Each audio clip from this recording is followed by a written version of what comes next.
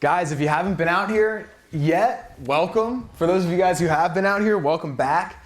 And I'm gonna just tell you guys really quickly like what the goal is of today, and then we'll kind of get into it. But the main goal is really like, there's a lot of people who are doing really well. There's a lot of people who are brand new, and there's a lot of you guys that maybe have been here and a part of this for a little while now. And our goal is to get you guys the information to be able to be truly successful inside this industry.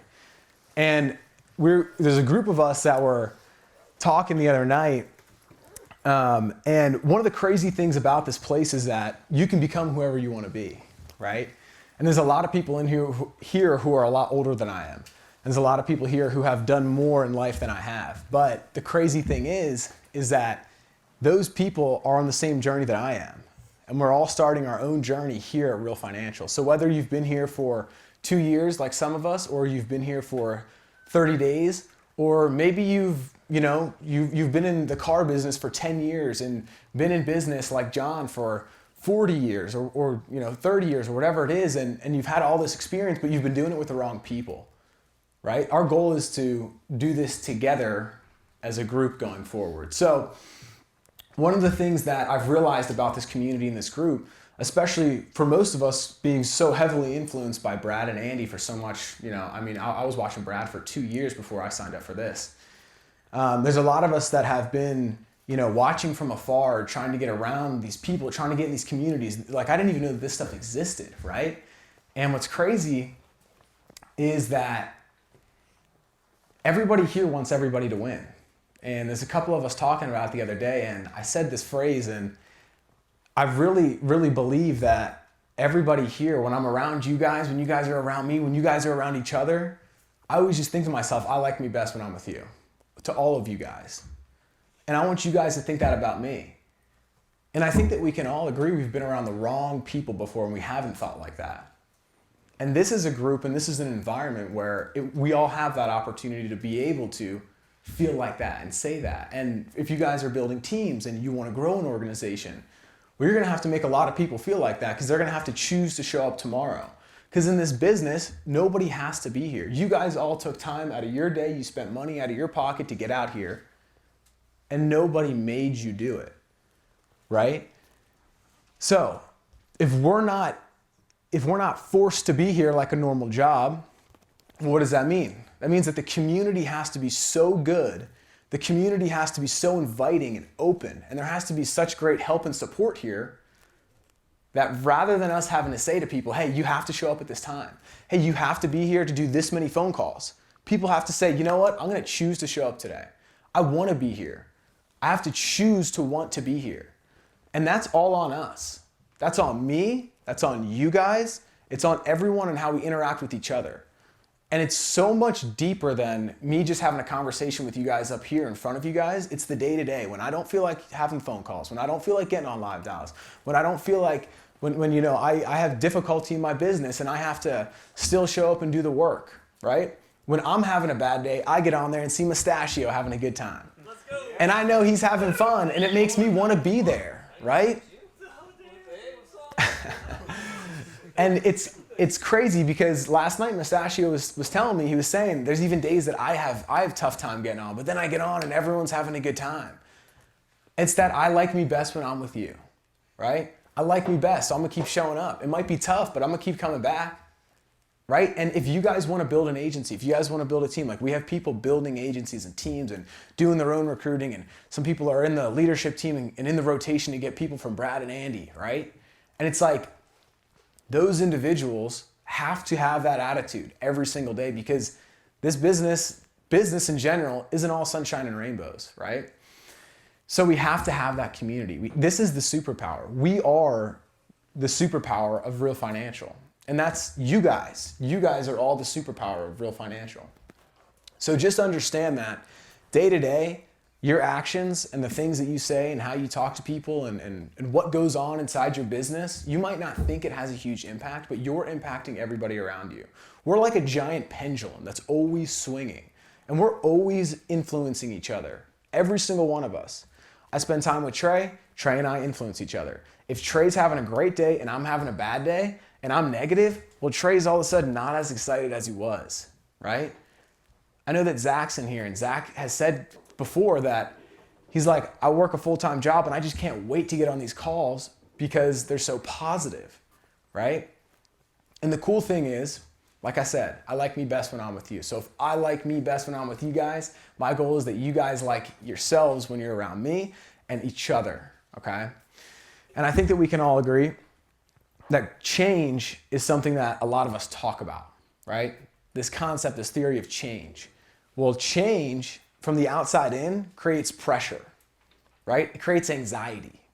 All this external stuff changing around us that we have no control about in our lives. It creates all this, the economy's changing, the real estate market's going down, the stocks are down, the investments, all these things that we can't control. The weather's bad, there's clouds in the sky, it's raining, oh no, right?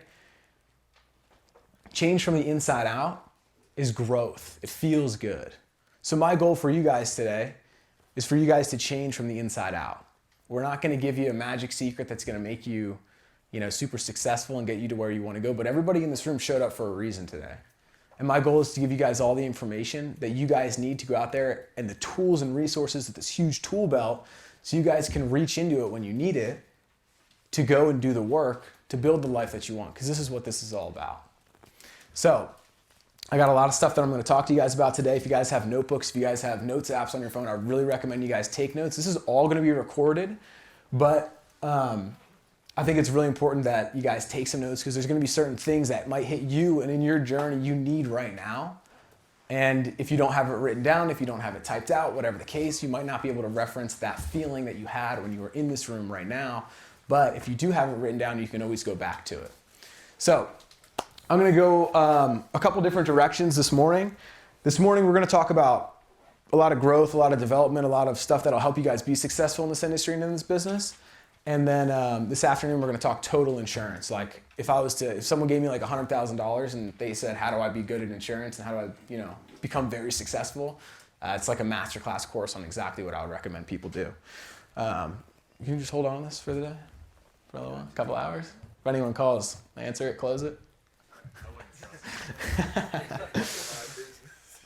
I love it. Cool. All right, guys, just to start, a couple things I just want you guys to think about and a couple things that I want you guys to just internally ask yourselves, right? I know a lot of us got into this opportunity for totally different reasons. Just ask yourselves, why did you get into it, right? Some people wanted to get into it for, travel freedom, right? They've been stuck in a certain job in a certain building. Some people wanted to get into it to make more money. Some people wanted to get into it to spend more time with their family, just be around the right community of people, supportive people. Whatever the case is, I want you guys to write this stuff down. Like, why did you get into this opportunity?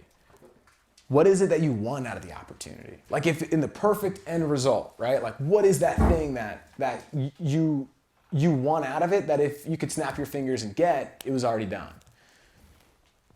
Have you thought about what it actually looks like, right?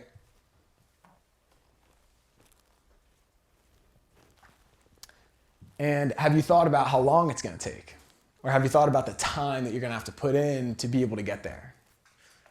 I think a lot of us, we have this idea of success, right? Or wherever we want to end up. It could be monetarily, it could be with things, it could be freedom, it could be spending time with family. It could be not having to work all day long. It could be, having a lot of money saved up in the bank or, being able to travel the world or whatever it is.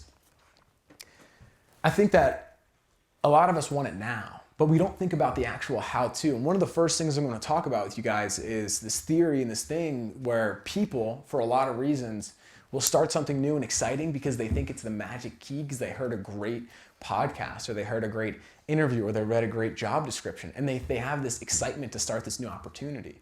But it gets a little bit difficult because like anything, it wouldn't be worth it if it wasn't difficult, right? And what ends up happening is people then see another podcast, then they see another commercial, they see another advertisement somewhere, they see another something that catches their interest. And when it's hard in the moment, they're in the opportunity and they're like, man, I got to go through the simplistic, repetitive actions to be able to get to where I want to go. They end up going, well, that looks like it's easy because this guy's talking about it super easy. And then they jump ship, they go over here and then they have a new opportunity. So I want you guys to think about if you're really going to build a life that you want to live. And I love the saying, it's don't work for a living, work to design a life, right? Like design your life. Like don't go every single day just to earn your income so then you spend all your money and then you have to go show it back to your job when you're in this hamster wheel cycle, but you're actually getting to design a life, right? Wouldn't that be cool? And you get to choose that and you get to create that for yourself. So I want you guys to think about a time frame. What does it actually look like? Has anybody done it in that time? What did they do, right? How much did they work? Okay. And then the last thing up here that we have is, well, have you thought about the different skills you're going to need to acquire that life or that outcome? Because for a lot of us, again, we want a certain outcome. We want a certain something to happen, but we don't realize that, well, to get that, maybe if I want a team of 500 agents producing, I'm going to have to be able to lead a team of 500 agents, right? What does that look like? Well, I'm going to have to be able to influence people. I'm going to have to help people solve problems. I'm going to have to know how to sell insurance. I'm going to have to know all the ins and outs of the business because I'm going to have to teach a whole lot of people how to do it. And if I have to teach a whole lot of other people how to do it, well, then that means I'm going to have to help people go through challenges and difficulties. So I'm going to have to get really good at helping other people get through tough times, right? Which means that I should be able to get through my tough times. And not saying that you should never, have like we should all be willing to reach out for help. We should all have that within us, but we should also have the gear that we can go to when things are difficult to say, hey, you know what? On the other side of this, there's a whole lot of gold and it's coming. But I just got to go through this piece right here that I'm going through right now. So these are just some things that I want you guys to think about. And they're really important for you guys just to have an idea of, because if you don't have an idea, like what are we shooting for? Right? We'll talk about goals in a little bit and kind of like exactly figuring out what you want your life to look like, where you want to be, what you want to do, and how you want to create that. But on a simple, basic level, I want you guys to think about 12 months out. And if you guys want to think farther out, you want to think bigger, I love it. But January next year, I want you guys just to think about this stuff, right? And I want you guys to write it down. Like, what is your personal production each month? Like, what do you want it to be? What do you want a team production goal for yourself to be? Like, do you want to have an agency by then? How much do you want it to be producing? How many agents do you have in your agency, right? Like, do you have 20 people producing? Maybe you can acquire a couple agents a month and you can get 45 agents in 12 months, right? What's your income goal? Right? What is your lifestyle? Are you able to travel? Are you able to do things you want? Do you have that freedom? What else do you want in your lifestyle? And then materialistically, like, do you want certain things, in 12 months? And if so, great. If not, cool. I was telling some people last night, a lot of people, they think success is from the outside in. And what's crazy is the more time I've spent in personal development, I thought that I always wanted a big house and a cool car and all this stuff. And like, that stuff's kind of cool here and there. But what's really interesting is I see a lot of people and I talk to a lot of people. And what I've noticed is the people who are the most happy in their lives are the ones that are personally progressing. They're growing. They're constantly growing. It's not about the external, right? It's all about the internal. And that thing of change from the outside in, right? Well, change from the inside out is what we're after. Because I know that if I only worry about all the materialistic things, and that's all I want, well, at the end of the day, let's say that you do have the cool car or a cool house, but you're still alone in it, right? What does it matter if you're not around the right people, if you're not in a community of people that really does care about you? And one of the crazy things that I was talking to some people the other day, and I was saying how the most fulfilled I ever feel is when I do my simple stuff. I read, I'm checking up on my goals, I'm tracking my stuff, I'm on my mission, I know where I'm going, I'm in the right direction, right?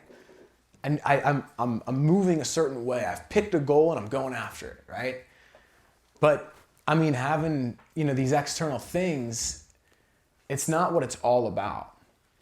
So I challenge you guys to pick something that you can internally chase. And I talk a lot about a lot of the books that I read.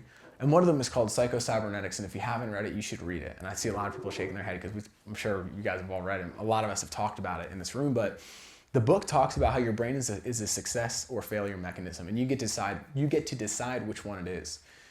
And how it works is basically, if I have a goal 12 months out, my brain, and I think about it enough, and I envision it enough, and I'm looking at it every day, and I'm trying to attack it every single day, what happens is my brain starts going, how do I solve this, right? How do I make this happen? It's starting to ask itself how. So your brain naturally will start to figure out the how. Well, one thing that I've realized is most people don't have goals. So what is their brain naturally trying to figure out? It's their self-talk. What are they saying to themselves? They're joking around, most people have a negative self-image. So what I mean by that is if someone gets started in this business and they think negatively, well, what ends up happening is they will say, man, this is difficult, this is hard, I just don't think that this is gonna work, it's so unrealistic, whatever the case is. Well, internally, what ends up happening is your brain's gonna start to solve that. Your brain's gonna start to say, yeah, there's so many people that you're gonna have to call to make that happen. How are you ever gonna find the sales? What are you gonna do, right? So there's all these, your brain is naturally solving problems. And if it's not solving these problems, it'll solve other problems. And those problems are what we're feeding it. So if you're feeding it negativity, it'll solve negativity. If you're feeding it, I'm gonna give you guys an example, right? If I came here to the den today, and let's just say that, there was someone that I wanted to introduce myself to. I really wanted to meet one of you guys, right? But I was like nervous about it. And I was like, they probably don't want to meet me, right? They're probably busy, like they don't want to meet me. They got a lot going on. They're a really important person. And I would probably start to find reasons that my brain would go, yeah, look at that person. He's having conversations. He doesn't have time to meet you, right? He's over there busy and he's doing his thing and you just should not bother him. You should just sit in the corner, stay quiet, don't meet anybody. That's what my brain would start to tell me. But if I went in and I was like, I'm gonna meet somebody today and they're gonna be excited to meet me, I'd be like, man, look at that guy over there. He's having a conversation. I gotta get in on that, right? And I'd go over and I'd be a part of it. So think about these things that you're telling yourself. Think about the things that you're trying to shoot for. Where are you trying to go? And if you never think about those things, well, 12 months ago, where were you? Did you get anywhere closer to where you wanna be, right? Like, where do you wanna be? If we don't know where we wanna be, we have to figure that out. So I'm challenging you guys, 12 months from now, these are some great things to think about. And I want you guys to know, like, sky's the limit, especially here. Like, we're gonna talk about the system and how this company works and what an opportunity it is. When we say level 10 earning opportunity, like level 10 earning opportunity to be able to build something with a ton of resources behind us from people with incredible influence. So shoot for the stars when you're thinking about this stuff and go to work on solving that problem and doing the work for it. This is something that has totally changed the way that I go about my normal day, the way that I go about working towards each year, each month. I'm trying to solve big problems and I break them down by the week, by the month, by the day. And then I just go and I just do the execution, the simple execution every single day.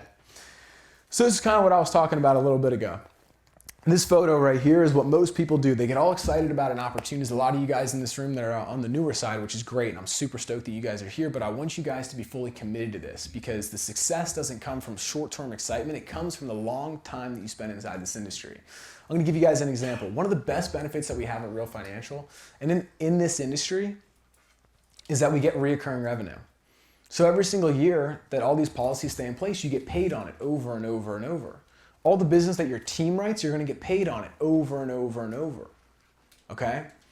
Well, I don't get to see any of those benefits if I don't make it 12 months, right? If I get to stack up, let's just say that I have a team and the team sells, I'm just gonna say like 4,000 policies in a month or each year, right? For like 5 years, well, I'm gonna get the reoccurring revenue every single year on and on and on, and that's gonna keep building and growing every single year. So the success of what the true benefits are inside of our industry, it's all long-term.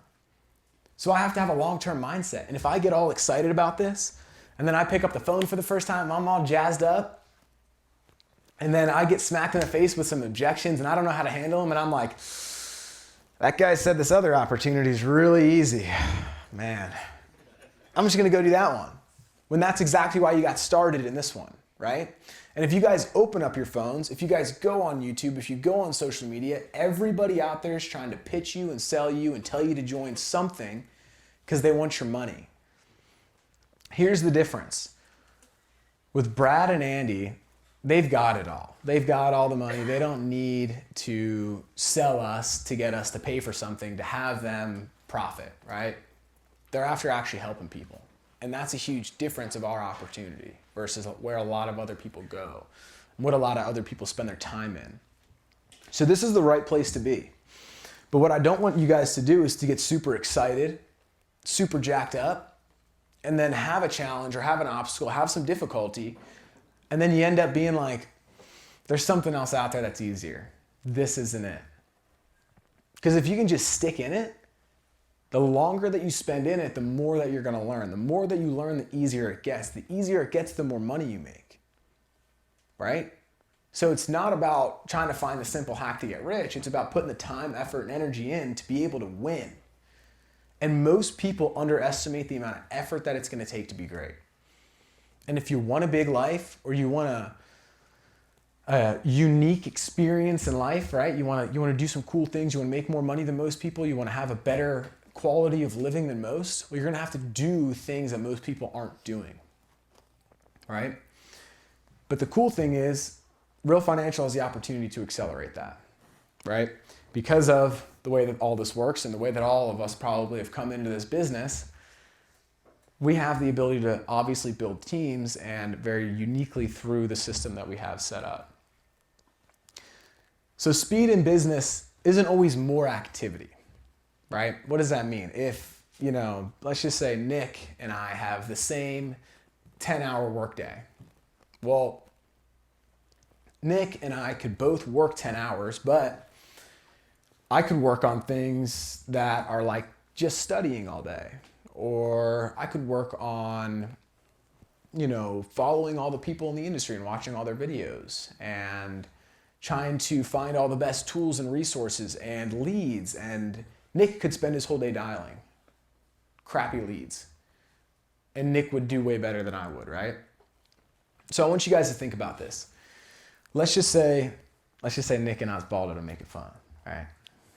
So Nick and Oz, let's say they're sitting side by side. Well, what makes them different when they get on the phone?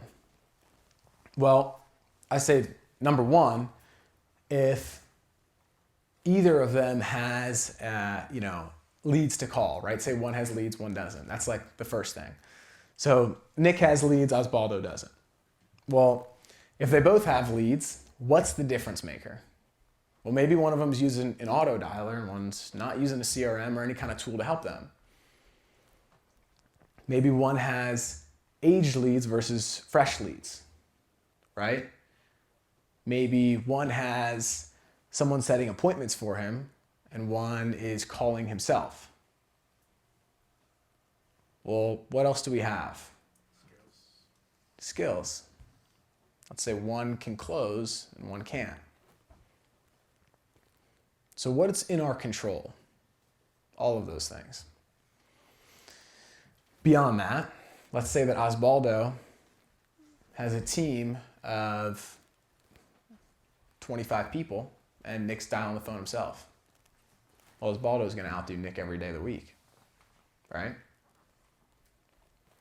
So it's making the right decisions. It's not always about, and I tell you guys that story, but in my personal life, my first bunch of months in this, I tried to make 500 dials every single day for 7 days a week, like every single day. And I sold a bunch of insurance. But in 9 months, I was like, I'm going to be in the same place in 12 months if I do this again for 12 months.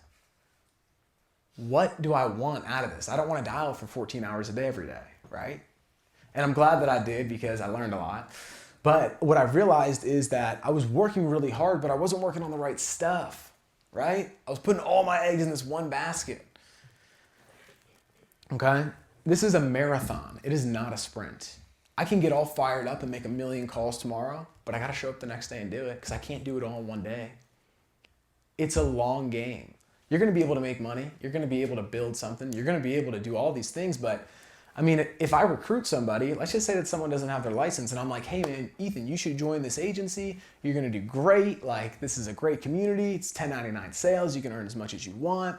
And Ethan's like, I'm in. Let's do it. Well, Ethan's got to go through pre-licensing. He's got to take his exam. He's got to get contracted. He's got to get onboarded. I mean, this could be a 90 to 120 day thing, right? It's not a marathon. I could recruit a million people tomorrow, but those people still got to get signed up. They got to go through this whole process. It's not going to happen tomorrow. I was one of those people that I was like 3 months from now, I'm going to have $1 million agency. Right when I decided to start building, I'm like, it's going to happen. I just believed it, you know? I was so confident. And I just started trying to recruit everybody I ever could. And what ended up happening is, you know, all these people were interested and I was unable to like teach them and train them because I was just dialing all day, right? I was working on the wrong stuff. I didn't really know how to retain. I was just all over the place. But what I've realized is that it opened up a new door. So rather than just me having to work, I started thinking about what else is out there. Right? There's a team aspect to this. There's multiple ways that you can build a real business in this. I could write 10,000 policies and live off my renewals forever, you know, and have 10,000 active policies paying me every single month.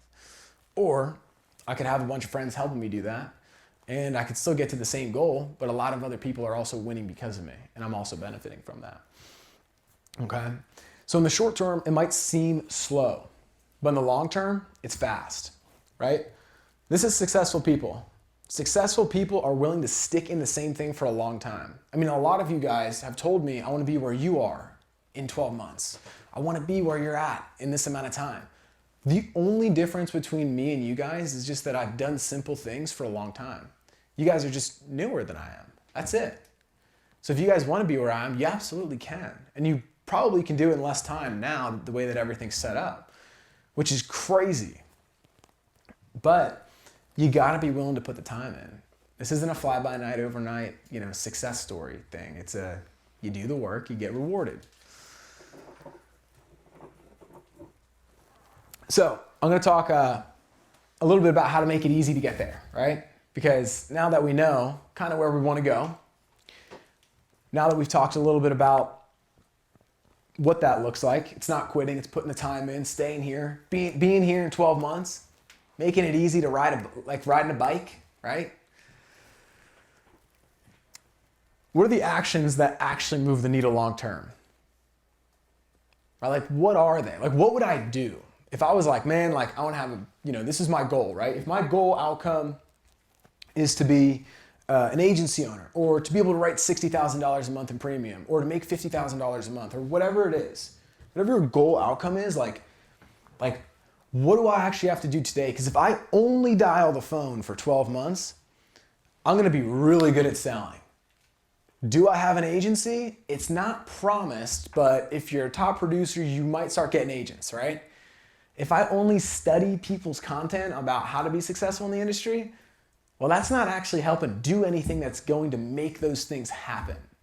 And I'm really big on like breaking everything down to its simplest form. So I'm just going to put it like this.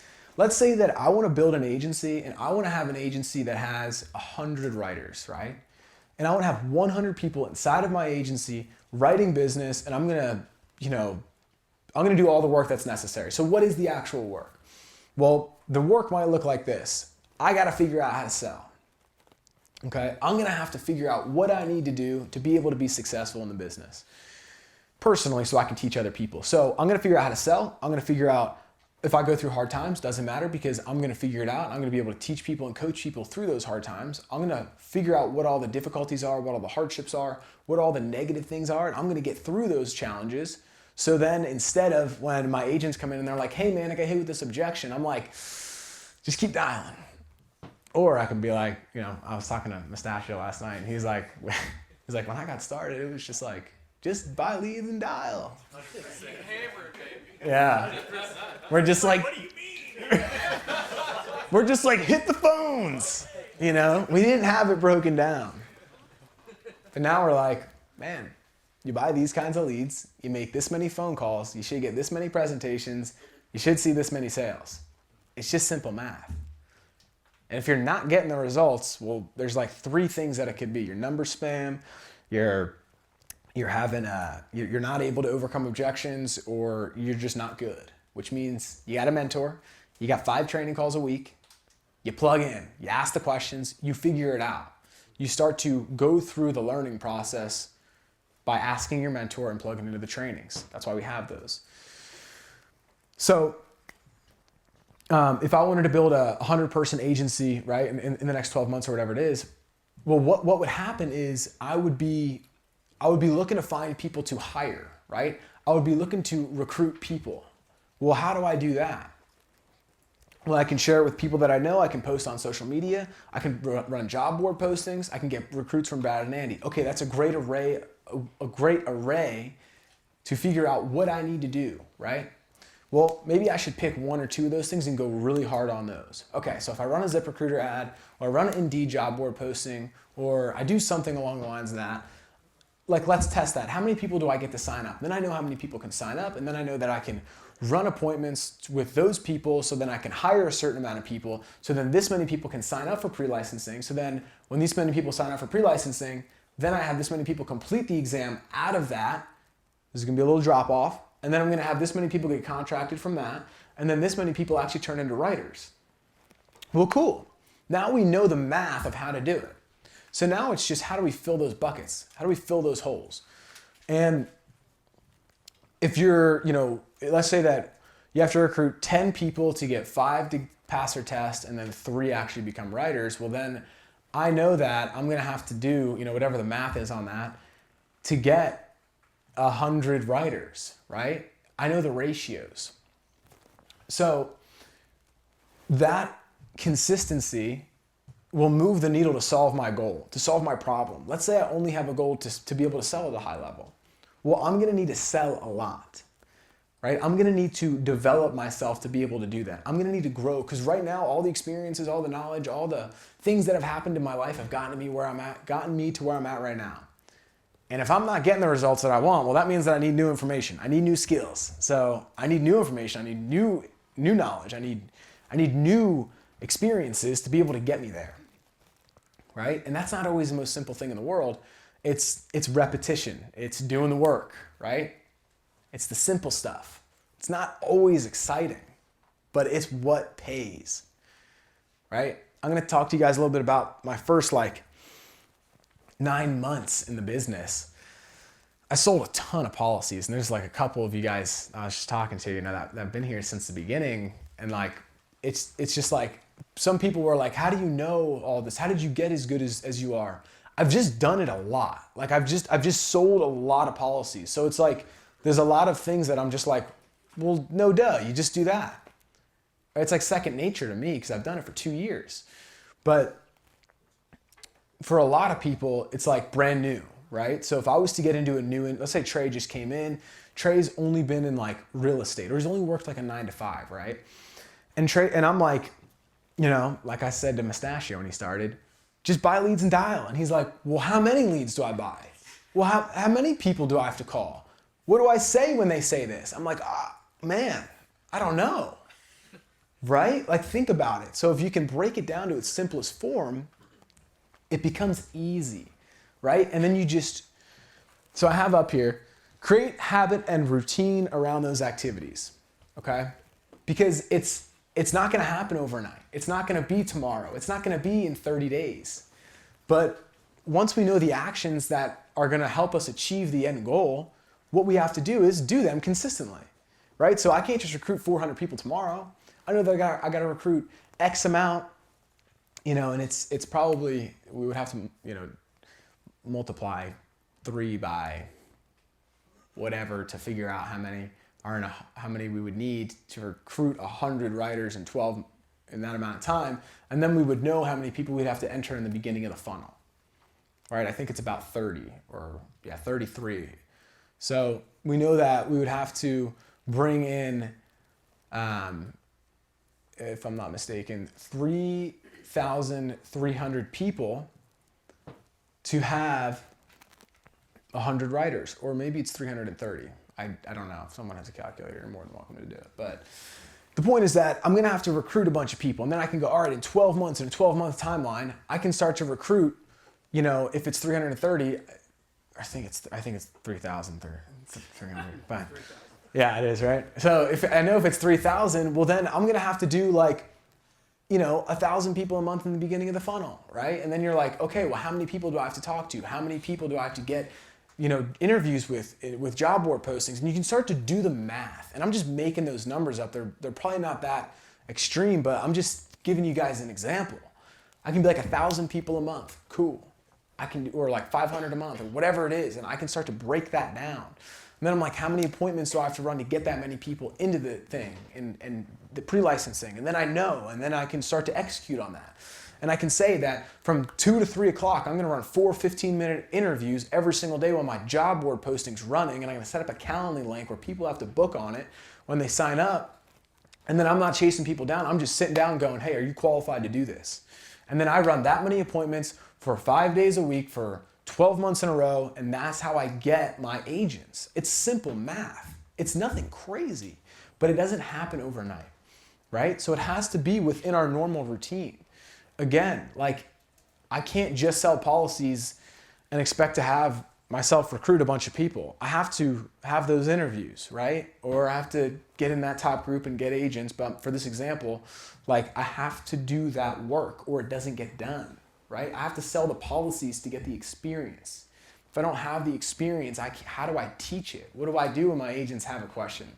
What do I do when my agents don't know where to go? It's like you have to know it. There's no faking it.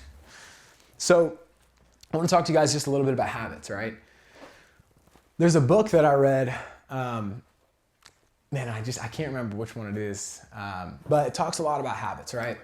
I think it was, that's a great one, but this one was, I think it was The Power of Habit. And I think it's by, I forget the guy's name, something like Durig or Keurig or whatever.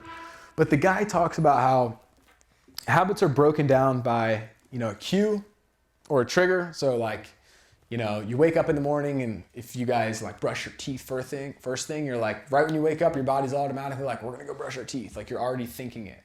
I go make coffee right away. Oh, I'm going to make coffee, right? Like it's just natural, okay? And then the routine, it's the action that you're so used to doing that you don't have to think about. If you guys drive to the same place to work every day or the gym, or you just do something every single day, I tie my right shoe before my left, I don't think about it, I just do it. And it's the routine that I'm in. So you don't have to think about it, but it's so normal to you that it is routine, right? And then there's the reward, like I did it. It's done, you made the coffee, you brushed your teeth, you're all done with it, you feel a little bit accomplished, whatever it is. And so what I do for myself and what works for me really well is I have like daily goals. And at the beginning of every month and the beginning of the year and the beginning of the quarter, I sit down and I say, all right, where do I want to be in 90 days? Where do I want to be at the end of these 30 days? What's going to help me progress towards my 12-month goal? What can I do in the next 3 months? What can I do in this month to help me get to the 3-month? What can I do each day to help me get to the 30-day? And that helps me go, okay, day by day, man, I just got to sell a policy and recruit one person every day. That doesn't seem that crazy. And in 12 months, I'll get to where I want to go. But I have it broken down so easily that in my schedule, I'm like, I'm going to check in with my agents in the morning. Every morning I have like 87 text messages that like I have to clear out, and it takes like 50 minutes. So like I go through those and I got to make some calls to agents, and like I'm always answering questions. So I'm going to build in some time in the morning and I'm just being real with you guys. Like that's what it is. So I like have time set in there that like I'm going to like clear out my queue, call people if they need it in the morning. That's right away in the morning. After that, development calls with agents. Got to make time to invest in the people if I want them to be great, right? And then I'm on the phones, man. I'm hitting the phones, and then we're doing training most of the time in the afternoon. And again, I'm back to checking in with agents, trying to recruit. I'm doing a lot of stuff on social media, so that's my time to build at night, right? And I have it broken down where I just run this routine every day. I was telling someone here the other day, I was like, it's autopilot. They're like, your stuff looks great. I'm like, it's autopilot. I just do the same thing every day.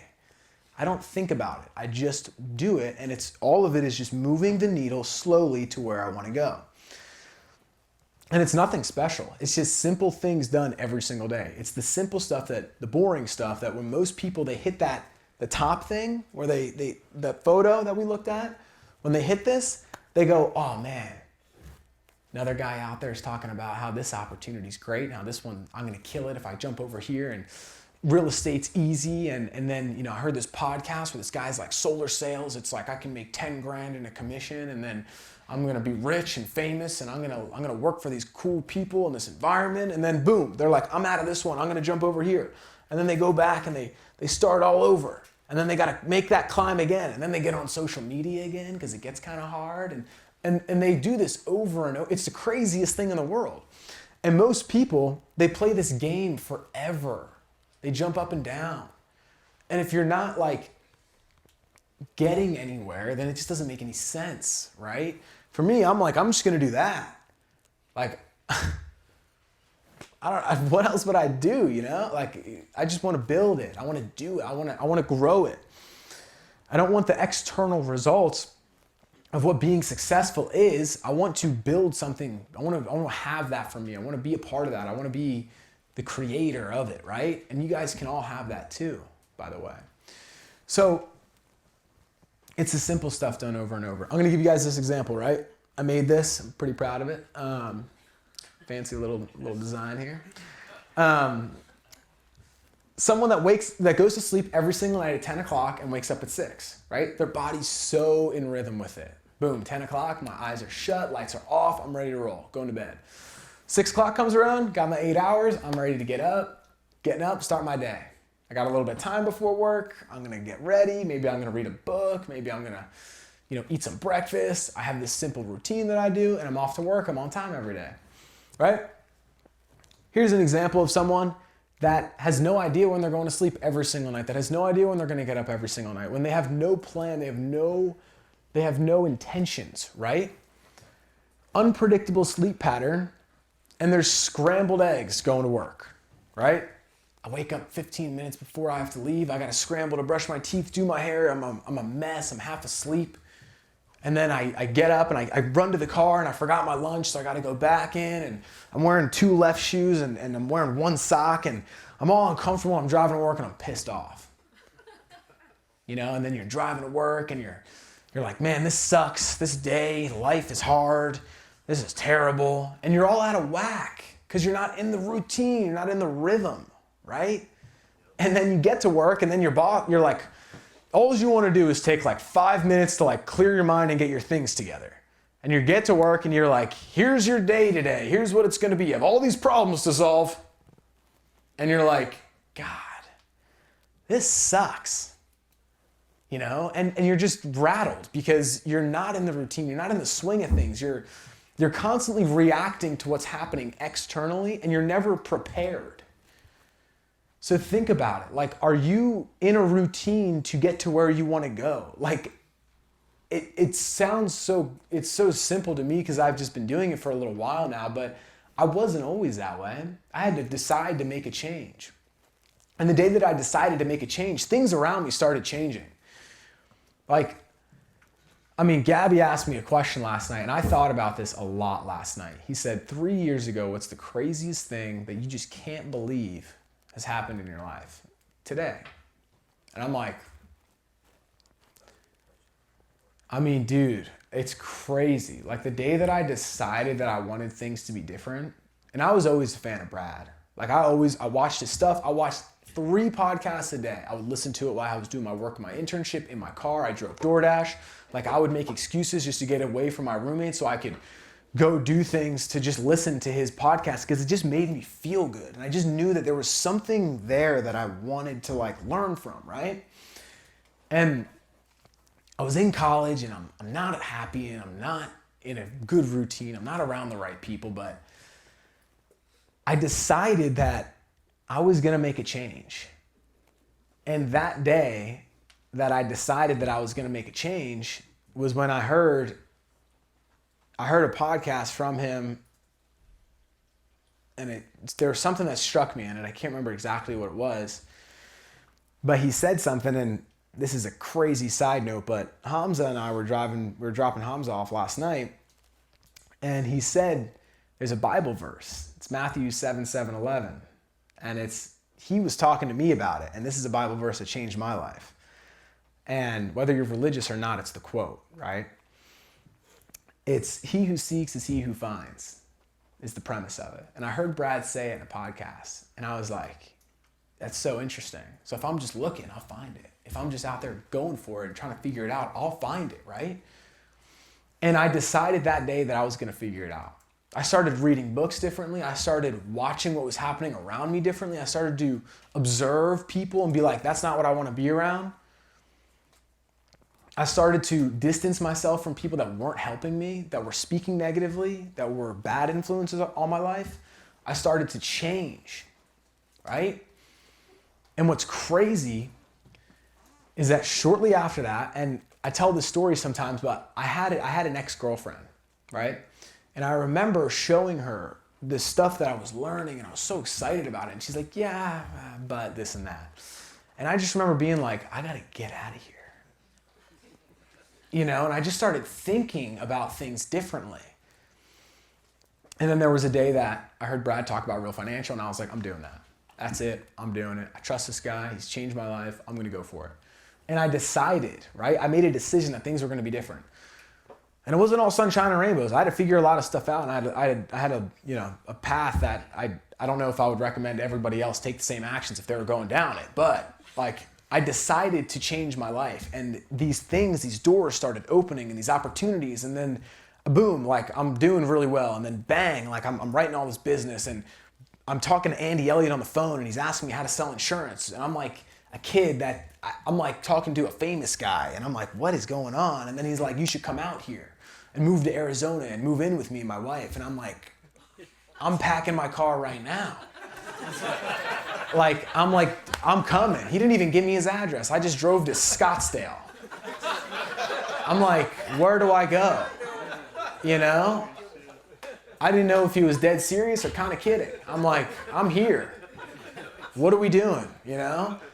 And it's like, I just decided that one day I was going to change. And all these things started happening in my life, right? And now I'm talking to you guys about it. And you guys have the same opportunity to make a decision today and then tell your story to help other people grow. And that's what this is about. But what's crazy about it is that I used to be that guy. I used to be Mr. On E over here with the red battery. And then one day I was like, you know what, I'm gonna get in a routine. I'm gonna do the same thing over and over. When I was starting to figure out how to sell, I woke up at the same time every day. I read books every morning. I invested in myself. I started to visualize, think about my goals, what I wanted to do. And I was working out every day. And then I was at the top of the leaderboard all of a sudden. And you know what's crazy is I was so calm and present and just like, I had this feeling that I was just doing what I was supposed to be doing. But it was because I gave myself that space from everything to think about what I actually wanted. So I gave myself that clarity. And then I put the right routines in place. I put the right habits in place, and it was simple. It was just run the play every day. This is gonna work. It's gonna move me closer to where I wanna go. And every month I was making a step closer and a step closer and a step closer. And I just started to increase and grow and develop, right? And again, it took time, but that's cool. It's a part of the game. So, your current routines, what's gotten you to where you're at right now, right? So if you're not happy with where you're at, we might need to change it, which is cool. That's why we're here. We all came in this room to make it change, right? And so our goal is to figure out what those things are. And if you're in a place right now where you're not, crushing it, you're not killing it, like, it's good that you know that. Because there's a lot of people that will never get that information and never get that feedback, and then they end up going down the wrong path forever. So if you're in the room, you have the opportunity to make a decision to change. So, some of the things that, if we're gonna put some habits in place and some routines in place for success, what are the goals? Because we have to solve for the goals. Once we solve for the goals, everything else becomes simple, right? Because it's just a routine, how are we gonna do it? If it's to build an agency, to have options or freedom, sales skills, higher income, time freedom, you get to travel, do what you want, live wherever you want, more time with family, live an overall higher quality of life. What do I need to have in place so I can get that, right? Let's say that's 12 months out. Let's just say any of those things. Start to work it backwards like we did with the agency. Well, if I want to have sales skills, I want to be able to, travel and just decide one night at 11 o'clock that we're just going to go on a trip, and then I'm going to drive for overnight and then wake up at 7 and make my dials and then keep on driving to where I'm going just because we felt like it, because I work remote like Mustachio, his wife do, right? Like, you can do that. And Mustachio is able to do that. And thank you, Fabio. Yes. Mustachio is able to do that because he can sell, right? He knows that he's going to show up and he could be in Timbuktu or his house or the boat that he doesn't live on but has. And he can do that, right? Because he knows that he can go and have conversations and talk to people and get people insurance. So Mustachio's got the skill to be able to do it. Nick's going to be here for a month, right? Yeah, maybe a little long. He's going to move out here. And it's same thing. He's like, I'm just going to come down to Arizona. Like, I don't have to be at my work. I don't have to be in a brick and mortar building. I don't have to be anywhere, but I'm going to come here and I'm going to do the work, and I can do it here because this is a remote job. He's taking full advantage of it, right? There's some people that I talk to that are just like, I just want to work 5 hours a day and I'm going to build the system to be able to do it. I got a buddy, his name's Chris Levin. Some of you guys know him. He's an awesome guy. He's recruiting all his, he's been in the car industry for like 25 years. He travels. He's home more than 3 days in a row with his family, like twice a year, but he travels the rest of the year. He works for a huge auto group. And he's like, I want to take all of these car people that I know, and I'm going to get them to be able to work like 5 hours a day. And he's like, I'm going to do it. So he's got all these guys that are getting contracted and licensed, and he's trying to find people. He's hiring all these people to set appointments for his guys so they can sit down and close. And it's like, they're going to work 4 or 5 hours a day and sell policies. And they're going to have people helping them set appointments and like leads that they're going to buy, and then they're just going to sit the appointments and do the follow-up. And it's like, they're probably going to work half the amount of time that a normal agent would to put up the same amount because they're outsourcing it, right? And we're going to talk a little bit about some of that stuff here in a minute, but it's like at the beginning, you either got like time or money. It's like, if you don't have any money, you got a lot of time. That's where I was at. Like I said, I didn't have any money when I had a different path that I don't know, again, if I would have recommended everybody take when I was getting started. But I dropped out of school with no money in my bank account. I didn't have the ability to hire people to start helping me build my business. But you know what I did have is all day long, man, I got nothing else going on. I'm not going out to the bars. I'm not going out drinking. I'm not going out, screwing off. No, I'm going to go invest in me, and I'm going to go make this happen, right? I got 16 hours a day. If I sleep 8, what am I doing all day long? Am I playing video games, watching TV, being influenced by the wrong things, spending time with people that aren't helping me change my life? Or am I starting to grow and develop and invest in me?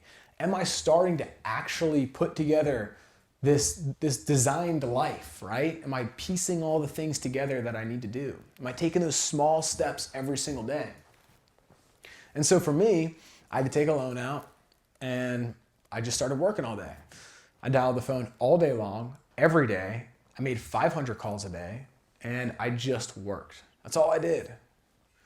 And people are like, they asked me like why I did that. And I was like, I was willing to do anything to change.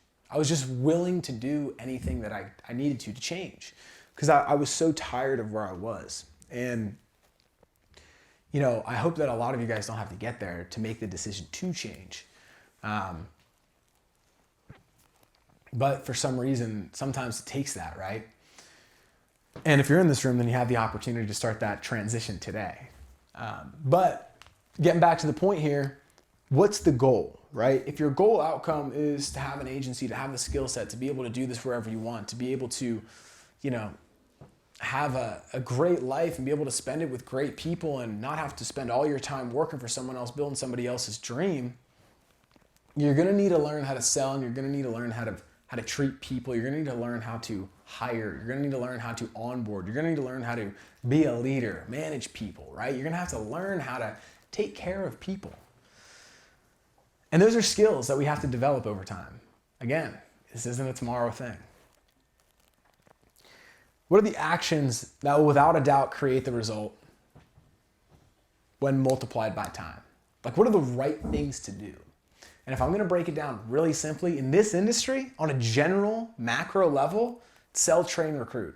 Those are the three magic things that you can do that will, if you just do those things, like multiplied with time, you'll get A players on your team, you'll have an agency, you'll have writers, you'll have people do it full-time, you'll have people do it part-time, you'll have people that write one policy a month, you'll have people that write 40. You'll have policies that you write every single month. Your income will grow over time. Those are the right things. Now, those are buckets that can be broken down into bigger, or I'd say smaller skills, right? And so we might have, with selling, I learned how to sell different products, right? I become better at overcoming objections. Maybe I figure out new word tracks to make it easier to sell. Maybe there's different demographics of people that I can target to have better conversations so I can spend less time doing it, right? There's all these different things that I can continue to grow inside my business. With hiring, I can outsource that and have someone else do it. I can learn how to onboard people better. Like I was saying, when some of you guys got started, it was like buy leads and dial. Well, we've made it easier to bring people in because we're like, hey, make this many calls, you should have this many quality conversations, this many presentations, and this many sales. It's so simple, it's like a baby could do it. It's like they just got to get skilled. It's like if you tell a baby, if I'm like, hey, toddler, do you think that you could sell insurance? And they're like, what is that? Insurance or whatever. And then I'm like, well, here's what you're going to have to do. You see this phone? And they're like, yeah, I see the phone. And I'm like, okay, cool, hold it. And I'm like, all right, you're going to call this list of people. And they're like, this list of people? And I'm like, this list of people. You're going to make 300 phone calls a day. But you're not going to have to actually hit the phone button because you're going to use this power tool that's going to help you be able to contact. You see how simple this is, right? I'm like, you're going to call this many people, you're going to press this button this many times, and they know what to do now because it's something that can be taught. And so the point that I'm getting at is it's not about, it's about figuring out what you need to do daily and how you can make those things better as time goes on. So if my daily actions are to sell, train, and recruit, well, I got to figure out who I'm going to recruit, how I'm going to recruit them, how I'm going to onboard these people, what that process looks like, how I can be good at it, how I can be good at selling, what I need to do to sell, and how to make that process simple for me and other people as well. So there's a lot that we're taking on, but again, guys, this isn't one bite to eat the whole elephant. It's how do you eat an elephant? It takes one bite at a time. And multiplied by time, we're going to get the end result that we want. So this is an exercise that I love and I talk about a little bit, but our attention is so important, right? You guys see some of the wealthiest people in the world, and a question or something that I'm so curious about is how are they so, they manage so many people, they have so much going on, they know so many people, their influence is massive. And how are they so calm, transparent? How are they so, like Zen? You know what I mean? Like Andy, he just loves himself. Like he's just like, he's just him, He's not freaking out. He's not anxious. He's not nervous. He's not worried. Brad, he's just cool, man. He's calm. Well, what I've realized about these people that are super high performers that do really well in business and life, they know what they're putting their attention to. It's not scrambled. It's methodically thought out ahead of time.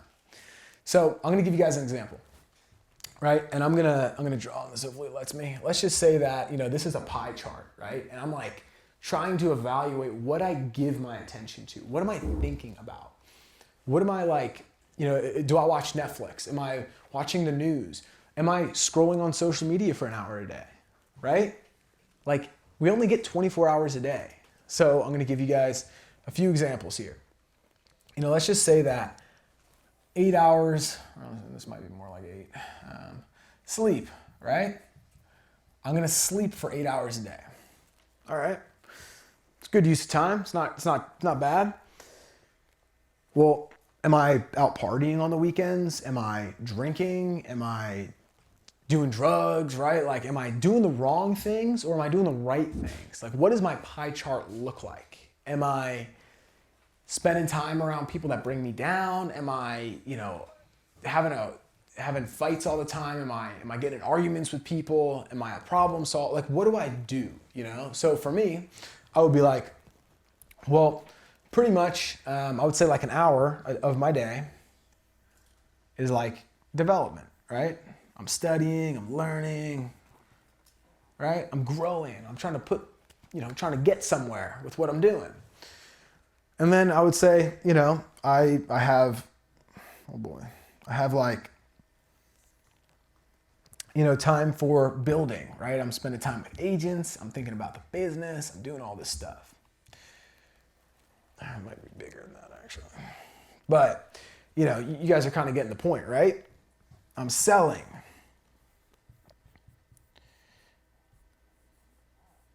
I'm spending time with people that I enjoy, my relationships, right?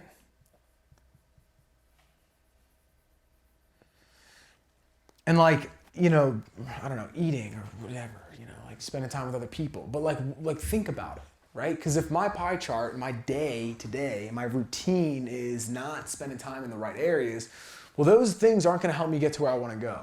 And if you really say that you want to get somewhere, like, you know what to do now, right? So your pie chart should change. And even if it's not what you need it to be right now, you know what it needs to look like to get to where you want to go. We just broke it down. You got to recruit this many people. You got to have this many people in your agency. You got to be able to sell. So we got to figure out how to sell. So like build the pie chart. Like, what do you devote your time to every single day? Are you spending your time on the things that are moving you closer to where you want to go? Or are you spending your time on things that are keeping you farther from it, right? And when I say keeping you farther from it, I'm just going to give you an example. Not doing it at all is going to keep you as far away as possible from where you want to go. And there's a lot of people that talk about how they want a great life, but like, it's going to take some kind of investment, right? It's going to take some effort, a little bit of elbow grease, as I like to call it. And the more time and energy that you put into it, like the quicker you're going to get there. It's going to accelerate your learning curve. It's going to accelerate your growth. There's an example that I'm going to make in a minute. I'm just going to do it now because, if there's let's just say that, Craig and Trevor have the same 10 hours a day that they work every single day. And one of them, they both have the same goal. So the goal isn't what separates them. The goal is identical for both of them. But one of them spends the time in his pie chart, his day-to-day, his habits, his routine, his action, his attention. It's all put on the right things. So he's taking small steps every single day. And he's moving slowly, but he's moving. Let's say that's Trevor, right? And Craig's like, I'm going to get to it tomorrow. I'm working on it. I got a lot of stuff going on. It's like, it doesn't matter. You know what I mean? Like he can tell you what is happening in his life, but like he's just keeping him from the end result. Right? And it's something that I think in growth and personal development, a lot of us have a lot of trouble with in the beginning, at least as we get started on this growth journey, is like, I gotta face me. Like we're closing ourselves on becoming the people that we want to become. Like it's not about the external world. Like, if Ethan's sitting right here in front of me and Ethan's like, he's like, Tyler, I'm doing all the work. I'm doing everything you're telling me to do, but I'm just not getting the results, man. And I'm like, Ethan, you made 12 calls yesterday. Like, you're not doing the work. And he's like, nah, man, like I'm doing the work. It's like, he's only hurting him. Like my perception of it doesn't change anything. Like this isn't a game of like, I'm going to feel sorry for you, come and save you and make you like fix your situation. You got to be real with you, right? You got to look in the mirror and be like, I'm doing the things that are required or I'm not. It's yes or no. And if your pie chart is fixed the right way, if your pie chart is made the right way, if your routine is the right way, if your habits are the right way, if you know the things that you need to do every single day, then do them. You might not feel like it every single day. You might not be stoked to wake up and call Susie, who needs a policy. But man, that's the right thing to do for today. If you said you want the outcome, this is what you got to do, right? And it's not about today, man. You're building for tomorrow. It's cool. And I get to show up and be around the right people because I like me best when I'm with you guys. So there's no place I'd rather be. I'd rather be nowhere else. I want to be here. And I just got to do this simple stuff. Guys, I say this all the time. We're not insurance agents. Like we get paid to network. Like we're a bunch of friends figuring out how to make money together and then we're going out there and make more money together. Like we're just networking. Like I talk to you, you talk to me, we learn from each other, we go talk to people, and like they just happen to want the thing that we have the ability to help them get. And along the way, we get to make some great money. But it's not, I need to be real with me about the actions, the decisions, the things that I'm doing, because if I'm not real with me, then nothing's ever gonna change. And it's like that story that I just told when I decided to make a decision to change. When I decided that today, you know what? I'm gonna start seeking. I'm gonna start getting new information. I'm gonna start looking around. I'm gonna start evaluating where I'm at. I'm gonna start doing something different. All these doors started to open for me and things started to change around me, right? But I had to get real with me. I had to be like, man, I haven't been doing the work. I haven't been doing the right things. I haven't been investing in myself. And it kind of sucked because I'm like not where I want to be and it's kind of disappointing. And I would check my bank account and it literally, like I have a screenshot, there was no money in it. I had like 90 cents or something. And that sucked to see, but I had to get real with me. I had to start owning it. I was like, I'm not gonna be in this situation anymore. I'm taking ownership of it. I'm not living my life looking out the window, hoping someone's gonna come save me. I'm gonna start taking accountability and responsibility for the things that are happening to make a change. There's no money in there, it's my fault. I'm up. Like, I'm gonna take care of it, I got it.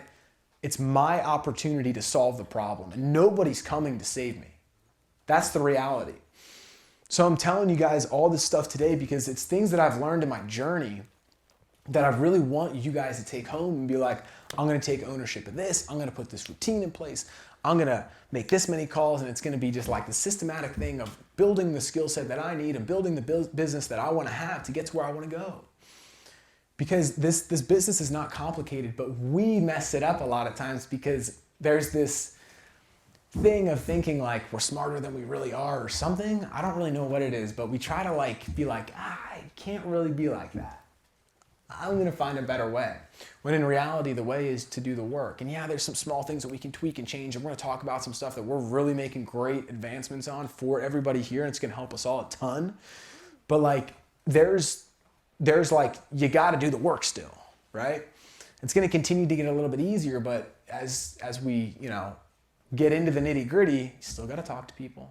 I still got to be a great leader. I still got to be able to build people. I still got to be able to help people solve problems. I got to be able to do these simple things, right? So if you guys know me, there's a book. It's called Essentialism. I am a fanatic about this book. If you don't have it, I hope that you guys purchase it. It has totally changed my life, and I've talked about it a bunch with a lot of you guys. This is something in the very beginning of the book. It's a photo that I'm stealing.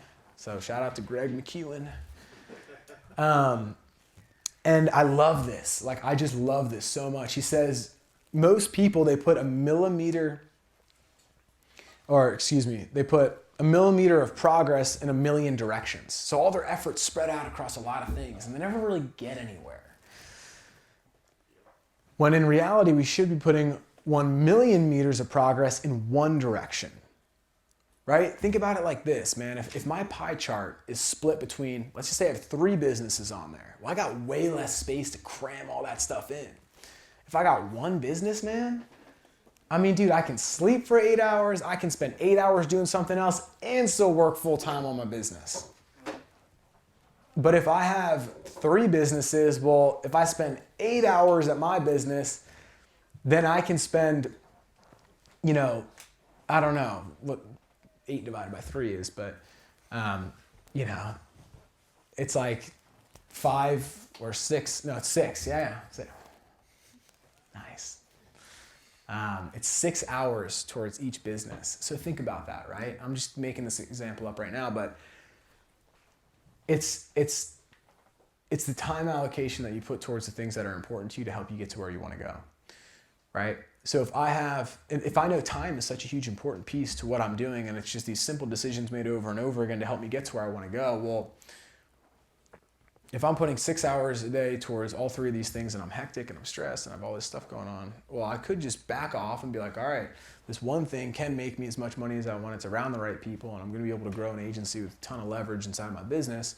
Then this is the right place to be. And I just put 8 hours a day towards this. My head's super clear. It's much more simple. I'm way more focused. Well, I'm going to grow the thing way better. I can solve more problems. I can put more headspace to it. My pie chart's more filled up with that thing. right? And so I can make progress in one direction instead of a bunch, right? I'm not just like, if this direction, if I'm trying to walk close to the front of the stage here by Adrian, is real financial, and then all this stuff is all around, like there's all these other things that I could be trying to accomplish. Well, you know, if I have all these other side things and I have those other activities and all these other things in my life that are stealing all of my headspace and my real estate in my brain, then I'm gonna move this fast, right? Super slow. But if this is the only thing, the only big thing in my life that's important to me in business, and I'm not chasing all these rabbits and ending up with zero, and I'm just focused, I'm gonna be able to take big steps, right? Comparatively. And that's a crazy difference when you're completely present and you're here and you're with it and you're in it, instead of trying to be over here and then all of a sudden I'm over here and then I'm back over here and then I have no idea what's going on and then I'm getting hit with an issue or a problem that I gotta solve, and I'm like, man, I can't even do the things that I need to because I only have this much time, and then I can't put all this effort and energy towards it. So I'm asking you guys, like, there's a lot of people that do it as a side thing at first, which is cool, but like if you make the jump, if you take the step into it to go full time, like really take the step, you know, like be all into it, because the more that you put, this is a business, it's very unique, like the more you put in, the more you get out. It's pretty cool. So there's a lot, you know, of things we've talked about, right? And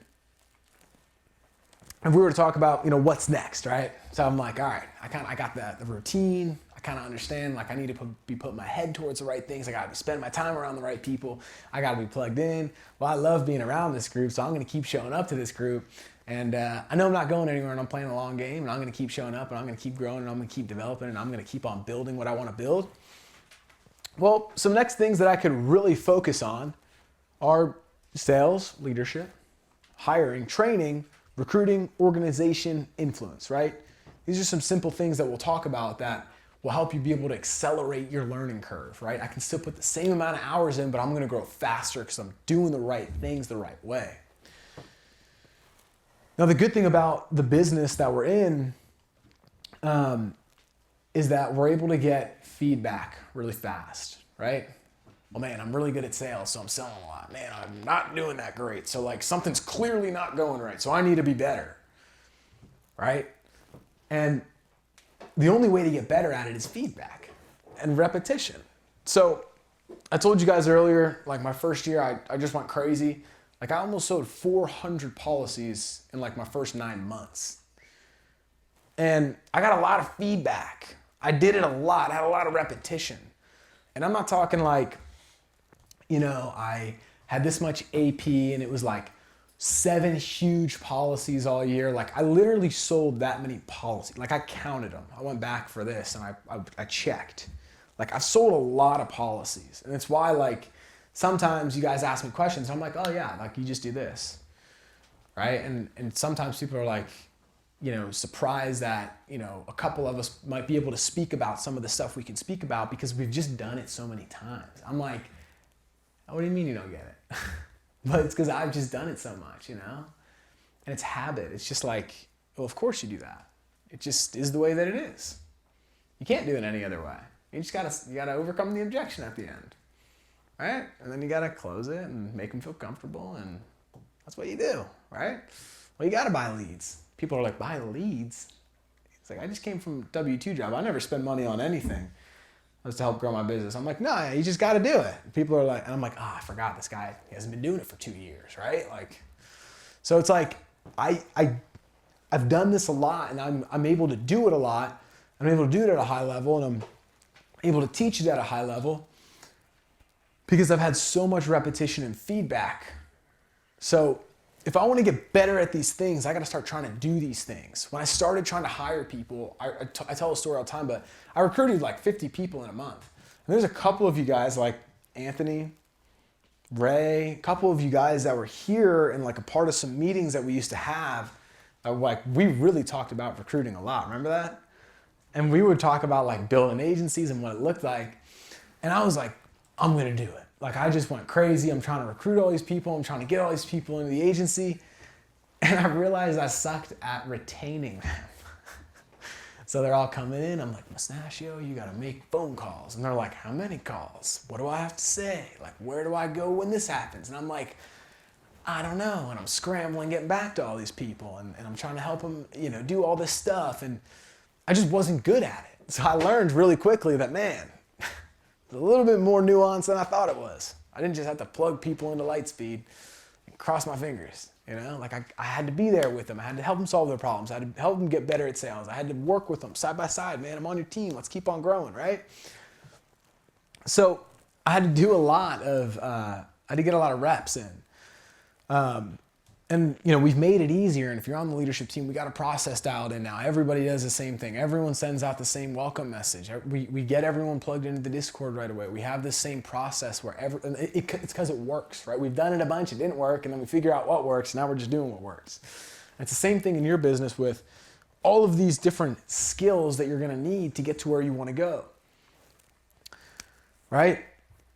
And so one thing that I think is really, if we're going back to the picture, if you're focused on sales, and that's what you're in right now, and you're like, I'm just going to sell, you're going to grow in sales, right? And then once you have that on autopilot and that's just repeating and you're just cruising and that is like your habit, your routine of doing it is so easy, boom, you go and you add on something else and your threshold to take on more increases because now it's habit. It's normal. I don't have to get, it used to take so much headspace for me to just dial. I was like, man, these people, I don't know if they're gonna be wanting me to call them. I think the leads are broken. I borrowed money from my friends, my family. I quit my job. I don't have any money. I dropped out. I'm living at a friend's house. I just took out this loan and I have these leads and I know I need to make calls, but I don't know if I feel like making the calls,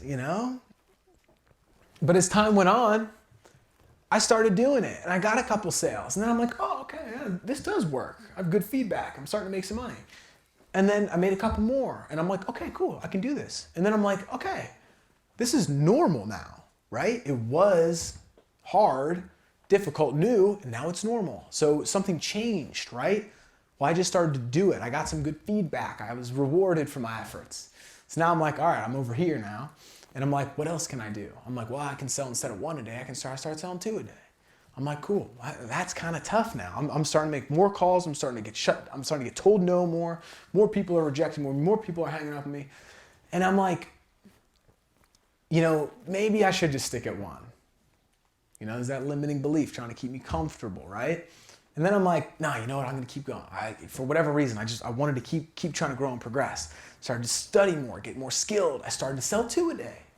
I started to get 2 a day. I was like, man, all right, I feel pretty good, I'm like, what's next, right? 3, 4, maybe 5 a day. What if I could do that? And every time it was hard and I would get knocked back down and then I'd be like, I'm going to try it again. And then I would try it again and I would do it.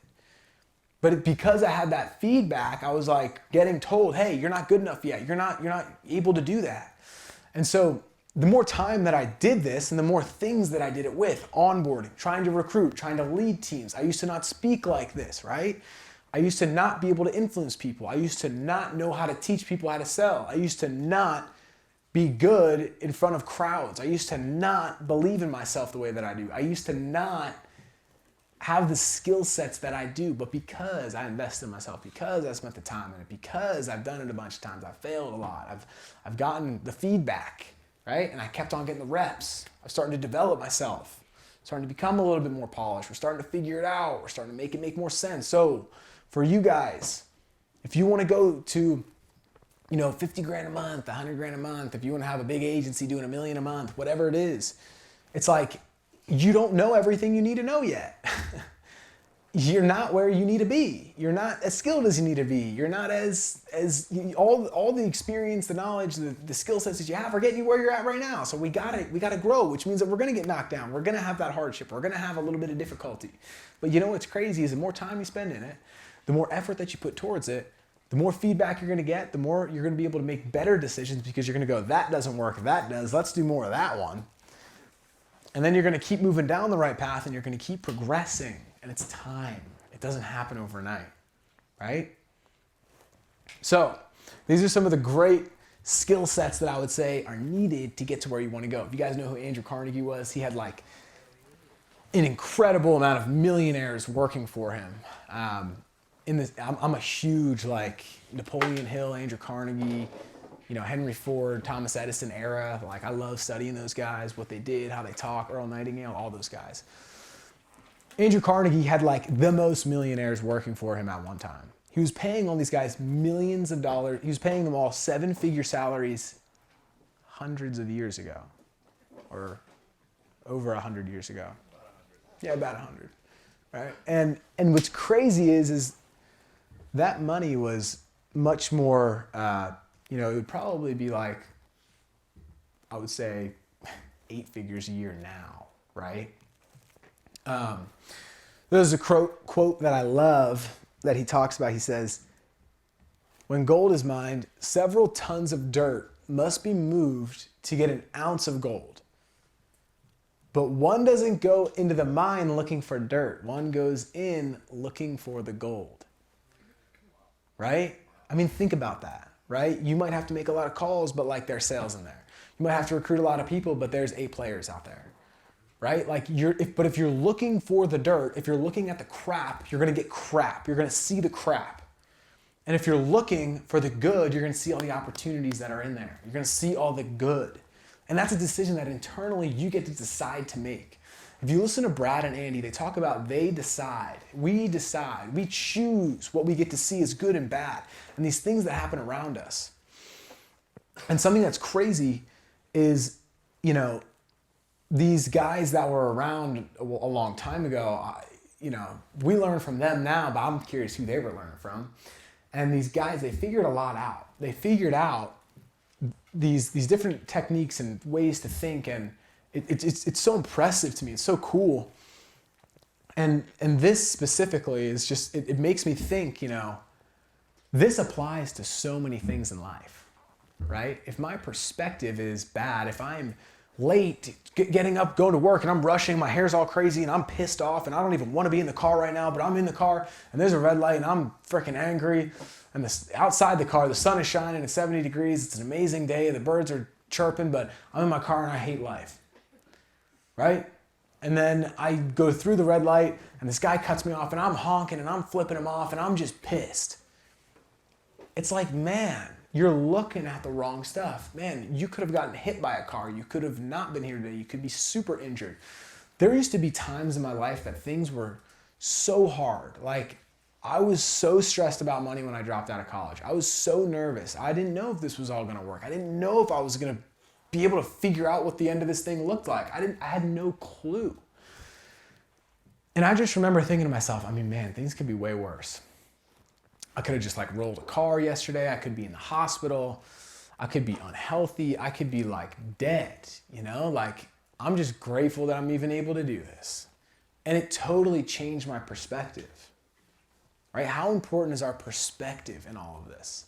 How important is it that when the gold miners go out and they're like, look at all this freaking dirt, we're never going to find the gold, right? Or they're like, man, there's a bunch of gold in there. Where is it? We got to go find it. That's a decision. It's the same scenario. It's the same thing. But one person can say and look at it a certain way, and it's a great opportunity. And one person can sit there and look at it and say, this sucks. Right?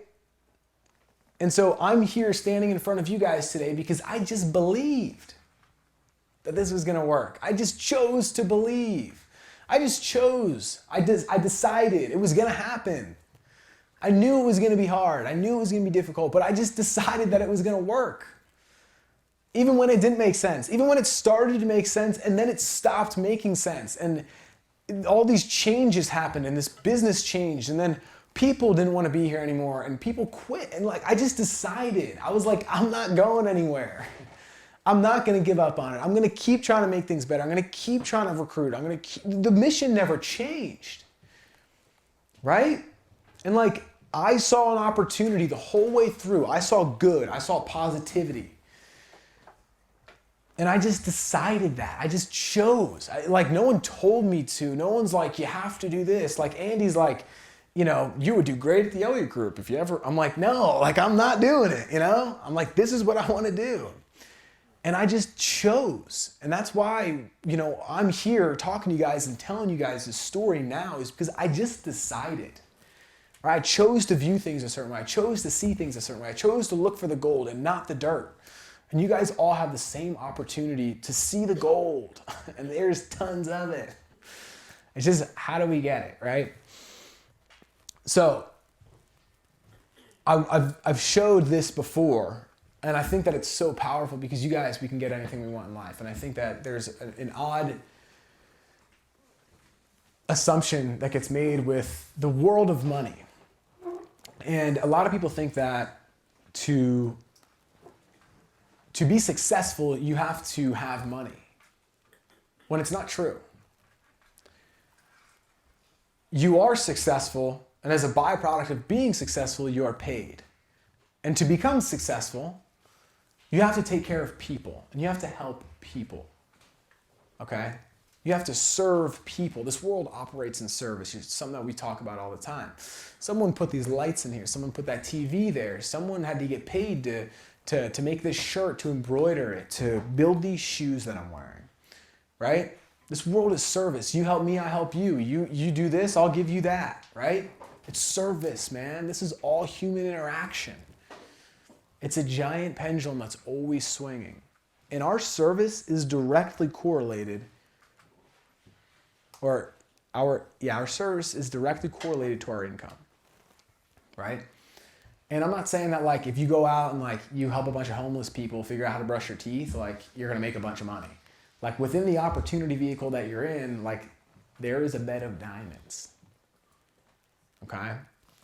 And if you can look inside your opportunity, and even if you weren't here at Real Financial, but you were somewhere else, there's an opportunity in there for you to do really, really well. And what most people don't get is that within that opportunity, there's a way and an opportunity to provide a service to be able to earn more, right? One of the things that I've learned from Andy is if you want to increase the amount of money you make, do more. Do more. That's what he says all the time. He's like, someone's like, I'm not making the money I want to make. He's like, do more. He's just like, sell more stuff, like help more people, like bring more value to your company. Like I have an assistant that works for me and she's like, can I like have an opportunity for increased pay? I'm like, I love it. Absolutely. Put you on commission based, start setting appointments. How many people can you recruit? We'll pay you every time you do that, right? She's like, I love it. I'm like, do more, like I'll pay you more. It's cool. And that's how this world operates. It's all service based. So if I'm like, just getting into personal development or whatever, let's think about it. Who can we serve, right? Well, one salesperson versus an agency builder with 100 reps. I'm going to give you guys both examples. The salesperson has clients to serve. I'm going to call a bunch of people. The more people that I sell, the more people that I help get policies, the more money that I'm going to make. If I'm an agency builder, well, the more agents that I have and the more that I can help them be successful, the more that I actually get benefited, right? So I'm serving more people. If I can get more people inside of my business, if I can help more people buy my product, if I can provide a more high quality service, I can charge more. If I can solve a bigger problem, I can charge more, right? I'm providing more service. You can get anything you want in life if you'll just help enough other people get what they want. And if you guys don't know Zig Ziglar, I love Zig Ziglar. And that's something I'm totally stealing from him because I believe in it so much. Like if you can help enough other people change their life, if enough other people that you know or that you bring into this business want to be independent and not work for crappy people and be in a good community and be a part of this, like you can provide that to them. And that's what it's about. So, your perspective matters. Okay, and I'm gonna give you guys a comparison of two people's perspective again. So there was a woman that I had a client or a lead, a prospect. She wasn't a client at the time, but she felt like most agents were trying to go after her money, right? And her name was Thelma, and she's 83 years old the time that I got her information. And she had a great income. She did really well for herself in her life, but she wanted a policy. She wanted something. She didn't need a lot, but she just wanted to have something. And I talked to her, and is a live transfer lead. I had a great conversation with her, and I ended up going through the process. We're gonna help her get a policy. This was like my first 6 months in the business, and she wanted like a couple $100 a month policy. And I was pretty nervous, but I was just, trying to take care of her and not think about the money. Well, we got to the end of the application. She got approved. We got her a Mutual of Omaha policy because she's so old. It was like the lowest costing thing that we could get her. And what's crazy is that after we were done, she said to me, "You're the only person that I've talked to, and I've talked to a lot of people, that didn't make me feel like you were just trying to make some money off of me. And you weren't just after my pocketbook." And she said, "That's the reason that I went with you." And it was the biggest commission that I've ever gotten up until that point. It was the most money that I've made in one sale. And I got really rewarded for it personally by having a good perspective. I was just trying to take care of her. I knew that when she was like, "Yeah, the $418 a month," I was like, okay, don't mess this one up. Like you're going to the app and you're like, just breathe. I'm like, date of birth? But I'm like, I'm just going to think about her, and I'm just going to take care of her, and it'll work. And it did. And she knew it, that I was intending, she felt it, right? Us as humans have this weird, ability to be able to sniff out, oh, this person just wants something from me, right? It's a weird thing that we all have. And especially for clients, they can feel your perspective. They can feel your attitude. And it's crazy because there's a lot of really high level salespeople upstairs. And I think that there's a few of them that just have such good attitudes and such good energy, especially Andy, And I'm like, it's crazy because, that I like me best when I'm with you thing that I was saying earlier, clients that they have at the Elliott Group, they're just like, I like me best when I'm with you guys. I just want to come back to this place. How do I get around you guys? What do I have to pay? It doesn't even matter. I want to be here. And people love that. And it's infectious. And I'm not saying that you got to be crazy on the phone with Susie when she's giving you an objection. You're like, woo, you need the policy. But they can feel your intentions, It's like, if I was somebody that was trying to, let's just say, get Adrian to, buy my thing that I sold. And I'm like, "Adrian, man, you need this. You need to buy it." And he's like, "Well, why do I need it?" And I'm like, "You have to buy it because it's gonna be the best product that you've ever had. It's the best, shoes that you're ever gonna buy." And Adrian's like, "Well, I already have really good shoes. I don't know if I need shoes." And I'm like, "No, you have to buy it. You need it." And then he's like, "All right, you know what? I'm gonna buy it. I'm gonna test it out. I'm gonna buy it." And he buys it. And then Adrian's like, "Well, what else do I get with it? Do I get anything?" He's like, "You're gonna get the best customer service in the world. We're gonna take care of you. We're gonna give you everything you need. If you have any questions, you call this number, anything you want." And Adrian's like, "All right, well, that sounds like a pretty good deal. I get really good customer service." And then I call and or Adrian calls and I'm like, "Woo, already got my commission. I'm not gonna answer that. Hey, you need to buy this thing. You gotta come over here and buy this thing." Right? Adrian's like, "Man, screw that guy. I'm never going back there and doing business with that guy again." Right? So if my perspective as a salesperson is just to chase commissions and grab money, I'm going to get those kinds of results long term. You might grab a couple here and there, but long term, I don't have anybody referring me business. I don't have anybody that's willing to give back to me after I give to them. But if I have a good heart, good intentions, the right things will happen. Right? And just like that woman Thelma, she was willing to go with me and she told a bunch of other people no, not in comparison of me, but just because she felt weird on the phone with them. It is a feeling through the phone. They didn't even need to see the salespeople's body language. It's a feeling, which is why it's so important for us to develop our skills, get better. When I don't have to think about what to say next, I'm able to be present and talk to the people and help them. And that they feel that. It changes. So service, right? How do I get good at this? Well, I'm gonna have to get good at serving people. I'm gonna have to get good at helping people. I'm gonna have to get good at getting people to realize that they have a problem, just like we have to look in the mirror and decide that we're gonna stop dealing with the things that we're dealing with and we're gonna make a decision to change today. Right? If I can close me on that, then I can close other people on helping themselves as well. But if I can't close myself, if I'm not treating myself the right way, if I'm not truthful towards myself, and I'm living a lie, and I'm working hard, and I'm doing the right thing, and I'm taking care of people, but really I'm not, and deep down I feel that, and I'm guilty about it, man, when people object, I'm just gonna be pissed off. I'm not gonna feel good about myself. I'm not gonna be helping anybody. So it's really important that if we go back a couple of slides, we're taking care of us. We're helping ourselves figure out what we want, where we want to go, what we need to do in our lives. And how do we do that? Well, then we get there through service and the simple routines, the simple habits to be able to create the life that we want, right? It's not all that complex. Now, I want you guys to think about for a minute, what do you want? Right? We talked about it a little bit, but like for real, like if you snap your fingers, wave a wand, and I'm going to be able to have this dream life, this amazing life. Like that's what we're doing this for. Maybe it's the people around you. Maybe it's the people at home. Maybe it's yourself. Maybe you're tired of being around the wrong people. Maybe you just want to be a better person, right?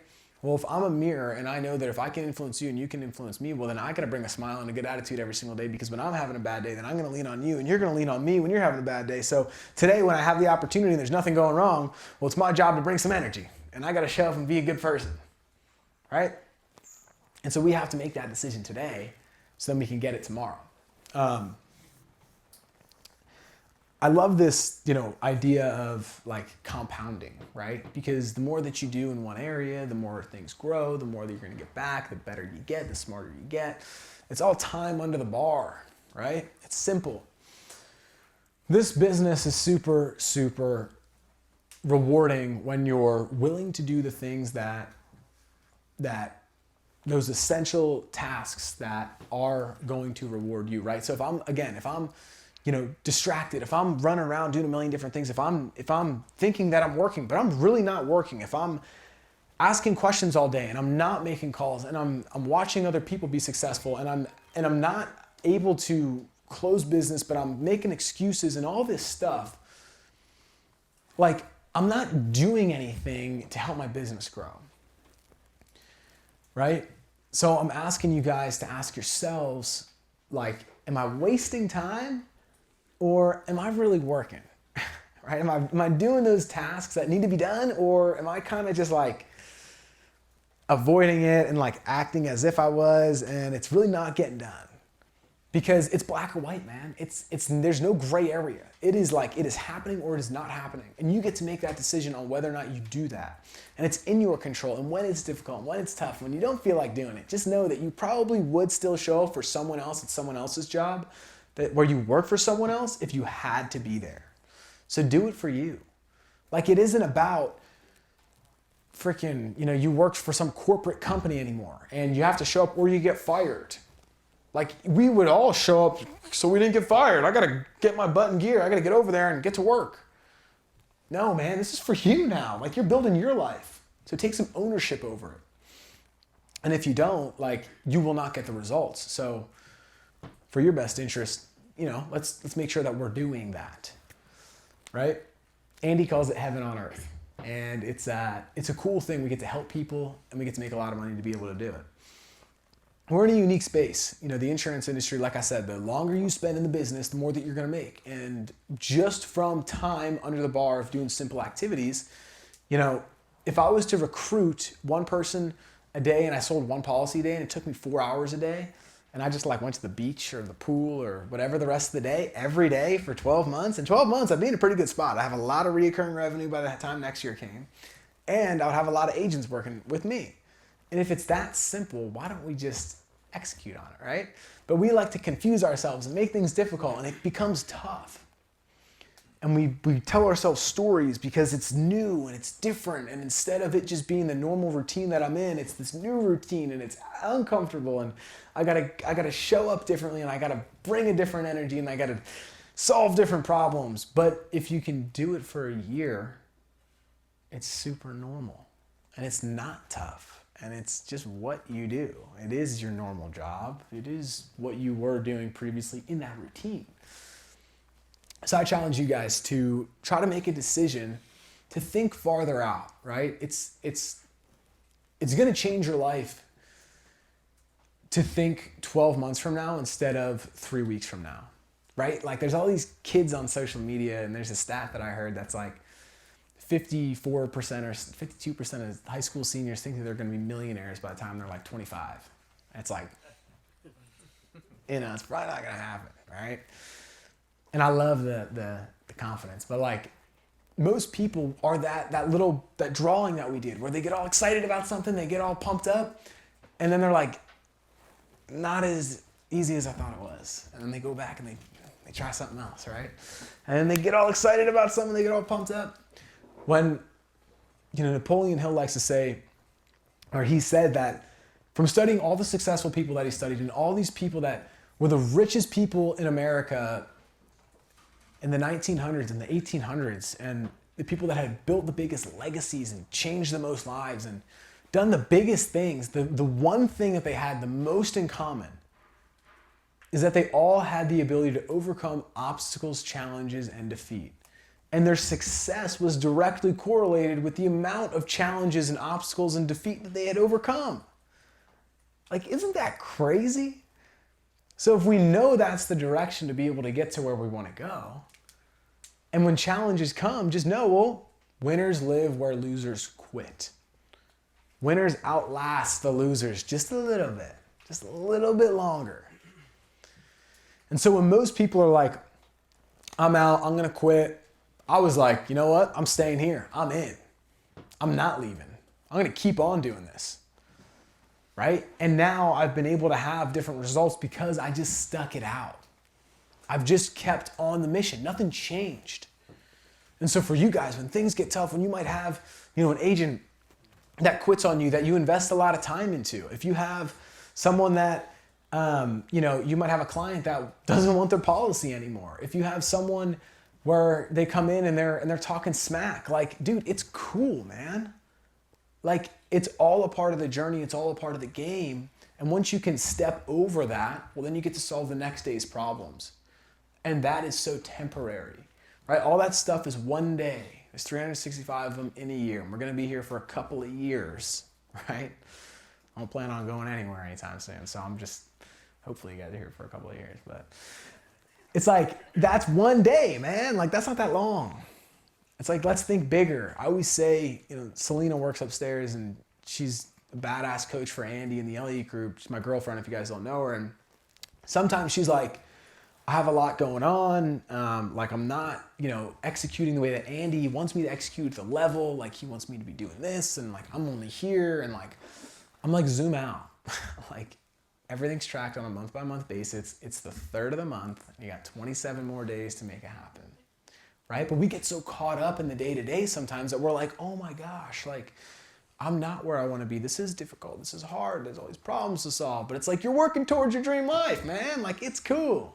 And when you got the right habits, when you're putting your attention on the right things, when you're investing in yourself the right way, there's all these compounded things that start happening where instead of my success mechanism in my brain saying, well, this is difficult and hard and I hate this, it starts to go, man, how are we going to solve this? This is what I need to know to be able to get to where I want to go, right? And then you get more skilled. Then when your agent's going through it and Trey's like, man, Ty, I'm having a bad day. This is happening. I'm trying to learn this. I don't know how to sell this policy and this product. Like, what is it? And I'm like, dude, I went through the same thing, bro. Like, this is exactly how we're going to handle it because I've done it. And that's the beauty of when you get through the difficult. The reason that Andy has and Brad, have events and they have mentorship programs and they have people paying them a ton of money to spend time around them is because they've been through the tough. And when people get hit with the tough, a lot of times they quit. But they need someone to help them get through that. They need someone to push them through that, right? And people are like, well, they've done it, so I'm going to give them a bunch of money to help me do it because I need help getting through it. And so if you can get through the tough, and here you don't have to pay for it because we're all here helping each other and we're all doing it together. But once you get through the tough, that tough, and now it's normal to you, right? I said it earlier that like there's a lot of things that are just like, for me, I'm like, well, of course you do that. Like, this is exactly what you do. You have to buy leads. This is how many phone calls you got to make. You're going to get told no. Like, it's just normal for me. And for Brad and Andy, because they've been in business so long, all that stuff is normal for them.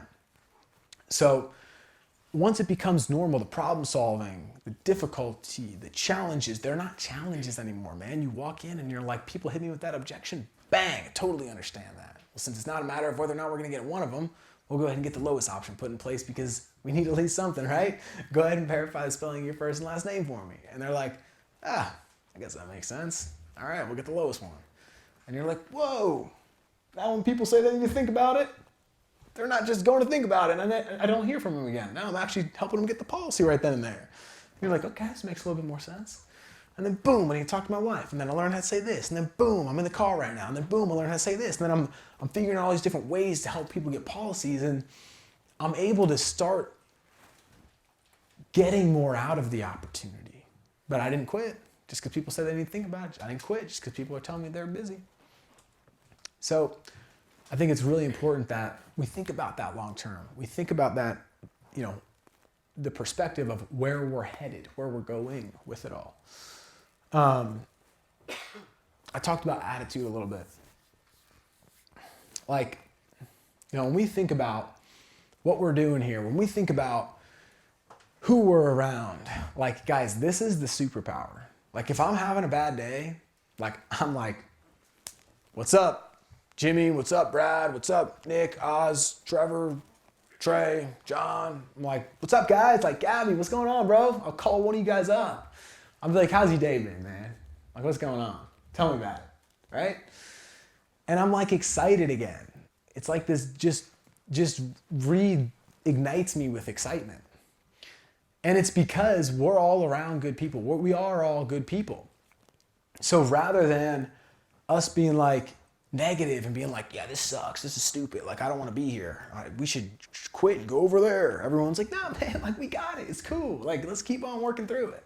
What do we got to do, right? So we're all affecting each other at all times. And again, man, it's my responsibility when things aren't going crappy for me. And even if things are, I got to show up because someone else needs my support. I got to be that person for someone else. So if I'm having a bad day, I got to show up. And when I do show up, someone's going to lift me up. And if someone else is having a bad day, man, and I come in with a smile and I'm all, hey, man, how we doing today, right? Let's get on the training call. Let's get on the Zoom call. Let's talk. You got a problem, you got an issue, let's work it out. Right? I'm going to be able to help people work through their challenges and difficulty and issues. And I want people to say, I'm going to choose to show back up tomorrow. Because if you guys are trying to build an agency, like, people don't have to show up tomorrow. I'm just being honest. People don't just sign up and then they're just magically going to write business forever. We got to make them want to be here. How do we do that? Well, man, it's influence. It's our attitudes. It's the energy here. It's the culture. It's the community, man. And we control that. You guys control that. So if you want to build a big agency, if you want to have a team, if you want to show up to here, even if you don't even want a big team, and you're just like, man, I just want to enjoy what I do. Well, dude, it starts with you. Like, you can't just be consuming everything and not contributing anything back. You got to be a contributor to the group. Ed last night, he's so funny. He's like, I came out here, so like, he's like joking, but he's like, I came out here, so when, I need help, people are like, oh, Ed, I met him at the event, That's hard, right? Yeah. And it's like, I am going to do that. That's exactly right. Because I know you. It's personal. And it's like, he brings a great attitude and he's smiling. And I'm like, absolutely, bro. Like, I will help you out. Right? And he's giving me some fuel. And I feed off of that stuff too. And it's like, if like Mustachio's killing it, if Jimmy's writing a ton of business, if Brad's doing something, if Nick, Trevor, if like Trey's doing something, or Adrian or Taylor, or whoever, I'm like, what are you doing? I'm like, what's going on over here, John? John, what do you got cooking? I'm like, you're doing that? I'm like, dang, bro. Like, I might try some of that. I get excited. I want to be around that. When people are like, I don't know, the leads suck. I'm like, all right, here's what we're gonna do, man. I'm like in battle mode. I'm like, we gotta save this guy's attitude because he's about to self-sabotage himself. You know, I'm like, this is dangerous. I'm like, I gotta fix this guy's mindset. And I go into like war mode and like, you don't see a normal version of me. I'm like, here's what we're gonna do. I'm like, stop thinking the way that you're thinking. This is how we're gonna start thinking going forward. And this is exactly how we're gonna execute it. And we're gonna do it with a smile on our face. And people are like, what? And I'm like, okay, all right, let's take a couple steps back, you know. But the point is like, when people are negative around me, I'm like, oh man, like, I don't know if this is like, I gotta like be on my toes. I'm in like caution mode. But if people are excited and killing it and crushing it, I'm like, yes, dude. Like that's like a magnet for me. I'm like, feed me, Ethan. How did you do that? I want to know. You know, this is progression. It's fun. And it's cool to be a part of, right? So like, do people want to be around you? Like if you're not producing anything, like, and you have a bad attitude and you don't show up to anything, like, you're on an island, most people aren't gonna be able to help.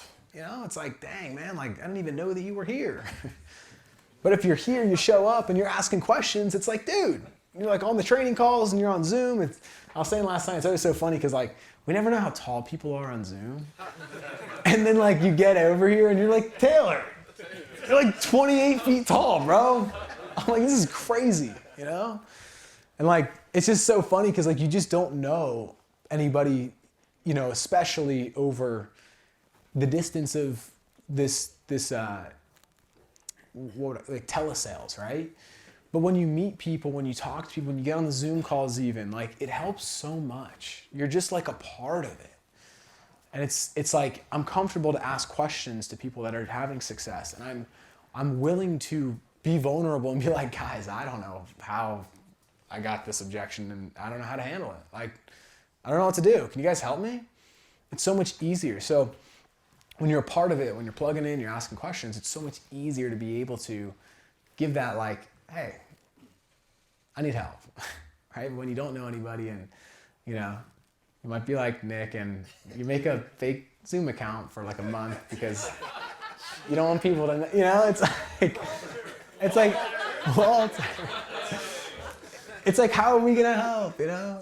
And like Nick figured it out, obviously, but it's just like, man, like we gotta be willing to put ourselves out there a little bit. And when we are, we're able to grow, right? And that's what the point of it all is I want people to want to be around me, and I want to be around other people that like accelerate my journey as well. So ask yourself, man, are people choosing to be around me? Are people wanting to plug into me, right? I love this quote. It's the only person that you need to be better than is yesterday's version of you, right? Because like it's not about you trying to battle with me. It's not about you trying to be better than me or be better than that guy or her over there and we're all like fighting each other. Dude, there's more out there for all of us than we have any idea of. Like there's more out there for you than you can imagine if you do all the right things. So you're not like in competition with me. You're not in competition with Brad and John or Pistachio or Ray or anybody. You're just trying to grow you. Like, let's just start there, right? And if I'm showing up every day with my good attitude and my good routine and my pie chart is built correctly and I'm putting my attention on the things that matter and I'm not letting negativity and these other things pull me back in my journey, man, it's impossible not to grow. It's just you might not see some overnight crazy success story in like 24 hours. You might have to do it for a couple of days in a row, right? I start going to the gym.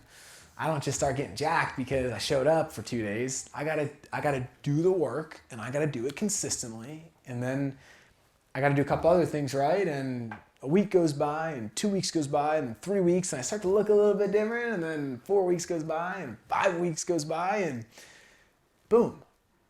All right, I start to have some results, right? I start to feel a little bit better. Brad likes to say it like this. You start standing up a little bit taller. Your chin starts to go up. You sit up straight. You start to believe in yourself a little bit. And then you start to change. You're confident, right? And that's what happens when you do these simple things every day to take a step forward every day. I'll tell you guys a quick 30-second story.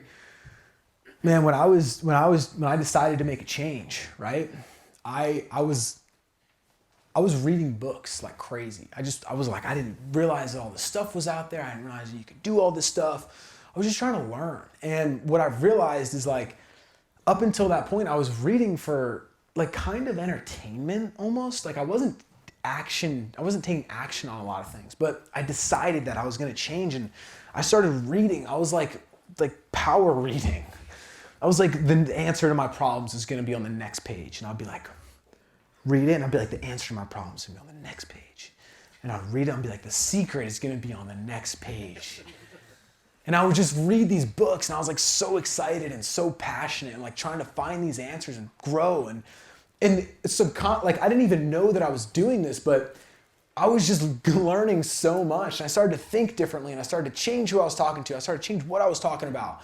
And I started to change my routine and my activities and all this stuff. And then one day, I just had this courage to make a decision on a bigger jump to change my life. But it only happened because I just grew small. And then eventually I was just like, there's an opportunity. I took advantage of it. I said I'm going to do it. I'm doing it.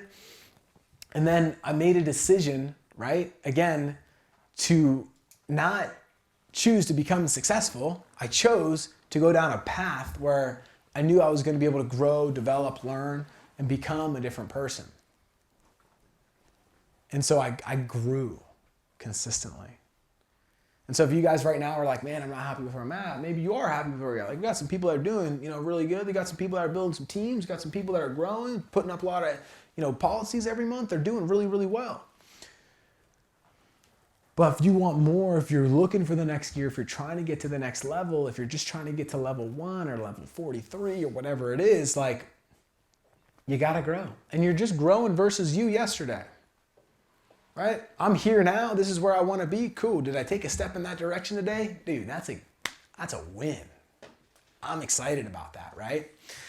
So I think that for all of us, if we can live our life, I love this saying, live life looking in the mirror, not out the window. Right? If I'm looking out the window and pointing fingers, blaming, complaining about all these external things, all the stuff that's going on outside, I have no control over it. But if I live life looking in the mirror, it's just me and me. I can't lie to me. And if I do, I'm only going to hurt me. It's only going to hold me back longer. So I got to get real with me. I got to get closed on being truthful to me. And I can play the game of like, I'm working hard and I'm successful and I'm doing all this stuff. But if I'm not truthfully real with myself, deep down I know that. When I put my head on the pillow, when all the distractions go away and I'm trying to go to sleep and I got to just be honest and be with me and my own thoughts, I know that I'm not where I want to be. I know I'm not doing the things that I need to do. I know that I'm not investing in myself. I know that I'm not trying to build the life that I want. I know that I'm lying about it, right? And that makes me feel more guilty. So just be real with you. Like, it's not for me. Like I was saying earlier, if Ethan's brand new with us and he's like, I'm working really hard and I'm trying and I'm doing all this stuff. And I'm like, you never even bought leads. Like, what do you mean? And he's like, no, I'm trying. And he just doesn't want to be embarrassed. I'm like, dude, you're not helping anybody. Like, my opinion doesn't matter. You know what I mean? Like, this is for you. Like, I want you to change your life with it. So you got to get real with you. If you can get real with you and you can be honest, you can start to say, all right, man, I got a hole there. There's a bunch of people around me that know how to fix it. So I'm going to plug in. I'm going to ask some questions and figure that out. Right? So I have something that I want to do, but I want to ask a couple people to come up and talk. So there's two people in this room that have been here since the get-go, and it's Adrian and Heidi. And both of you guys have been awesome since the beginning. One of you guys, I've been a little bit more closer with, I'd say. Like Heidi and I have been, we've been since the beginning on the same team, with the same group, same leader and everything. And we've seen a lot of changes since it got started, right? And it's cool, like some people left, some changes happened, it's for the better. But I wanted to recognize Heidi today because Heidi's had such a good attitude for the whole time she's been here. And she is a mom and a grandma and she works full time and she does a ton of other stuff. But Heidi's someone that, like, if there's anybody that has just like exactly what real financial represents, like, it's Heidi. She has a good attitude. She shows up. She does the work. She doesn't complain. She's always on it. She's willing to respond. Like, we've called her like the mom of the team, you know? And she brings that like mom energy of just like positivity and good attitude. And so something that Selena and I did, and mainly Selena, she's very creative. She's way more creative than I am, is we got some of these pins.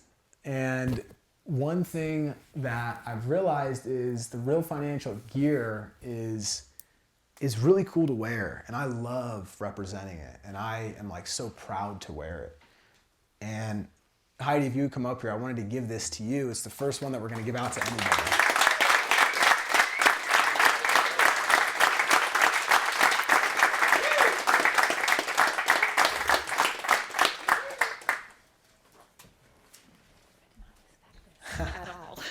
I'm glad that you came.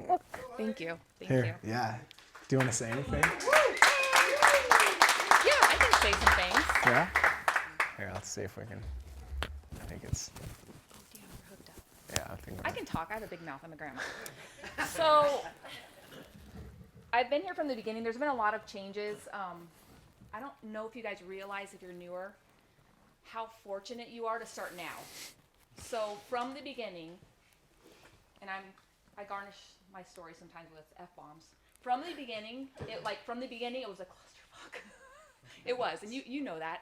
We didn't have any systems in place, you guys. There were like 0 systems. We didn't have VT. We all just kind of got thrown into it, and we were just finding our way. So the way it is now is there's no reason why you can't be successful if you plug in, you guys. Like, seriously, I've kind of been like working on personal development and doing some stuff, so I haven't been as involved as I used to be. But if you guys plug in and you do what he says and you reach out to everyone that's doing well, you will be successful. And if you're not, it's your own damn fault. Like, straight up. Like, you have to do the work. So it's not an information issue, it's an application issue. You have the information at hand, you just have to do the action to do it. So you have to get on the phone and dial. And we've all been kicked in the face, beat down so many times on the phones and trainings. You have to plug in. And if you don't, it's your own damn fault. I mean, love ain't lies, straight up. You gotta do the work. So, you're blessed to be here, you guys. I'm glad everyone showed up. And all we have to do is just grind it out. So, we're all gonna have good days, bad days, but if you put the time in and you do what all these guys tell us to do, you can do well. It's just up to you. That's it. Well, thank you. Yeah.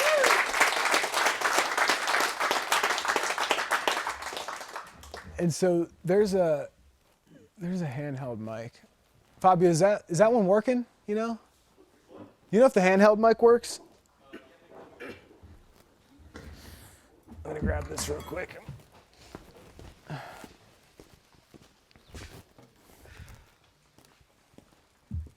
So there's a couple people that have been here for, like I said, a little while, and I think it's important to hear from multiple people. I feel like it's good for everyone to hear multiple perspectives.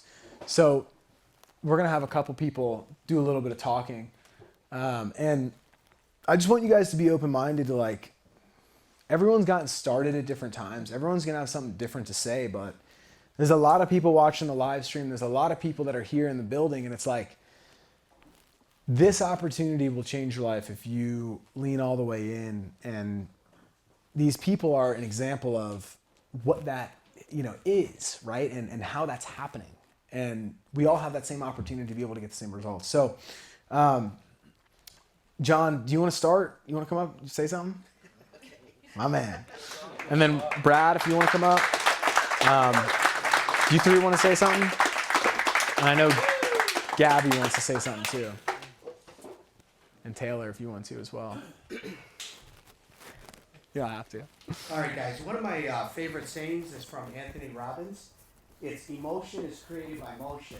So everyone could just kind of stand up for a second. Everyone stand up for a second. Let's give a round of applause to my round of applause. I can't hear you guys. Okay, good. See what what I did? I just created my own standing ovation. And the reason why I give this analogy is because we all can create a vision for ourselves in this room. I just created an easy, simple standing ovation, right?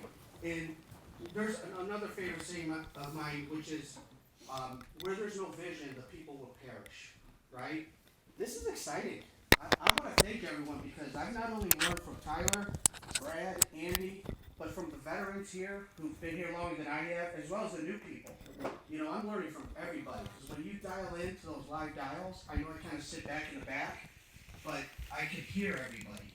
You know, so it's really exciting. And if you could just envision what your goal is, like right now, my vision is to grow this agency to where I can sell it eventually, right? And get an integrity deal. Maybe you guys have heard about that. But if you think about this, this could be your own organization. Think about this. We could all have this big of an organization for ourselves, or just and each person just write $5,000 a month, right? Or 10,000 or 20,000, right? So it's all up to you. But this is powerful, man. Can I write on this? Yeah, I think so. Okay, so team, look. Change the color. There we go. Okay, so team. Can you hold this in your hand too? Oh, sure. So team is together, everyone achieves more. And what I've learned is whatever the size of your team is, let's say it's 10, it's squared. This is how powerful the opportunity we have here. So if you have a team of 10 people, it's 10 times 10, which is the power of 100, right? And I give this example. I'm from Cleveland originally, right? And when the Browns, if you guys know about the Browns, they left, right? And then they came back. And the first year they came back, they played the Pittsburgh Steelers. And we got crushed like 42-0, right? And it's because what? For you guys who know, what's 11 times 11? Isn't it 121? Well, on the Browns, even though they're all professional football players, right? Everyone's at a professional level. If only 5 people on the Browns were playing, they only had the power of 25. You follow what I'm saying? Whereas the Steelers, they've been around for a while. They've never quit. They've never left their town. They had the power of 121. That's what we have here. I call this Facebook Live. Look what happened to Mark Zuckerberg. Look at how multi-billion-dollar company he has. Okay? It's because he's got thousands, billions of people. Square that. That's what we all have the ability to do here. And the beautiful thing is, unlike any other company I've ever worked for, it's cool because there's no competition. We're all competing, we're all trying to get in the top 10, and we get that. But really, everyone helps me. Like Tyler's helped me on several late night calls. Brad, where you at, Brad? There you go. Brad helped me. He has nothing to do with me. And I'm forever grateful to these guys because on a Sunday night, and remember, I'm on the West Coast. He's on the East Coast, right? So at 6 or 7 o'clock at night when I called him, he answered the phone at 9 or 10 at night, his time. And I know you got a family, right? And he answered my call and walked me through a contract. Did that, I think, 2 weeks in a row for me. So that's the kind of help. You inspire me so much. I don't know, is Jonathan here? I don't see him. But, God, I spent an hour on him, and he's not even in my downline either, right? So that's the beautiful thing, guys. That's all I have to say is this is a great opportunity, and thank you for leading us to this point. But I get excited talking about this. I don't even think I need a microphone either. But I do want to thank my wife, though. My wife and I, for you guys who don't know,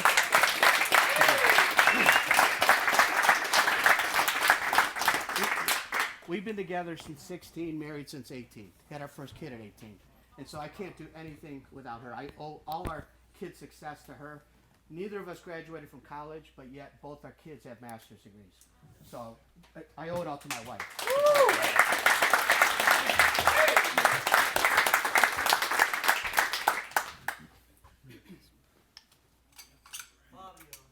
Let's go.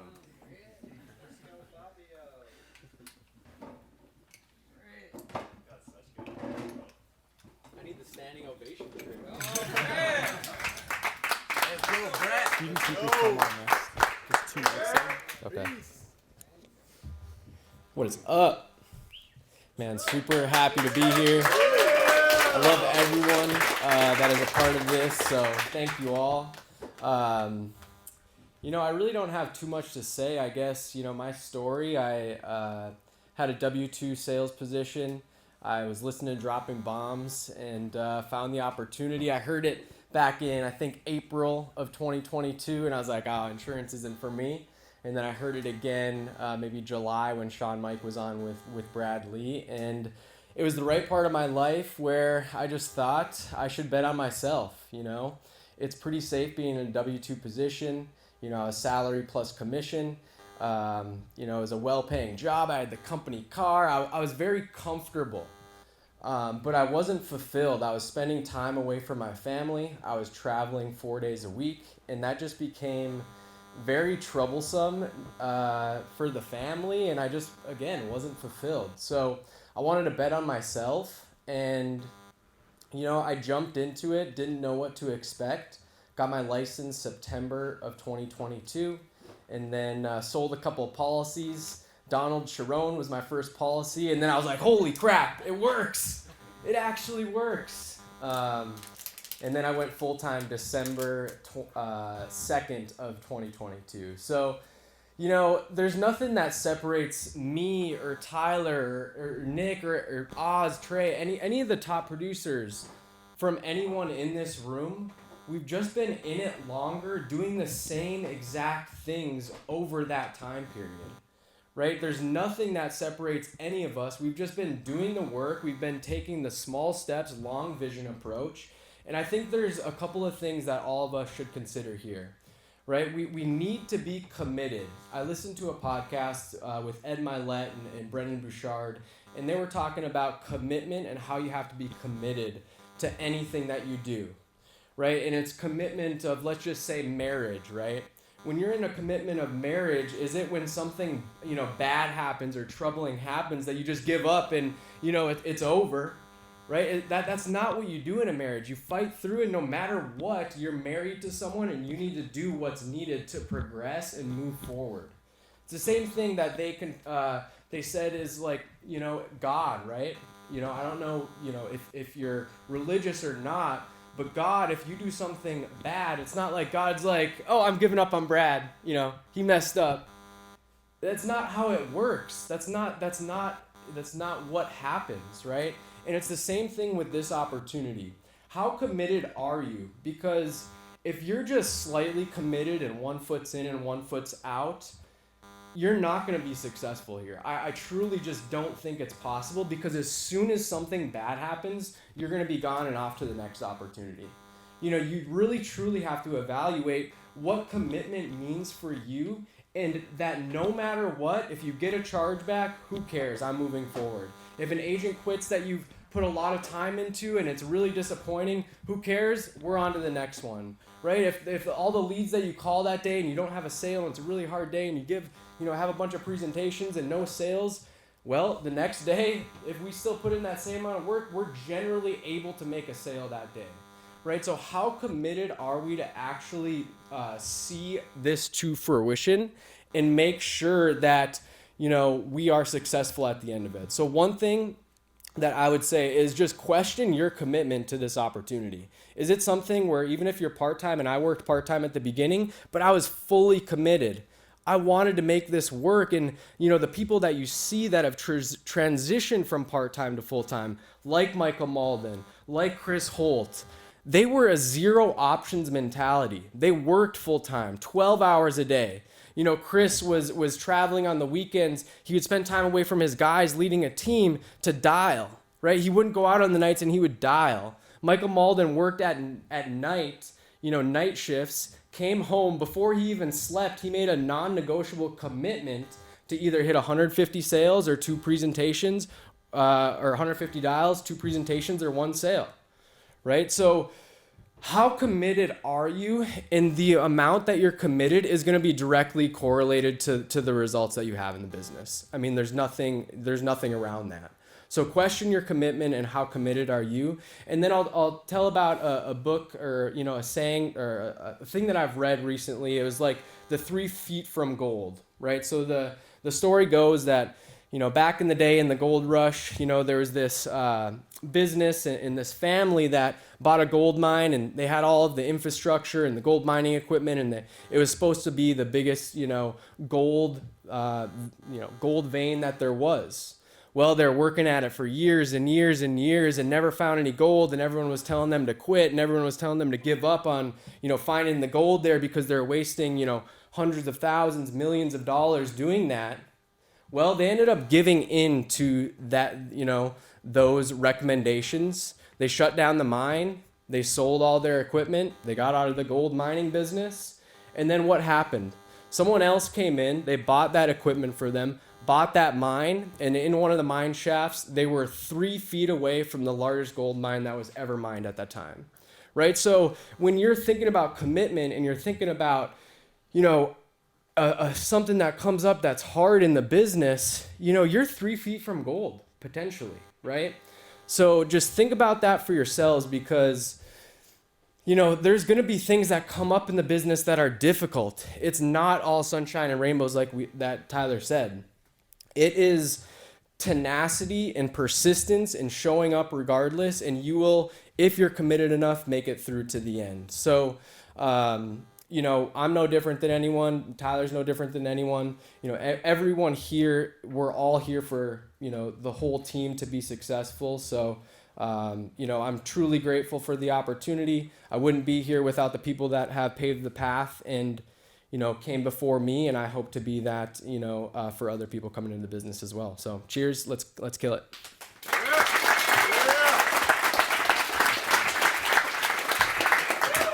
Trey.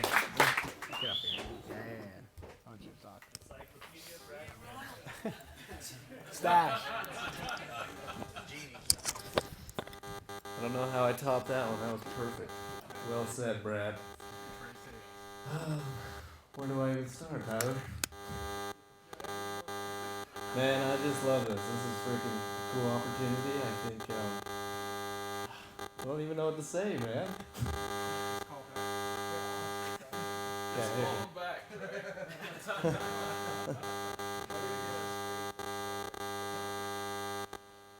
It's just so crazy to think of like the life that you get brainwashed to thinking you have, and you can't think beyond that point of what you really could have in this life, So it's so cool to come across this opportunity and see how it has changed my mind dramatically to thinking like there is so much more beyond that point. Because I was so sheltered to what I did have, and I'm just so pumped to be here and following in your footpath, man. It's awesome. That's all I gotta say. I think just jump all in if you're gonna do it. Don't go halfway, and all or nothing. And it'll take you wherever you want to go. So that's all.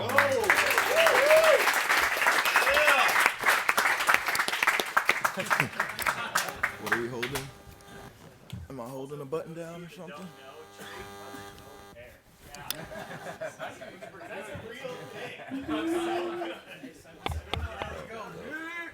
What's up, guys?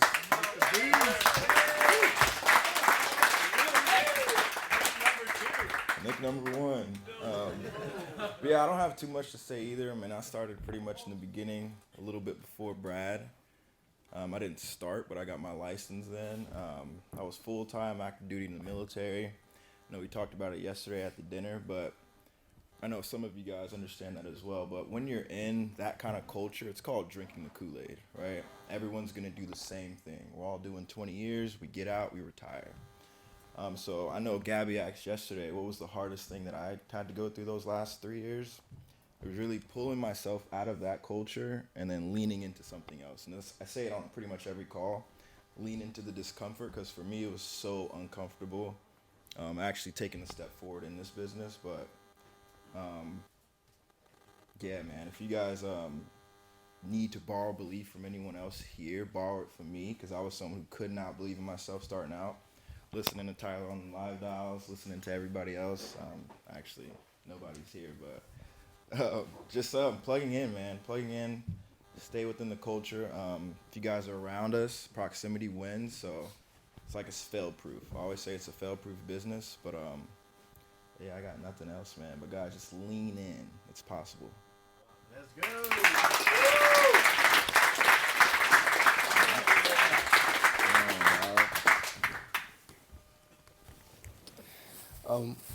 What's up, guys? Well, let's see here. I'll try to say stuff a little bit differently.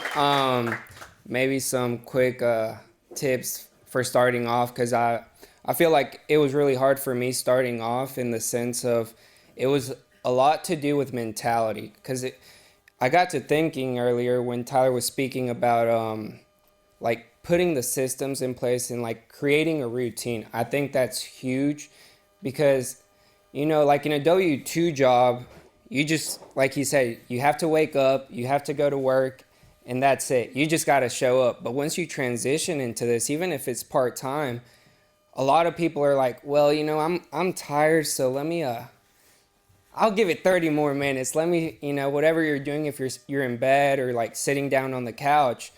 But you can't do that, because at the end of the day, it is your business. So you want to make sure you're treating it like it is your W-2 job. Even better, like you want to go harder, because if not, like things are going to they're not going to work out for you. So creating a routine is really big, as well as changing your mindset, because once you build that skill set, which was a huge factor, and I think this business is hard in the sense of if you don't have your mindset right, it's not going to work even if you have your skill set. And I talked to John, and like he put that really huge in perspective. Like I knew it before him, but even when you know stuff, it's good to reach out to people who are doing better in that, what you would call it, in that, what's the word? I guess in that subject, which is mindset, personal development. Like I know John has been doing it for a while, Tyler, Ray, like I just started doing it. So I get sidetracked. I go a different direction instead of going this direction, the right way. And he was like, dude, you just got to get your mindset right, dude. Like he hyped me up. I felt good. And it's like, I started to change stuff again. And it's like, I need to dial in more in my mindset. Cause it's like Tyler was saying, like, if you're not developing personally, like you're never going to outgrow your own self-worth, right? So you want to keep changing that mindset, read, watch podcasts, all that stuff. And I think that was one thing that made me start like selling and start, I guess, selling at a higher level, was that mindset shift. Because I knew I had the skill set, in which we can always improve in skill set, right?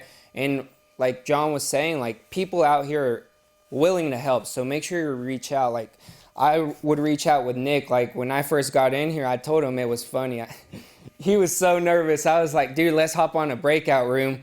Let me hear you what you're saying. Hopped in. I don't even know if he was fake dialing or not, but nobody answered.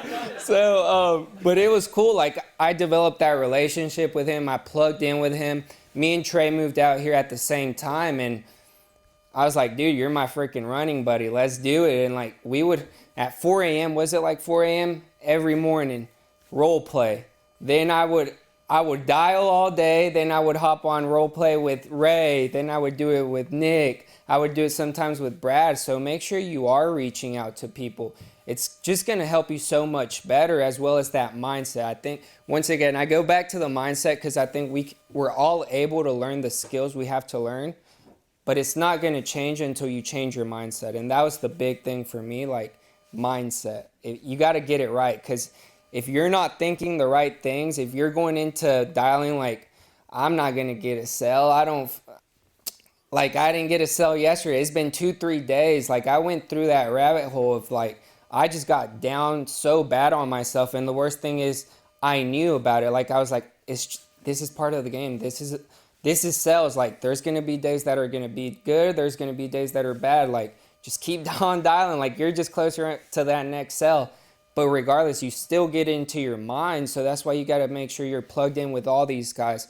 I can't remember. I was watching a podcast, and he was like, if you can't say the 5 things about the 3 closest people you hang around with, like what you want, like something they have that you don't have, if you're not able to say it right away, like with Trey, if I'm not able to say, these are the 5 things that he has that I would want to incorporate in my life, you're hanging around the wrong people, right? So I think I could point out to the people I talk to here on a regular basis, or I'm a little closer with, which is several of y'all. I'm like, that's why I talk to y'all, because it's like, I know I can learn from all of y'all. I have those 5 things. If you ask me right now, I can say, this is what I see in this guy or that girl. Like, that's why I'm plugging in with them. So I think we have a great group here, and make sure you plug into everyone, and we're all willing to help. So that's kind of what I got to say. Hope that helped. Thank you.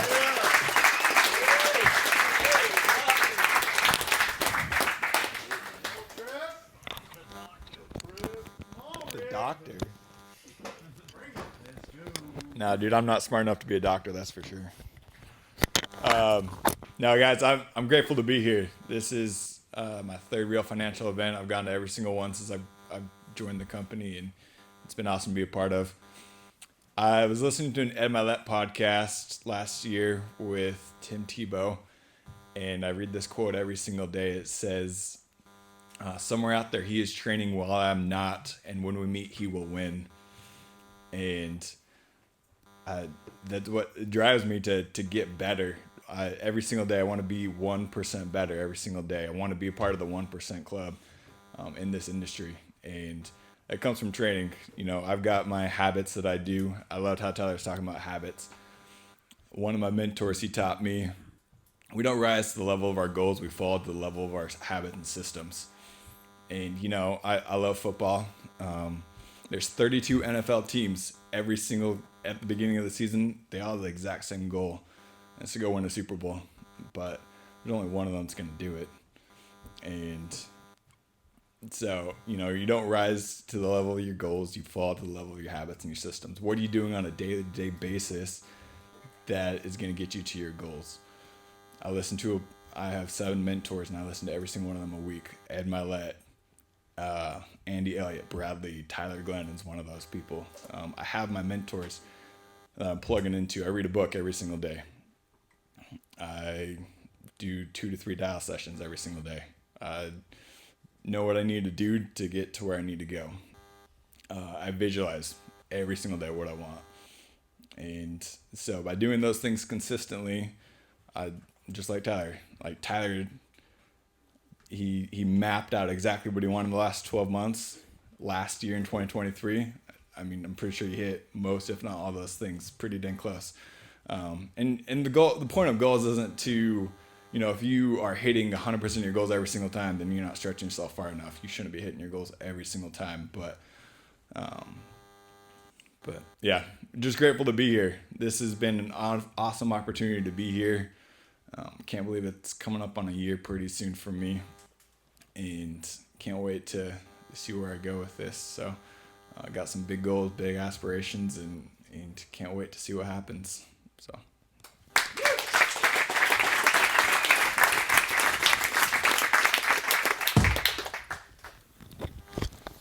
Dang, I didn't know I was going to be speaking. But dang.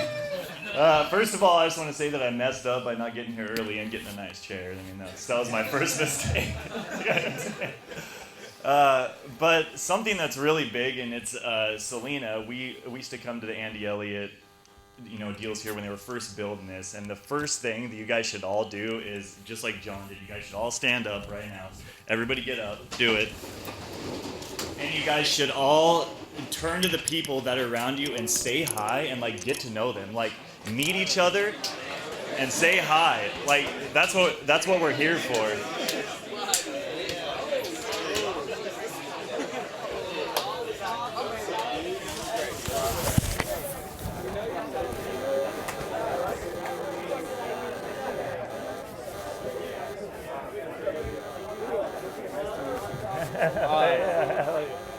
Yeah, my man. How's it going? What's up, man? Nice to meet you, man. Nice to meet you, dude. It's good to see you. Oh yeah, man.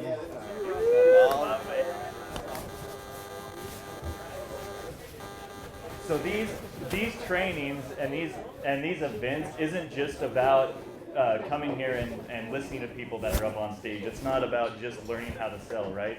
We're here to meet each other, and we're here to get each other's numbers. So don't just turn around and say hi to each other and then get to know this person for 2 seconds, right? Make sure to get their phone number and follow up with these people and help these people out. Selena's the one, she said, hey, I'm not going to hang out with you. we came to these events, and she was like, I'm not gonna hang out with you. I'm not gonna hang out with Aaron. I'm gonna go around and I'm gonna meet people that I've never met before, and that's why I'm here. And I was like, okay, I guess you're not gonna be with me. This is crazy. So number one, make sure to do that. And a really big thing about this company too, I know John knows this, and there's a couple other people that were in the car business, is that other industries are toxic, super toxic. Like you get the managers, and they're up here and they're on stage and they're preaching the stuff to you, but they don't do it, and they don't actually want to help you out, right? Or they find something that really works for them and really works well, and they're not going to share it with you. Like me, I would be like, yeah, I'm not going to tell you how I'm selling cars. I'm not going to tell you my secrets. I'm not going to tell you how I take that phone pop before you do. I'm not going to tell you where I stand on the lot. Like, I'm going to make money. Like, it's about me. I don't want to share my secrets with you. But what's great is we all share everything. I call Nick and I'm just like, dude, what are you doing? Trey the other day, I'm like, Trey, what are you doing? Like, who are you calling? What leads are you using? And people share it with you. Everybody here shares it with you, and they'll tell you how to succeed and how to get to the next level. Like when we first started, and Tyler said this, he's just like, dude, just dial. I'm like, but dial what? He's like, I don't know, just pick a lead source and dial. And I'm just losing my mind. I'm like, I don't know, there's so many lead sources. What am I supposed to dial? But then it went into dial the ILC leads, right? And then it went into you should do some smart live transfers. And then I was like, okay, let's do some live transfers. And then it went into, hey, now that you're better at that, do some mortgage protection leads. And now, like Brad and a couple other people are starting to do some IULs. Yeah. So it's a progression, and we're all here to help each other out. And when you're new, you're not stuck like we were in the beginning, because it was really shitty kind of in the beginning. And now it's really easy. It's just plug and play. That's why, Sam's got the start, and he's just freaking rocking and rolling, because we all messed up and lost a bunch of money, and now the new people don't have to do it. They just get to plug and play and make a bunch of money now. So that's about it. Yay! Let's go, guys.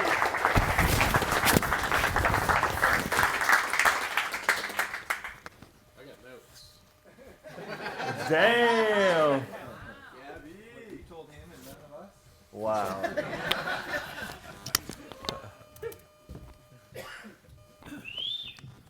What's up, buds? How's it going?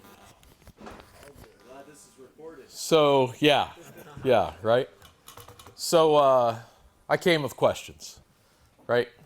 Why is everybody here? I want you to dig deep into that question. Why are you here? What is important to you? What made you uproot, move out west, leave your job, change your goals, shift your focus? Why are you here, right? Who's depending on you? Is it just you? Is it your spouse? Is it your kids? Is it just tomorrow's you who is depending on you, right? What exactly are you trying to get out of this thing? What's your big goal? Really dig into that in your brain. I'm going to have a question at the end of my little presentation here that is going to be very dependent on that. So think about that hard. Tyler talks a ton about defining and writing your actual goals out so that you can visualize these things, right? You can't get there if you don't read the roadmap. You don't have any idea where to go unless you make a plan. You got to put deadlines on these goals, right? You have to clearly define where you're headed and what you're going to do. I know a lot of us jumped into this because we admire what Brad and Andy have done, right? I know as we get deeper into this, I suspect a lot of us continue to do what we're doing. I know for me personally, I continue to do what I'm doing because I believe in him, right? I know that we're all starting to believe in each other. That's a big deal. It's a big change, big shift in focus. Look back from today and ask yourself the question, what has prevented you in the past from being Brad Lee or Andy Elliott or Michael Malden or Brad Blumquist or any of the other top performers that are in this team? What has stopped you from getting there? You know, a lot of it boils down to, if you're going to choose to be a game changer and you look back in your life, you probably stopped a little bit short of where you needed to be, right? We have to stay the course to get to the very top of what we're doing. You know, it's so funny. Tyler and I wrote out what we were going to do today, and our message is so in sync because the team is in sync, right? You have to choose one thing and hammer through it all the way to its fruition. You can't relent. You can't let up. But how do we get there, right? We got to focus on the fundamentals. We got to focus on the basics. We have to build our schedule. We have to believe in each other, stick to what we're doing, you know, stick the plan, stick the roadmap. You know, the highest achievers aren't able to accomplish their goals because they shift focus. It's because they stick to the basics. They stick to the fundamentals, right? We don't find ourselves in a position just trying to get our cost of living raised. Nobody in here is interested in that 1-3% raise a year. Like, let's analyze that for a moment. What is a cost of living raise? It's a minimum. It's not even a progression forward, right? Inflation's like 3%. Your cost of living raise is 3%, right? And on the farm, my staff, we have 5 things that are the minimum expectations. If you expect to get your COLA, you got to do these 5 things. You got to show up on time. You got to be in uniform. You got to park in the right place. You got to put your tools away. You got to do all the, make sure that things are ready for those coming behind you and for yourself. You have to clock in and bill time accordingly, and you have to communicate, right? Those are the minimums. That's just what keeps you up with inflation. If you want to make more money on the farm, you got to push extra. Nobody in this room is looking for the minimums, right? Nobody in this space is looking to just barely get by. What does all that even mean, right? What we're standing up here talking about today, and what attracted a lot of you to this space, is to be your own boss. That means you have to be accountable to you. I have to be accountable to me. I have to choose to lead myself in a way that is exceptional, not just the minimum, right? I have to push myself to go beyond those minimum expectations. I have to be the example, and I have to figure all of that out before I can stand in front of someone and pull them in and expect them to follow me.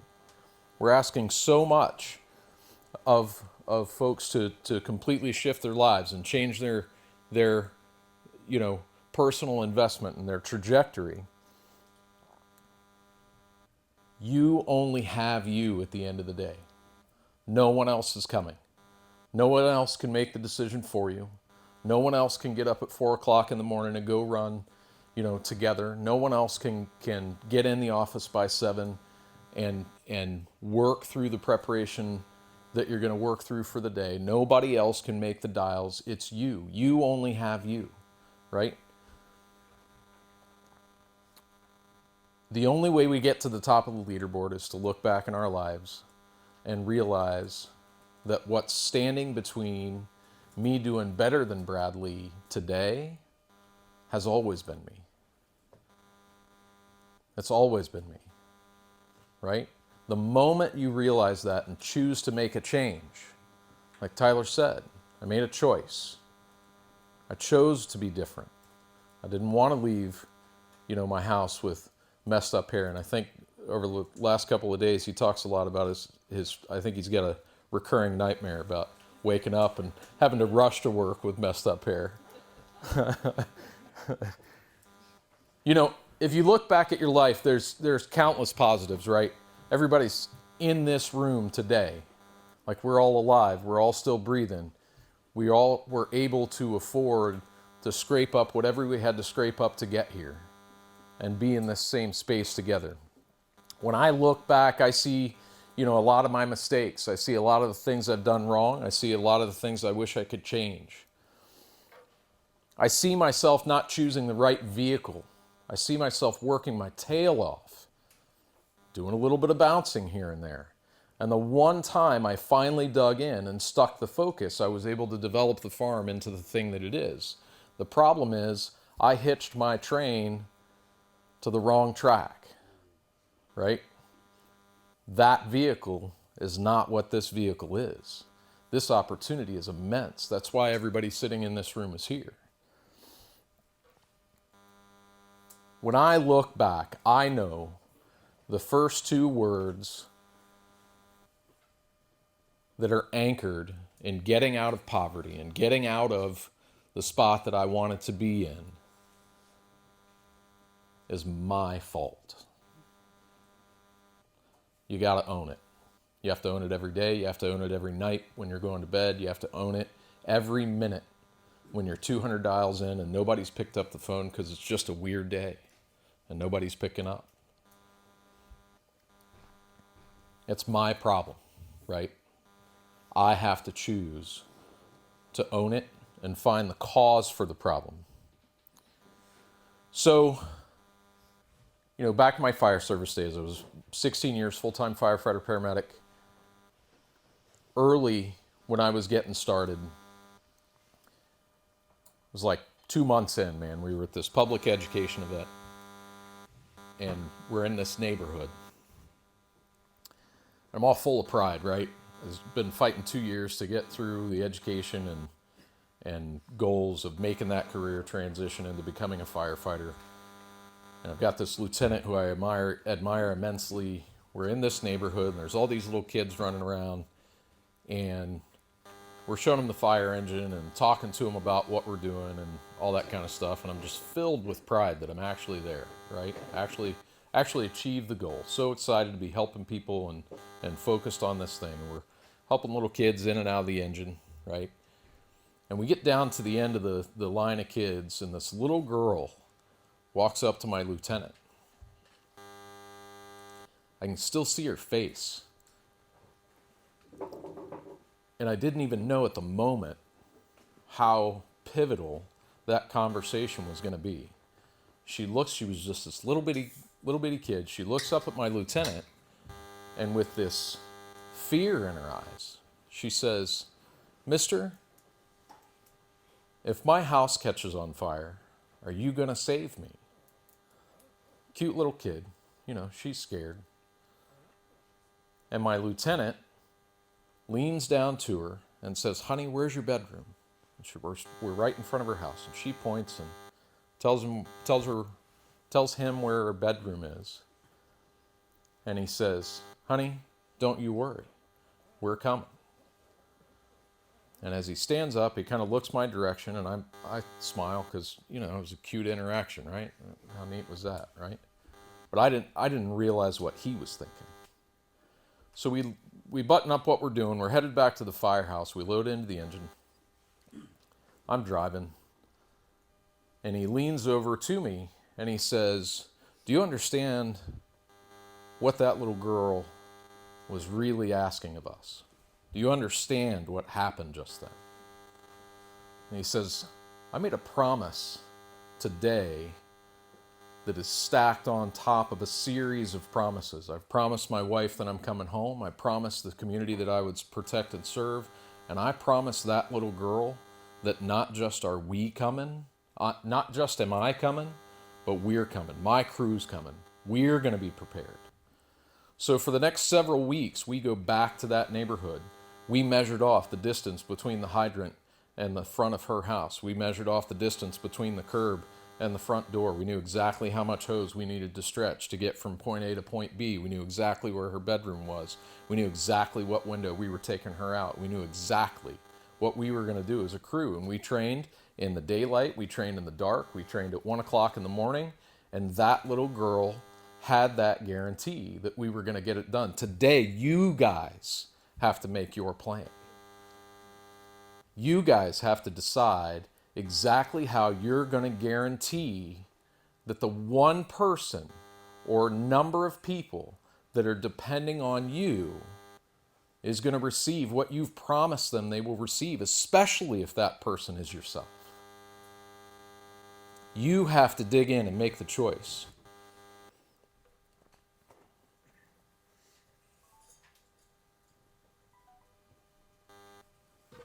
You have to overcome all of those obstacles to achieve your why. We talk about in sales training all the time, one of the most important things to make the sale is to figure out the why, right? Every day I get out of bed, I'm selling myself on why I should push further than I even expect I can go today. I have to get down to the bottom of me. I got to get to the bottom of my why. Dig deep. Dig to the absolute darkest bedrock base of your why so that you can sell you on how you got to get there, right?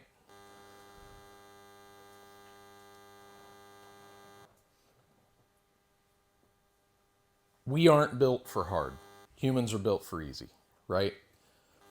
We by nature do the thing that takes less energy, takes less food, doesn't make us cold, right? All those things. You have to talk yourself past the hard. You have to convince yourself that the end reward is greater than the pain that we're going to push through today. You know, every piece of the puzzle that we walk through is so critically important. Anybody want to take a guess why I'm wearing these shoes today? They are comfortable, and I do like them. But I'm wearing these shoes today because my son asked for these shoes a couple of months ago because he's got a new to him Jeep that's about this color green, and he wanted shoes to match the Jeep. So, right, man. Kid's got dreams, right? So he's had the shoes for a little while, and he's super analytic, very detail-oriented, right? And I'm getting ready to come over here this week, and he brings one of his shoes to me, and he points down on the outside edge of the shoe. They're Jason Tatum's, right? He says, "Do you know what it says in here?" "No, what's it say?" He says, "I just didn't quit." Anybody know how that is tied to Jason Tatum? So he plays for the Celtics. He's got a tattoo on his left calf that says, "I just didn't quit." It's because Jason looks in the mirror every day, knows that he's not special, knows that there's no difference between him and the greatest men in the history of the world. He just didn't quit, right? So I'm like, man, I'm getting those shoes. I got to wear those shoes to this freaking event because I just ain't quitting, right? So, you know, I talk a lot about priorities, right? I get 5 priorities on the farm. You know, those focuses are very central to what we do. My farm as a whole is in a position where I don't need to work to get done what we accomplish from a day-to-day basis, right? My function within the farm is reduced to mostly coaching. So I spend time coaching staff, and I was, you know, leading into this weekend, catching up on coaching to make sure that I was addressing the needs of all of my staff while I was going to be away, and make sure everybody was set up and ready to go. And I've got this team leader, his name is Art. And Art's wife is battling a pretty terrible illness. And Art is like endlessly and unquestionably dedicated to his wife. Loves her with everything in him. And usually during my coaching sessions with Art, I open our coaching session with a question: how's Laura? So it's been pretty busy. Art's mind is heavy with Laura a lot while he was at work, and Art's made a few mistakes here lately. Nothing that's, irrecoverable, but out of the ordinary for Art. So Art comes into the office on Wednesday. No, it was Thursday. I bought the shoes on Thursday. Art comes into the office on Thursday afternoon. I'm getting ready to leave. And Art says, he just jumps right in. He had made another mistake. He feels terrible about it. He jumps right in about how he's going to resolve the problem, right? So I let Art work through that. We get done talking about business, and I turned back to Art and I said, how's Laura? She's had a rough couple of weeks. So he shares with me what's going on there. And as we're closing, I look back at Art and I asked him a question I've never asked Art yet. And I looked him dead in the eye and I said, well, how's Art? And Art said, the hardest thing I've had to face in my life so far is watching my wife fade and knowing that she's fighting with everything she's got. And at this moment, she's losing the battle, even though we believe she'll win. And I looked back up at Art, and I said, there are some days when what we're facing, you wonder if you're strong enough to carry that load. And can you get up and do the exact same thing but harder tomorrow? Because 1% better is harder than today, right? And Art says to me, Ephesians 6:13 and 14. Therefore, put on the full armor of God, so that when the day of evil comes, you may be able to stand your ground. And after you've done everything that you can possibly do to stand your ground, keep standing. Stand firm. After you've done all you can do, keep standing. Stand firm. Ray, stand up. Benjamin, he's counting on you, right? Every day's hard, man. Every day's hard. Stand firm. Brad, stand up. I know what you want to do for your family. Keep putting your wife first, man. Dig in every single day. Push for those babies. Mustachio, stand up, buddy. Be that energy. Let's go. So many of us dig deep every day, and there are mornings when I'm just biding the time, waiting for 11 or 12 o'clock when you're going to tag in and lift everybody's spirits, man. Ethan, stand up, brother.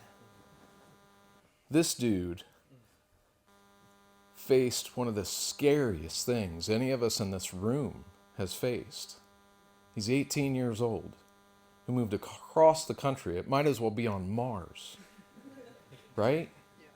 He's got no proof behind him that he can crush this.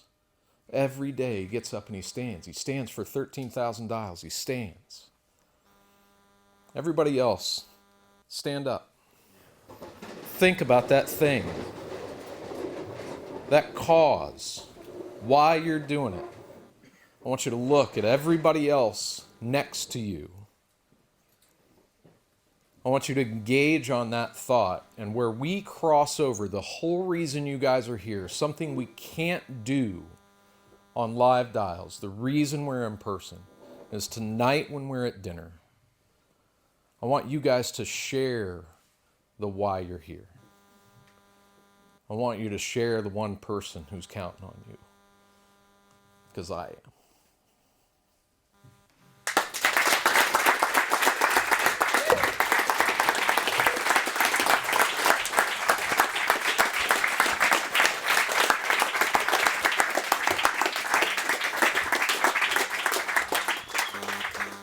Man, if that's your first time hearing Gabby speak,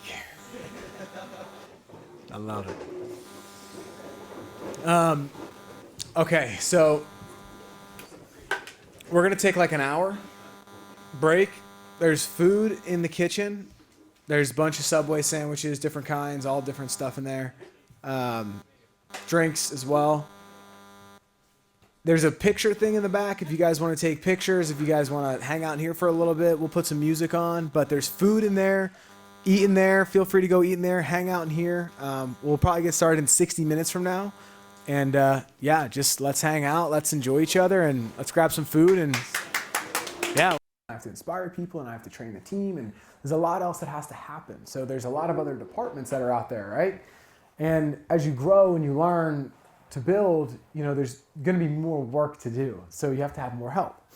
So there's a few different things that I wanted to touch on first. And it's important because if you guys have been following the adjustments in the industry and inside of our space, there's been some things that have come out with regards to leads and some adjustments. So we're going to talk a little bit about that and the FCC regulations that they're basically adjusting how lead sources work.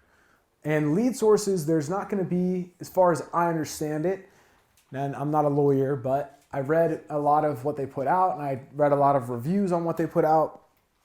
And basically what's happening is there's people's information that gets resold a lot in our industry. And so they're putting a stop to that, and they want the consumer to know who's calling, what they're really calling about. When they fill out their information, they want to have confidence that it's not going to be resold. So what's happening is lead companies that only do shared leads will most likely not be around soon. So most likely companies that do shared leads and aged leads are not going to be consistent. They basically have 6 months. I think it's 6 or 8 months they have to implement it. So once that happens, some of these lead companies are going to change. They might not be as high quality. They're going to be different. There's going to be, some companies will go out of business, and it's just the reality of what it is. So what we did was when I heard about this, my biggest, the one thing that I wanted to make sure that we had as a company was a reliable group that's not going anywhere, that's going to be able to provide internet leads to us with a great deal for us, because we don't want to get screwed with overpaying, right? So I know I had been introduced to Cody Askins a while ago from Brad at an event. And so I texted Cody, and he's a huge lead company for those of you guys who don't know. And Cody and his team have set aside a group in their team, basically built out a team to handle us and be support for us. So what we're going to do going forward, our process is going to change, our onboarding process a little bit changed. It's one of the beautiful things about entrepreneurship. Nothing's ever set in stone, and you got to make adjustments. So what we're going to do is we're going to start working with these guys, and I'm going to send a link out today, and you guys can all book a time to have like an onboarding call with them. And here's what it looks like. So you're going to pay at cost leads direct to Facebook. So rather than paying the upsell of whatever lead vendor it is, right? And a lot of these companies, we have no idea how much they're really selling us the lead for, like how much it costed, how much money that they're making off of it. But we're going to start to pay cost leads through direct Facebook. We're not buying it from a vendor, and we're going to basically give the management adjustments, making sure the ad doesn't get shut down if the FCC has different changes, requirements. If Facebook changes their rules and regulations, their team's going to manage it all. It's $250 a month. We buy our leads at cost through Facebook. I think there's one-time setup fee if you want your leads to be going into the CRM, or like whatever you use. we have set up with them, we introduced our CRM that we have with them. And so basically when leads come in, they're going to place them in the pipeline for what you have, what kind of leads you're purchasing. And they're going to have text automations that'll go out right away. So I'm going to send out that link, but basically Cody's team, they do, and so we'll all, like when you book your call, you're going to have an onboarding call. That onboarding call, they're going to basically set up, they call them their engineers. They'll send you and you're going to go to their team of engineers. They're going to build you an ad. They're going to build you an ad page. They're going to build the ad, and they're going to run the ad. You're going to get, I think it takes like 5 to 7 days to get everything set up. They'll start giving you your leads into a micro or a Excel Google Sheet. And then the Google Sheet, the goal is if you have a CRM, if you use a real CRM or whatever you use, they can link it, at least I know that they can do it with our CRM that we have, but I don't know with everything else and all the other. I only checked with the real CRM, but the real CRM, you can link it to go directly into the pipeline so you can get text automations going out right away so people can get contacted directly from you, from that number, and they're exclusive to you. They're your leads, you own them, right? They're not going to be resold who knows how many times, called by this many people. That person could have looked around in the past for sure, but they're literally filling out the thing that is on your page. You get to see everything, total transparency, the back end, you get to see the demographic, the age groups, all that stuff. Like I said, I think the first payment's $400, and then after that it's $250 a month. And I'm gonna send that link to you guys. I'm just gonna send it in the Discord right now, and that way everybody has it. But this link is, let's see here. This is going to be what majority of our lead sources, because we trust them. We're going to be using them because we don't know what's going to happen with all these other companies, and they're just out to catch a dollar. So these guys, they're good people. We know they'll take care of us, and they have a whole team devoted to helping us out. So I'm going to send this out to the Discord. You can book a call here. Again, they'll walk you through everything. They'll answer all your questions. You're going to get paired up with, I forget what they call it, but you're basically going to have a support line that you can call a person on their team if you have questions, if you have issues, if your ad's not performing the way that you want to change the kind of leads that you're getting, the different demographics, because they do final expense, they do general life insurance, they do IUL leads, they do annuities. You can get anything you want when you're running your own ad, right? So there's total flexibility, total transparency on what you want out of it. They'll help you with. I think that final expense, a fresh lead, final expense, filling out the ad, I think they said it's between $7 to $9 is typically what they get, depending on state by state, how many states you have. General life insurance, I think it's $11, it might be $13 to $15 or $11 to $13, somewhere in that range. And I can't remember the other products, but they'll tell you everything that you need to know. We're not going to have to pay any up charges anymore, other than the management fee through them, which is just $250 a month. If you did the math on how much we were paying before to get upsold leads, it's a lot, probably, right? So that'll be really beneficial for us. With the adjustment, we should see less chargebacks because people's information is not being resold. People aren't getting resold a new policy. So this will be beneficial for us through the adjustment. There's going to be a lot of agencies that, they don't have, the support that we do, obviously, with the relationships that we have. So we're very fortunate to have the people in our corner and the support. So the adjustments are ultimately going to be a really good thing for us, which is going to help us have less chargebacks, better business, more communication with clients, and lower cost leads, which is ultimately going to help us all make more money. So it'll be really, really helpful. That link's in the Discord. I'm going to send it out. We're going to send it out in a text as well to let everybody know. But they're going to be our main lead source, and that's through Cody and his team. So that's the first thing, a little bit of housekeeping. Yeah. It's good stuff. All right, so there's a couple different things that I love to talk about, and one of the things you guys will hear me say a lot is the levels of insurance, like the levels of the game, right? And so one of the things that I've realized is, this is an ocean of an industry. There's so many different products. There's so many different ways to play the game. And like we talked about earlier, if you know where you want to go, you have the right routine, you have the right habits, you have that long-term attitude, and you're willing to sit in there and do all the work that you need to do to be able to get there, Well, what does it look like, right? So we have it broken down here, and I always talk about it like if you're climbing up a stairwell, right? So levels of the game, final expense. You come in, you have no idea what you're doing inside of insurance. You've never sold anything before. You have no experience, and you're a green pea, right? Well, you got to learn how to talk to people. The most in-the-box sale that we have is final expense. It's the most repetitive. You don't have to be as creative. You don't have to be as well honed in on your sales skills. There's a lot of layups out there. So you get in there, you sell some final expense, you figure out how to do that. As you start to grow, as you start to learn, well, our next goal is to get you into mortgage protection, or plural, mortgage protections, like it says up there. But mortgage protection, right? And so what we want to do is get into, if you want to, right? Not everybody wants to, but if you're looking to grow and progress in this industry, mortgage protection is just a different demographic of people. Final expense, people are lower income, they don't have as much money, they don't have as much, financial security. Their family's not in a great spot. So a lot of times their biggest concern is they don't want their family to come out of pocket to pay for their final expenses because they don't have anything saved up. Their family doesn't have anything saved up. Low income, right? Mortgage protection is a little bit different. You get people that have $10,000 a month in income, $30,000 a month in income. They can spend more money on policies. That doesn't mean that every single one of them is paying $1 million a month or anything, but that does mean that there is the opportunity for $600 a month, $500 a month. They're out there, right? And mortgage protection is more term. It still can be the simplified issue whole life policies, but a lot of time it's going to be term, and they're going to have a higher retention because the people are protecting their mortgage and they're working and they make money, and you're not going to see as many chargebacks, and you're going to see bigger commissions, and term policies tend to pay out better than guarantee issue policies, right? So you're going to have more money rolling in through mortgage protection.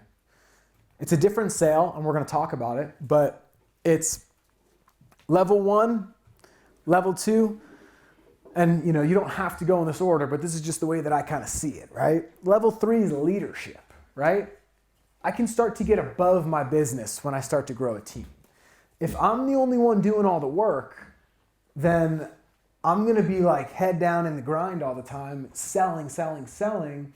If I never give myself the space to get on top of my business, it's kind of difficult to expand out while keeping your cash flow, while keeping your income, while continuing to grow in the industry. Does that make sense, right? Like it's easier to start to learn advanced concepts that are down here while you have while you have a real business.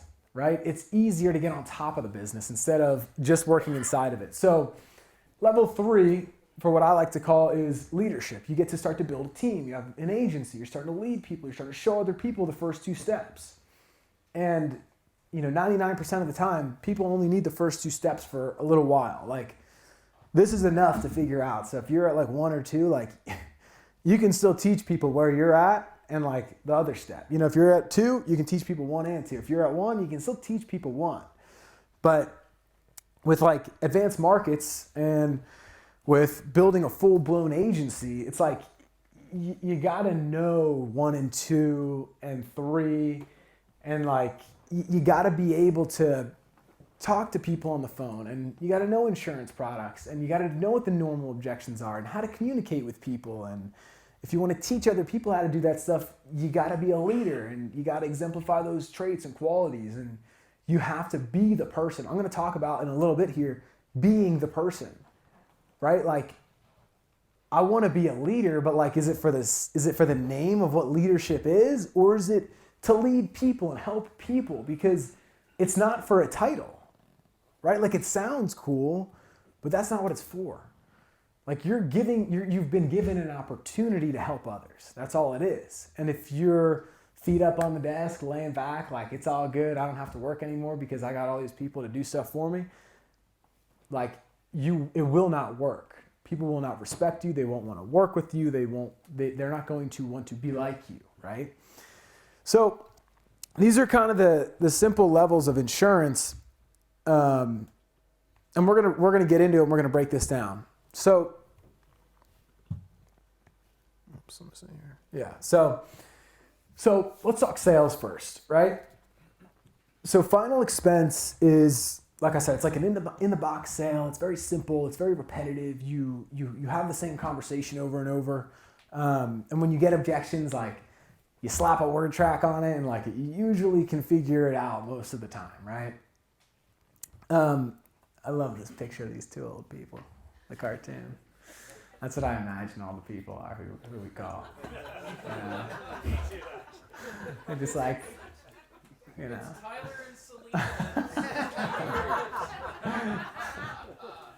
I love it. I said that to her the other day. I was like, you know, there's a day that there's an old lady, she's taking so long to pull out of this parking spot next to us. And I was like, one day we're going to be that old and wrinkly. She's so old, you know. She's going like a mile an hour pulling out the parking lot. She's like, really? I was like, yeah, one day, right? I don't know. And so, final expense, right? It's really simple. It's a simple process. Scripts, objections, product, dials is really the base of like, well, I would say the biggest buckets are. Script, really simple script. Our script is, you know, there's a couple of them in the VT. You got a few options. The biggest thing is you just got to pick one and marry it. Like, you can't think that you're going to take this from him, that from her, this from over there on that video. I'm going to steal this one from that YouTube guy. This guy's video on Instagram sounded cool. I'm going to steal that and think it's all going to work.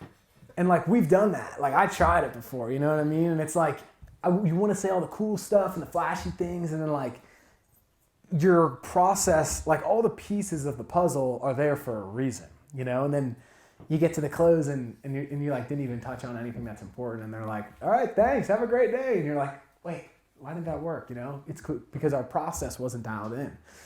So pick a script, marry it. The main points of the script are going to be our intro.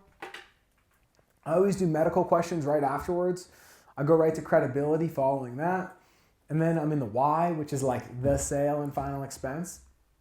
And then I'm presenting. I'm giving the numbers, talking about the company. I want them to love me, love the company, and I want them to love the product, right? Those three things are really important. It'll give them confidence in us. The objections that we have an objections list. A lot of times these people, they're really not saying no. They just don't want to make a decision. Right? If you call age leads, you'll hear some crazy stuff. If you are on live dials and you hear Trey, he talks to all the people that seem to have some crazy stuff to say, but Call her back. yeah, Trey hammers the phone and he gets he seems to get everybody that's mad or something, you know, but Trey always overcomes their objections, right? And so the idea is when people do say no or say I'm not interested or whatever, it's really interesting. And a couple of us were talking about it. It's like, you know, you would think that they really wouldn't want to get it because they're rude or they are saying no. But what happens is as you kind of overcome it, you massage it out. You're like, do you have anything though? You know, they're like, you know, I'm in the grocery store and my ice cream is melting in the back of the car, or like, you know, whatever the objection is, right? And you're like, yeah, no worries. I'll have you off the phone in 30 seconds. Do you have anything in place? And they're like, yeah, no, like I don't have anything. It's cool though. Like I'm all right. And you're like, okay, cool. Well, you know, my job is just to make sure you're in the best position possible. I guess what had you looking around in the first place? And they're like, look, I really got to go. Yeah, and just so I can be more prepared for the next time that we do speak, who are you looking to protect? And they're like, oh, my daughter. And you're like, you don't have anything in place for your daughter? And they're like, well, I don't. And then, you know, you're like, all right, well, there's over 30 companies and we could see what's out there for you. And then they're like, all right, cool. And then any kind of medical diagnoses or ailments? They're like, no, nothing. They're like, I think we could get you a pretty good policy, right? And so it goes all of a sudden from them not wanting any information to, oh, there's a door open. And a lot of that has to do with how we respond. So this is the same in all different, you know, if I was selling Frisbees or if I was selling, you know, shoes or socks or tables or whatever, like people, like in sales in general, we have to control how we respond, right? And so sometimes people are going to say no. Sometimes people are going to be rude. But can I control, and this is why it's so important for us to be involved in personal development like we talked about this morning, can we control our emotions enough to respond the right way even when it's triggering us? When people are like, I don't know why you're calling me, this isn't, I never filled anything out. And you're like, no, you did fill something out. Like, I have your information right here. And then they're like, yeah, they're like, I don't know what you're talking about. And I'm like, your date of birth's 8/10/1998, isn't it? And they're like, that's not me. And you're like, well, I have your address too. It's right here. It's 123 Main Street. That's gotta be you. It's you, right? And now you're just butting heads, right? And so the goal is not to prove them wrong. The goal is to get them to believe that we're the right person to take care of their problems. So rather than being against them, we gotta be with them. So even when they do object, everything's water off my back, man. It's cool. Like, no big deal, right? So one of the cool things that I learned from Andy is no matter what is said to him, he never changes his state. If anything, he raises it when people object, right? So somebody could say, hey, look, I'm really busy right now. I just don't have the time to be able to talk to you. And he'd be like, man, you sound like an awesome person because busy people get things done, right? And now he's like building them up. And they're like, yeah, busy people do get things done, right? It's like, all right, I'll hear what this guy has to say for a second.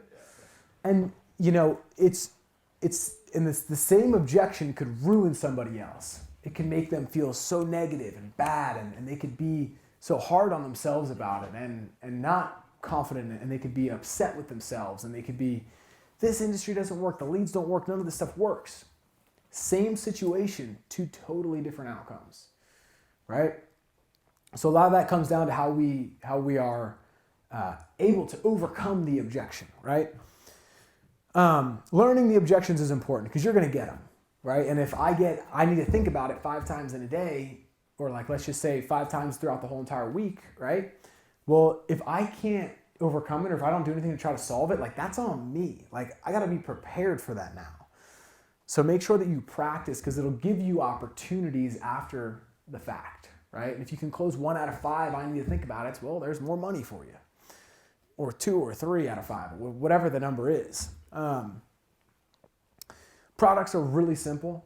We like to keep it simple. So 9 times out of 10, the process goes Americo final expense, prosperity following. Some people like to use Aetna. I like prosperity because it's always going to tell you yes or no. And third, like, on a very basic level, AIG, because like everybody gets it, right? So very simply, Americo's yes or no every time. If you guys have ever submitted business and been like, I submitted this policy and it went to Transamerica, but it's in underwriting. And you're like, yeah. You're like, I submitted it, I sold it. And then like, it ends up needing to like have something else be submitted, and then you have to follow back up, and then they're like, why did it change? And you don't really know why because they can't tell you, and then like you got to go back to them, and this whole thing. So our goal is to get a yes or no every time. It's super simple. You get paid really well. The company's great. They've been around for over 100 years. They have a great policy. It's going to be the most easy company to get people approved with and have it stick. So when you are submitting, you're actually selling. You're not, hoping and fingers crossed that 3 days later you can hear back and get a yes, and then you got to call them and change it. It's there, right there, one call, boom, you get a green light, everything's good to go. They get the policy in the mail. They know what's going on. Okay, dials. I mean, for where we're at right now with the lead sources that we usually use, we're saying about 300 dials. I think that's going to change. The amount of dials that we're going to need to find a sale is probably going to go down, since we're all going to be using fresh sources now, direct from Facebook. So, I mean, I'm guessing that 200 dials, 300 on the high side will definitely be getting you a sale, but we're going to have more sales in less dials now, which is cool. So it'll be easier in a sense for us, right? I think it's really important to understand that with final expense in general, a lot of these people, they're really just avoiding making a commitment to something, and they're going to get it. So like, if it's not you, they're getting it from Jake from State Farm tomorrow. If it's, let's just say someone is saying that they're just looking into it and they didn't want to make a decision today anyway, like just know that like if we did a better job, that would have made the decision, right? We just didn't do a good enough job. So it's our job to give these people the confidence and the courage to be able to say yes with us rather than someone else tomorrow. And I wanted to talk to you guys about their main concerns, right? So every demographic's a little bit different. They're looking into things for a little bit different reasons, but this is just good to understand because in sales, like the three things that we want to know, and if we study consistently, the way to be really successful is who we sell, how to sell, and what we sell, right? So if I can understand my target audience and my demographics so well, like I can paint their pictures to them like it's nothing. And if I can paint their pictures to them like it's nothing, well, that means that I just need to figure out what I'm selling, right? Who we sell, how we sell, communication, and then what we sell, the product. So if I can learn those three things, I'm going to have a lot of success. So their main concerns are families paying for their mistakes. They're not getting something taken care of. They don't have anything put in place for their family. It's really, really easy. Final expenses, right? Funerals, burials, things like that. People that don't have savings, it's 9 times out of 10 who we're talking to. One of the biggest worries that they have is they just don't want to be scammed. They don't want to be misled, right? So for them, it's really important to them, like I told you guys that story about my client Thelma this morning, like they just want to be taken care of. They want to be treated the right way. And it's important for us to be able to make them feel that, right? And we have that opportunity. I'm going to give you guys an example. Like, I mean, this is so funny. You guys can see Trey and Caden right here. And Cade, yeah, right? So you guys are both sitting right here. You guys are both sitting the exact same way. You know what I said in there? You guys have the same mannerisms? So funny. They're buddies from a while ago. I just found out. And so if I'm sitting here, isn't that so funny? They both got a piece of gum.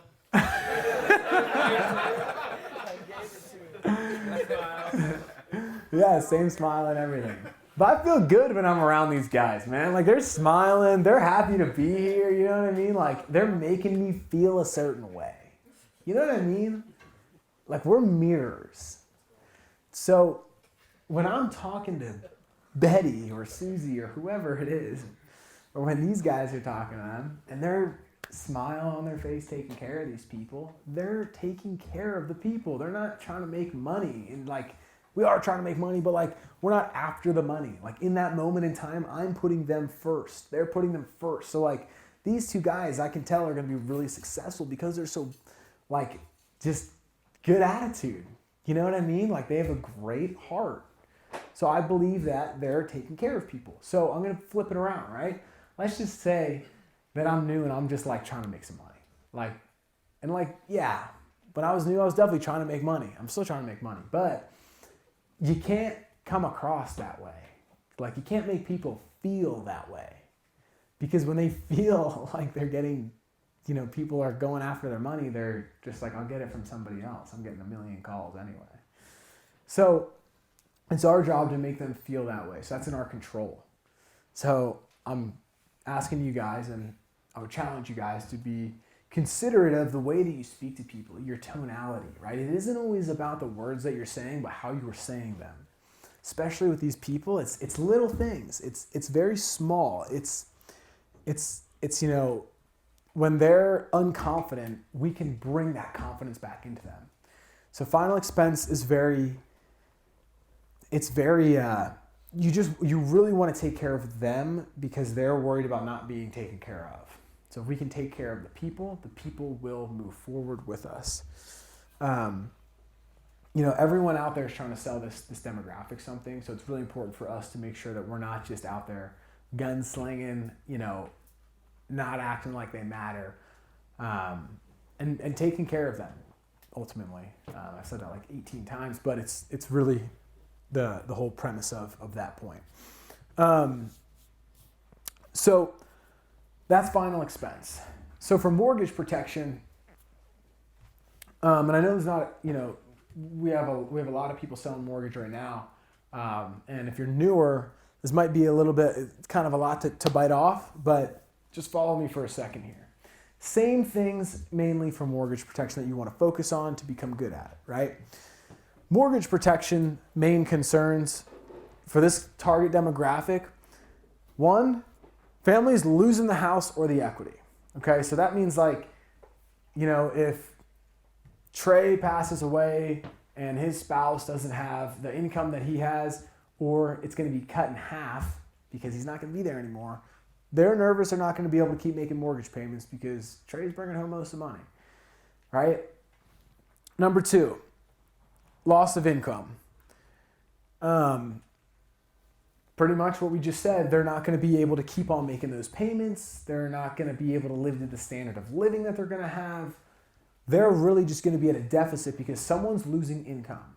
And I think that we can both agree if, let's just say if I was talking to someone, I think that we can both agree, Betty, that if you were to lose half the household income overnight, you guys wouldn't be able to keep up to the standard of living for you and the family, right? Probably. So that's another one of their main concerns. Loss of equity. So, ultimately, the way that this gets framed in our conversation is that these people, they're trying to, a lot of times, they're like, yeah, my family would just put the house on the market and sell it. Yeah, my family, I don't know what they would do, right? They're not sure. Well, no one's painted the picture to them that their house, if they don't make the mortgage payments, they have about $100,000 to $300,000 typically in equity. I would say like a lot of the people, maybe a little bit more, maybe a little bit less, but that can really easily turn into cash into their family's pocket. So a family doesn't have to totally pay off the mortgage to sell the house. And so what the idea is if say Joe has a house and he's the mortgage payer and he has a wife and 2 kids in the house, well, if Joe is to pass away and we were to put a policy in place, the family would have the money from the policy that they could use, whether it's a whole life or term, to make a couple mortgage payments, get the house cleaned up, clean it out, replace whatever they need to replace, put the house on the market, find the right realtor, do the process that they need to do, sell the house. The family recoups the difference of what they owed on the mortgage and how much they sold it for. So ultimately, they're going to get what about the equity would be when they sell the house. Okay? So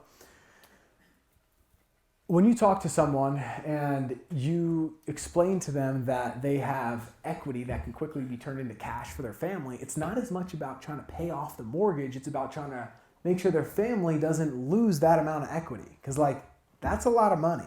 $100,000, $200,000, $300,000. And a lot of these people are, they make a decent living, but they don't have a ton saved up. So if their family was to pass away, that's what they would want to protect. Okay? And then ultimately, if a house was to miss some mortgage payments after someone's income was to go away, whether they were still living or not, the house goes back to the bank. The house gets foreclosed on. So our goal with these people is to make them at least be able to keep the home temporarily so the family can put it on the market and sell it. And they don't just give it back to the bank. And if they want to pay off the house early, that's an option with the CBO. Cover the whole loan or a portion of the loan. We can cover the equity, right? And when I say equity, a lot of times, I'll run through these in a second. I call this one the transfer of assets plan. And then there's a reverse mortgage, right? Which we'll talk about a little bit, but we're not going to get too into the weeds with this one. This one only comes up once in a while. I haven't actually had to use it yet, but so we'll start with CBO, right? Or actually, I'll start up here. So the process is very simple. Here's our process with mortgage protection. First call, set an appointment. If they're at work, I'm mirroring their energy. I'm off the phone quick, set the appointment. It's totally cool. We usually see with the internet leads with StrongPoint, those guys are great as well. Not worried about them going anywhere through any of the FCC regulation changes. Those guys will be around. Those guys have really high intent mortgage leads, right? If you're calling mailers, same deal. I'm setting an appointment and I'm coming back to an appointment. some of them, they're like seven, if you're calling a mailer, you probably have higher show rates. With those internet leads, I'm seeing about 50% for me show up to that appointment. So if I can set 40 in a week, 20 show, and then out of the 20, there's probably, I would say you get to present to like at least 17 of them, and then half of them you can probably close, right? These are the frameworks of how to close them. So the script, the set appointment, the script for that, and then the script for the second call, the whole process is the same. And then you basically are going to categorize which process they're going to fall into. Is it the CBO, early payoff? Is it the term? Is it equity protection for a whole life policy? Is it a will and a whole life policy for a transfer of assets plan? Is it a whole life policy to give them some time to be able to reverse the mortgage? Okay? So the script is very simple. When we're calling people for mortgage protection, like I said, a lot of them are at work. So they'll be busy, they're out, they're doing stuff. And that's the expectation, which is why it's a two-step process. So when we call, it's like, hey, this is Tyler, I got some of this info you just filled out looking at that information about the mortgage protection plan. So you remember that? They're like, yeah, I remember that. And they're like, I'm busy though, I'm at work. I'm like, no worries, first call is just to make sure we do have the right person here. Looks like we do. Got you down here as 70 years old or 62 years old or 45 years old and living in Florida. Is that right? They're like, yep, that's me. I'm like, all right. Second call is where we really go into the programs, the products, and how this all kind of works. Most of the people that I work with are usually home, usually sometime around 4 to 6 o'clock. Are you as well? Yeah, usually 5 o'clock. All right, is your spouse going to be there too? Cool. Okay, about 6:15 works for both you guys. I'll put you guys down on the calendar for about 6:15 tonight. I'll give you guys a call then. I'll send over some of my info so you have it. See you guys at 6:15. That's that simple. All right? You call, they know what you're talking about. You set the appointment, come back at 6:15.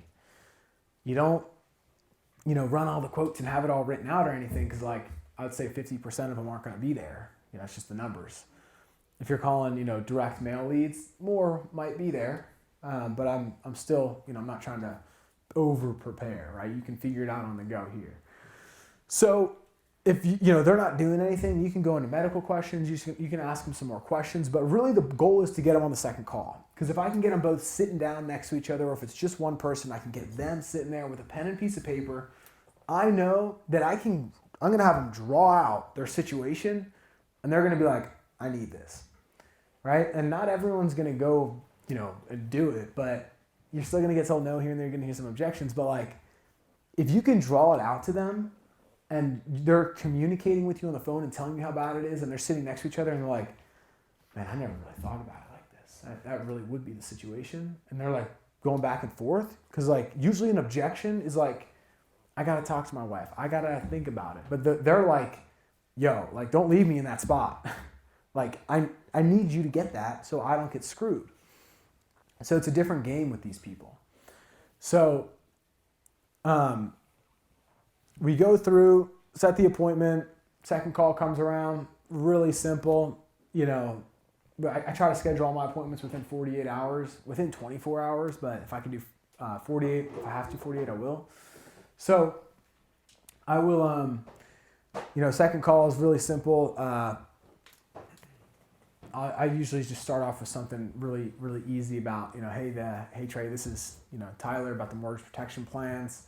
I know I sent some info over. Were you able to get that? My picture of my license and my virtual business card. You were? Okay, cool. And just to put it to you guys simply, the way these programs work, it's based off of a couple simple things: age, health, the kind of program that we'll look at, the type that we're going to get. They're not mandatory, so if it doesn't make sense for you guys just let me know. It's always going to make sense for them. So that's why I say that, because I'm trying to not pressure them, but it's going to make sense. I know it's going to make sense, but they just don't want to be sold something, right? So after that, basically going through the process of the script. It's a little bit different than the final expense script, but the premise is the same. Credibility, you're going to go over the situation, you're going to do a little bit more educating with these ones, and then we're going into one of these 5 closes. And so I'm going to walk through these with you in a second. So one thing that I really want to share with the mortgage protection sales is I am a huge fan of having them write stuff down.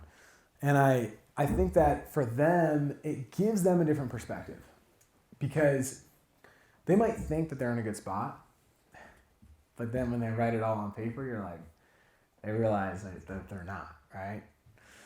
And especially if they're sitting next to their spouse, they're not like, they want it because they're realizing that their spouse isn't as, like, if they weren't there, they were screwed, right? So it's really good to have them write stuff down. So what I like to do is when I go through my mortgage protection process, I say, let's write down, I say, go ahead and grab pen and paper for me. I want to make sure you get a little bit of this information as we go. I have them write down credibility, like I have them write down my phone number, my name, my national producer number. And then I'll have them take down a number 1, a number 2, and a number 3 every single time. If they're really healthy, I'll have them write down a number 4 and we'll come back to it. But I'll do 1, 2, 3. So what I say is, number 1, I want you to write down mortgage. And then they write down the word mortgage, and then they write down write down the amount of the loan balance you have left. And I also want you to write down your monthly payment amount. So they write down, they write down $180,000 for their total loan amount left, and then they write down $1,500 a month because that's how much they pay for the mortgage. I say, all right, cool. Number 2, I want you to write down equity and how much equity do you have? They say, we have $200,000 in equity. Okay, write down $200,000 right there. So they write down equity, $200,000. Okay, and now I want you to write down income. And then what's your household income? Household, it's about $10,000 a month. And how much do you make versus your spouse? Write that down there. And what is it? I make $6,000, she makes $4,000, whatever. She makes $6,000, I make $4,000, whatever it is. I'm like, okay. These are the three main areas that we want to protect. Number 1, your mortgage amount. It's a lot of money that you guys owe right there. So we want to make sure we're putting something towards that, and at very minimum, making sure that some monthly payments can get met if you guys were to lose your income or someone was to disappear on us and income was to drop overnight. Number 2, we're going to want to make sure we don't have to give the house back to the bank and we can protect this asset and make sure that if anything does happen to you guys, worst case scenario, you guys are able to liquidate the house, sell it, and collect all the equity back that's yours. Because that's a lot of money, right? They go, yep, that is a lot of money.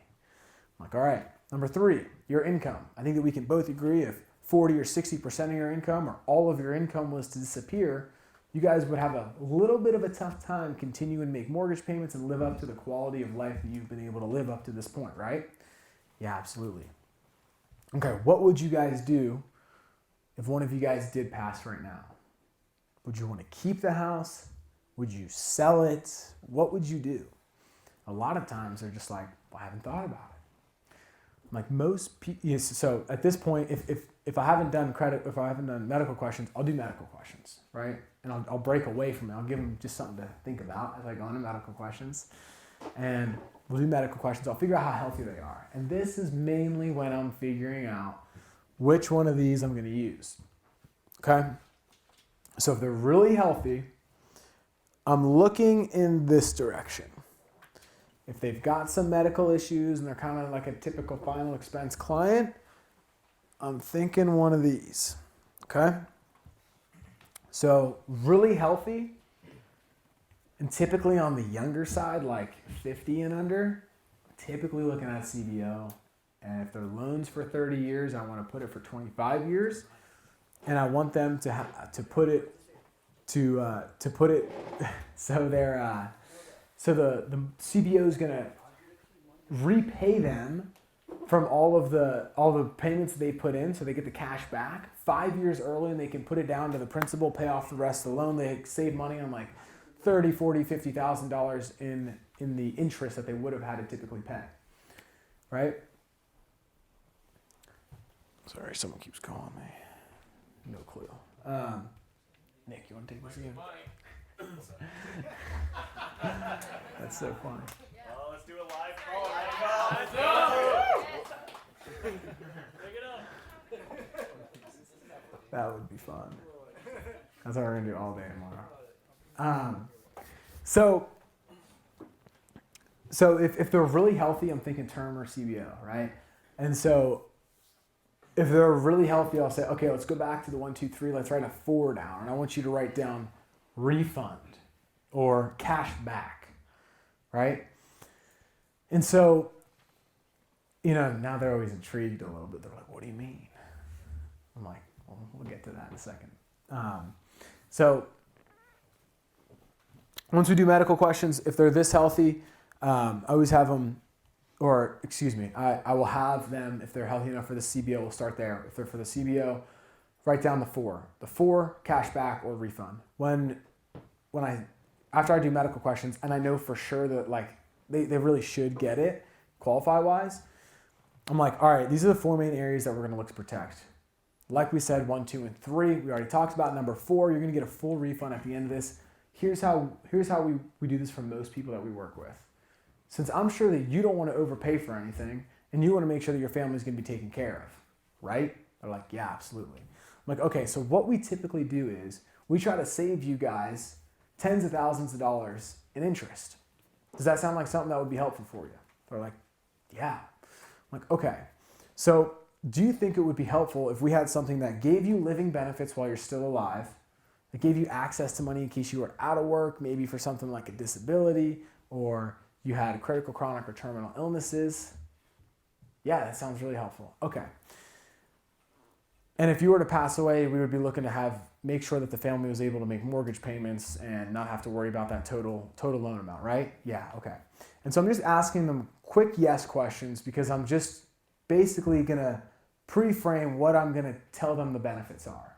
And so all I'm getting them to do is to start thinking about what that is, right? And so I ask a couple yes questions, and then I stop, and I don't tell them what the policy is, but I'll say, and I'll ask them, if you were to have a critical, chronic, or terminal illness, and you couldn't earn your active income, because what plagues most Americans is going to be simple things like strokes, heart attacks, little things like that keeps people out of work and earning active income. So if you did have something like that, would you guys be able to make mortgage payments? 9 times out of 10, they say no. I'm like, okay, so have you guys thought about what you would do in that situation? Would you keep the house? Would you have to move? Let's say you couldn't go to work for 12 months. What would you do? Well, I don't know. That's why we're on the phone with you, right? You're like, perfect. All right. And then so I'll ask them a couple more questions. If they're both making money, I'm trying typically to write 2 policies.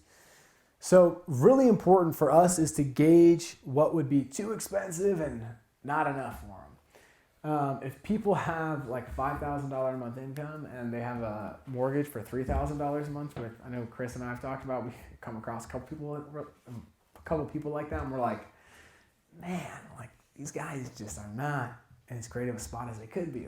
Their mortgage is so expensive, So we got to know that and not try to put a $400 a month payment to someone who doesn't have as much discretionary income. It's kind of a feel thing. You'll get really good at it as you go, but for a lot of the people, they're making $7,000 plus a month, which gives you the ability to ask for $300 a month payments pretty easily. Does it always end up being $300 a month? No. Is less money per month easier for them to say yes to? Sure. But if you can build the value up of what we have to offer, a lot, they'll have an easier time saying yes. And with the CBO policy, it's kind of a layup, because what it does is we structure it for 25 years. 25-year CBO policy, the whole time the policy's in place, if they pass away, they get a cash payment. Hopefully that's enough at the time to pay off their mortgage. If not, it'll pay off so many more mortgage payments for them because of the death benefit. While they're alive and they have the policy in place, they get access, they get full living benefits. They get critical, chronic, and terminal illness rider, which gives them access to 90% of the death benefit. So if they have a loan amount and it's $200,000, and we structure the policy for $200,000 in death benefit, and they need to access it because they have a heart attack or stroke, they get diagnosed with a terminal illness and they can't go to work, they're going to get access to $180,000 cash, tax-free, living benefits straight out of the policies, death benefit. So while they're still alive, they can't go earn active income. Now they're able to stay in the home. They don't have to worry about making mortgage payments. The average person that gets cancer has like $50,000 to $70,000 in medical bills. Those people don't have that, right? So our goal is to help them while they're alive get the protection and have the coverage. Now, Trey, the goal is that you make out like a bandit and you outlive the policy. So because we know that that's your goal and that's what we want as well, once you outlive it, you're going to get a full refund on all the money that you put into the policy.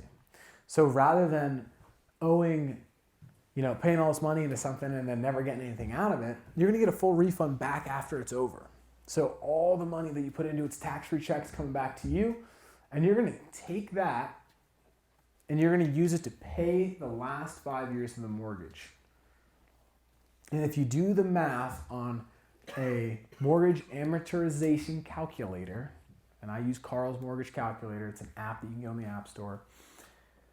And it'll tell you how much they'll owe on principal.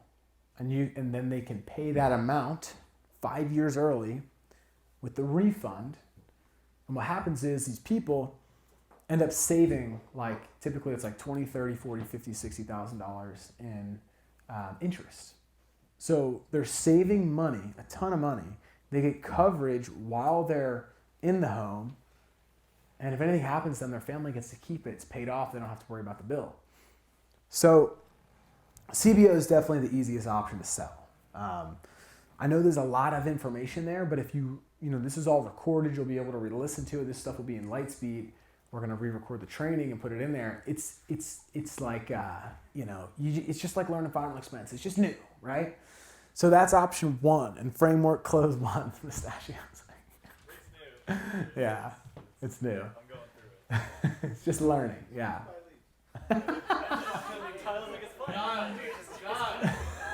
Just hit the phones, man. Yeah. So that's option one. And that's the easiest one to sell. CBO, they got to be qualified for it. It's got to make sense financially. And if they're in their 50s or 60s, usually it's tough to get them a CBO policy because they're not financially going to be able to afford it. Now, with term policies have all the same benefits besides the return of premium at America. So term 125 will give them an extra 25% payout if it's an accidental death built in. And then term 100 is just straight up, if they pass away, they get the benefit, death benefit, and they have living benefits. Same thing, but no extra 25%. Both are great. Term 125, term 100. Again, America's the way that we go.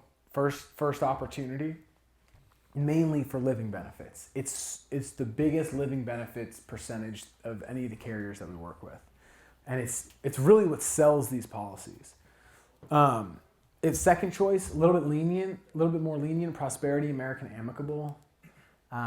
Mutual of Omaha's got term. It's pretty similar to Americo underwriting, but they're all good policies. So if you can't get them on Americo, you can try your best to work those other avenues, right? And that's the term, right? So it's the same process, same close, and if you can't get, you show I always show two options, okay? And so what I do is I show two options, and I make them write down how much the death benefit is, how much the critical chronic terminal illness is. If I add a rider on America, it's so easy to do the illustrations for the riders, where if they go on disability at work, you can put a rider on for them to get $1,000 a month in income for 12 or 24 months. Sometimes I add that. Sometimes I add in, if it's a spouse, husband, and a wife, I'll add in term insurance rider for the wife as well on the same policy. And I'll tell them it's a joint family policy, right? I'm just portraying it in a way that I think sounds pleasing to them, right? They're in the same plan. It's one payment a month. It's simple. Sometimes I have to write two different policies. Sometimes one person has a higher income. So I'm thinking, well, I would rather, for their sake, put 70% of their premium towards the husband's income or the wife's income and 30% towards the other because that's what the income ratio is to help the other one out in case that income was to disappear. So, you know, you can start to see like I'm being just creative to the situation. And once you get the products down, once you see the sale kind of happen a few times, you can really just be free and use the frameworks that we're going to have to make the sales when you need them, right? So again, the CBO is really simple. They're going to get all the money back afterwards. We typically try to structure it for 5 years less of their policy. And then they're going to have living benefits during it. And then they're also going to have the refund come and they're going to get all their money back. They're going to save money on the interest at the end of the day, at the end of the policy. Term, living benefits during it, death benefit if they pass away. Gives the family the ability to make mortgage payments if they pass, as well as if they have any kind of critical, chronic, or terminal illness, and any riders you add on. So, like I said, I usually show two options. I'll try to show a full if I think that they can afford it, and then I'll show like a 70% or like a 50% maybe, just to give them two, because I want them to write down death benefit, critical, chronic, terminal illness, and any other riders that I put down. And if there's a refund amount, I have them write down that as well. I'm just trying to fill this one piece of paper that they're looking at with value and their situation, right? They got my info at the top. They got 1, 2, 3, and 4 if they're healthy in the middle. And they got that info about their life and their situation. And then there at the bottom of the page, I want them to have the options. And so that's how I would structure like my presentation. I try to do two because they're kind of writing down a lot of stuff. That's 1 and 2. Equity protection option, right? Really simple. Susie and Joe are married, and Susie makes more of the income, and she wants to make sure her husband Joe is going to be taken care of, and they're 68 years old, and they don't have the ability to come out of pocket, or he wouldn't be able to live the same quality of living or make mortgage payments. So we want to put a plan together where, like, you know, the goal isn't to pay off the house because they can't afford to put a plan together to do that, or they're not healthy enough to be able to get a term policy to do that.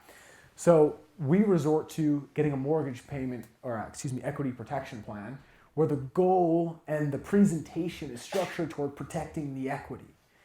So I still do the 1, 2, 3. And instead of me being like, hey, this is going to pay off the full mortgage amount, it's, hey, this is going to give you, because your mortgage is $1,500 a month, this is going to give you 8 months, 12 months, and 16 months of mortgage payments. Right? And I do the math. What's 8 times 1,500? What's 8 times 12? What's 8 times 16? And it gives me how much I need to structure each option for. Right?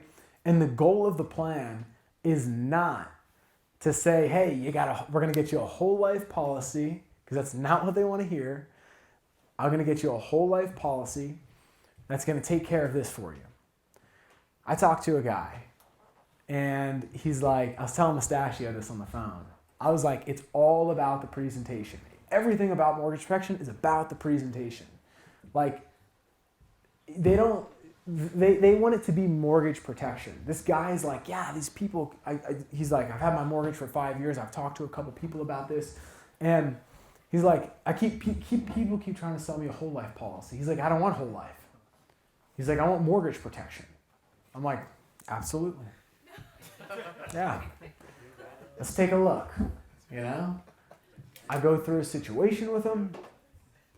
I talk to him. We get him a whole life policy. But it's called equity protection. He's all in. Because I called it equity protection. I made it all about the equity. I chose, as the salesperson, what to hold the spotlight on in the conversation.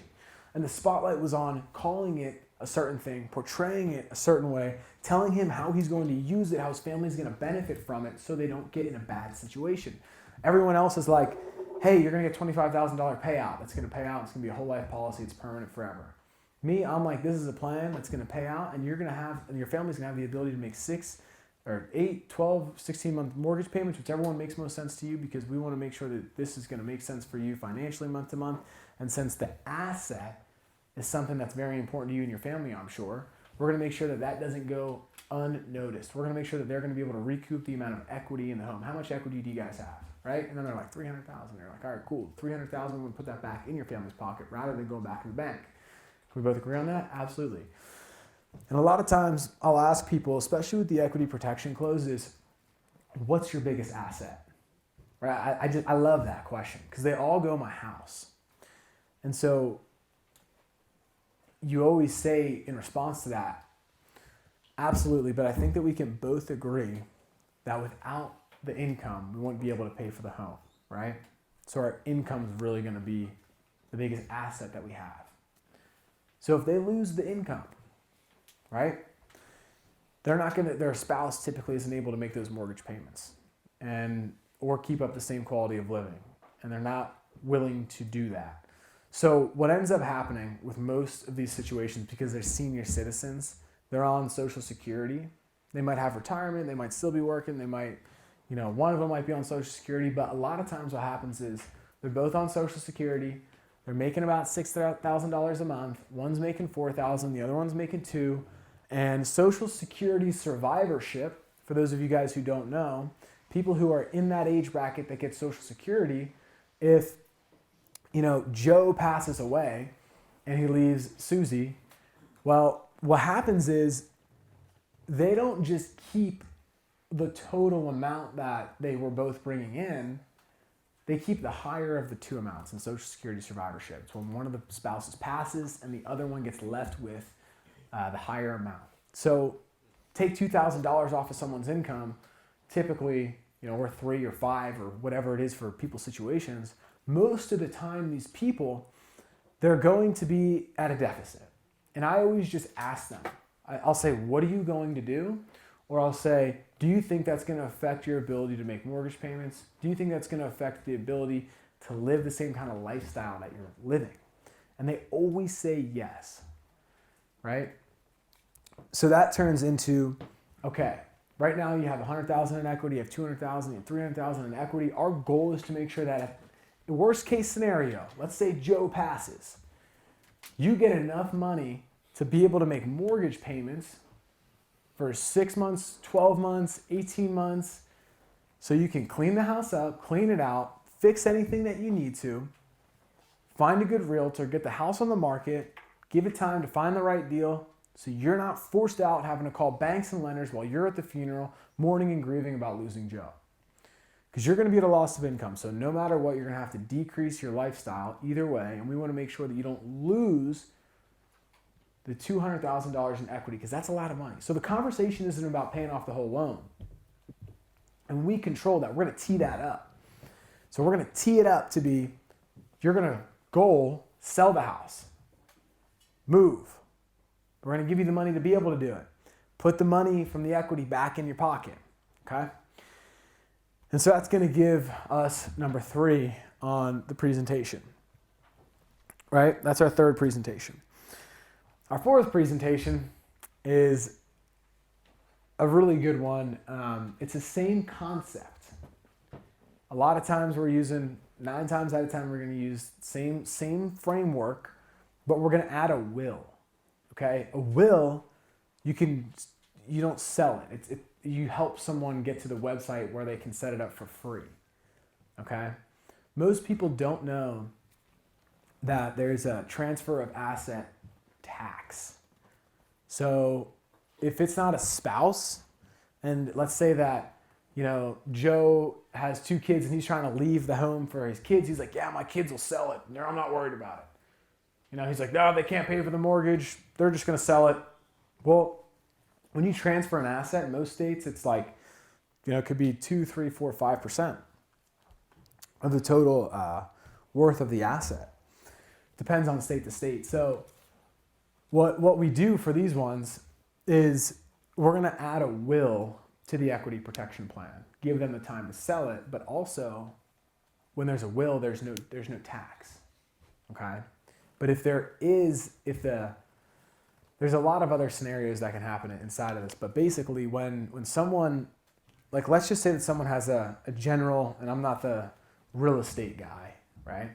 But if someone has a general I think it's an FHA loan, like the bank can come out and like judge the house and basically say whether or not the people are going to be able to sell it, or the bank's going to take the house back if it qualifies to be resold, right?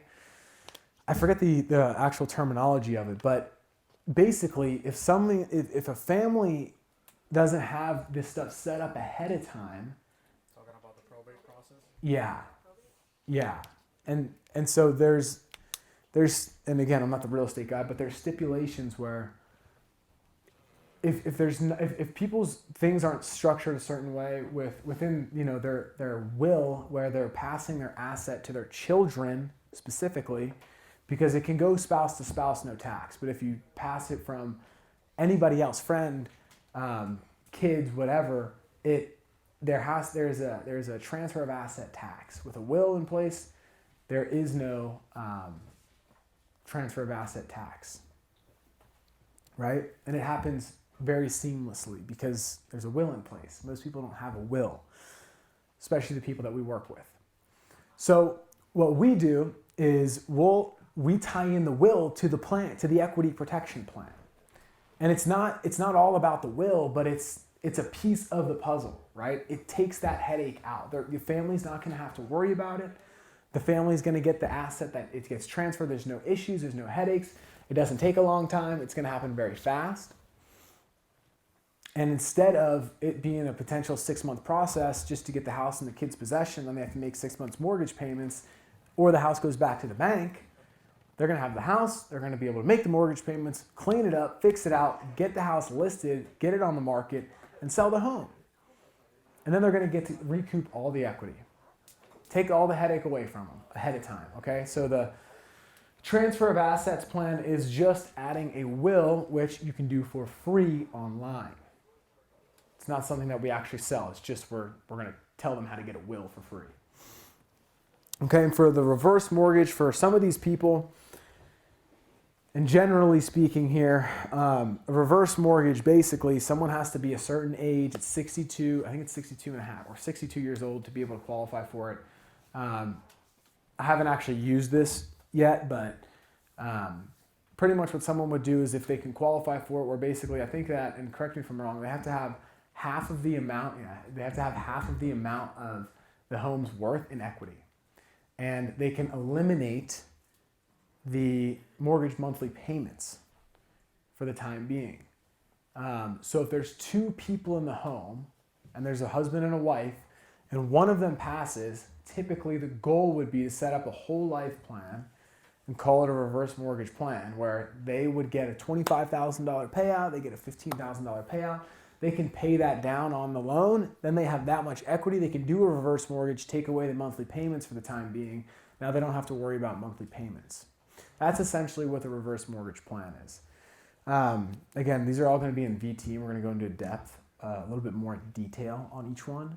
But these are the 5 frameworks to close for mortgage protection. Now, you can see it's a little bit more nuanced than the final expense stuff, right?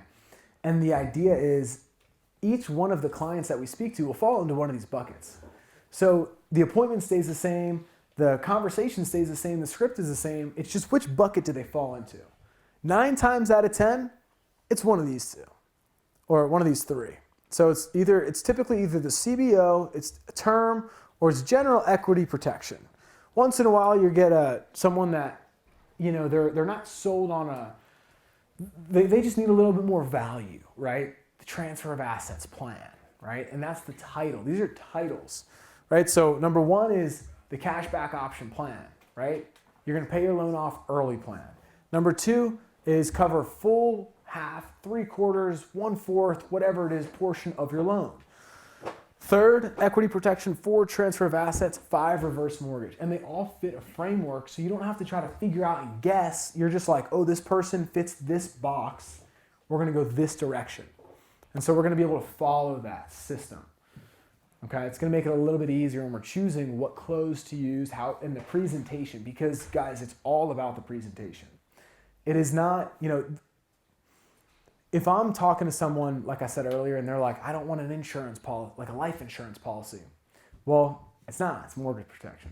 right? It's a concept. It's an idea. Final expense is not a policy. It is a concept, right? A retirement strategy is not one thing. It is a concept. What the solution is what me as the professional prescribes you. If I go to the doctor and I bang my knee up because I fell off a bicycle, I'm going to go in and be like, yo, my knee's jacked up. I need some help. And they're going to be like, cool, man, take this because you're going to feel better. And I'm not like, you know, they're telling me what to take, right? I tell you the issue, you tell me the solution. That's us. They tell us their issue, I tell you the solution. And we're going to do it super charismatically, calm, collected. And we're going to be there for them and help them. And we're going to, and a lot of it with mortgage is education. We're educating them. We're letting them know their situation. We're letting them know what it's going to look like. We're letting them know how we're going to help them. And so the idea is that we want to really educate them on how bad it might be, how good it will be, the benefits of the plan, living, non-living, if they pass away, their income goes away, right? So that's mortgage protection generally. Now, we're going to talk a little bit about leadership. And this is one of my favorite topics, right? So real financial, super, super unique. You know, we talk about it all the time, but if you're a top performer, you're going to get agents. If you're a top performer, you're going to get put into a different training that happens during the week. You're going to get access to a different training because you're going to be given agents. If you're in that group and you're a part of that group, you're going to have the opportunity to get agents. What I mean is once you hit that requirement, you don't just stop producing forever and you never get agents. Brad wants people to get agents that are constantly producing. So month to month basis, if you produce, you get agents if you're inside that group. If you're not producing at that time, you are not getting anybody. Total performance based, totally fair to everybody. If you're in the group, you're not getting agents because you're not performing, it's cool, man. Take care of the people you got, get your numbers up, right? If you're getting agents, keep on selling and keep on helping people. And if you're doing a great job, you keep getting more. It's literally not a thing in the industry anywhere else. It doesn't exist anywhere else. It's bizarre.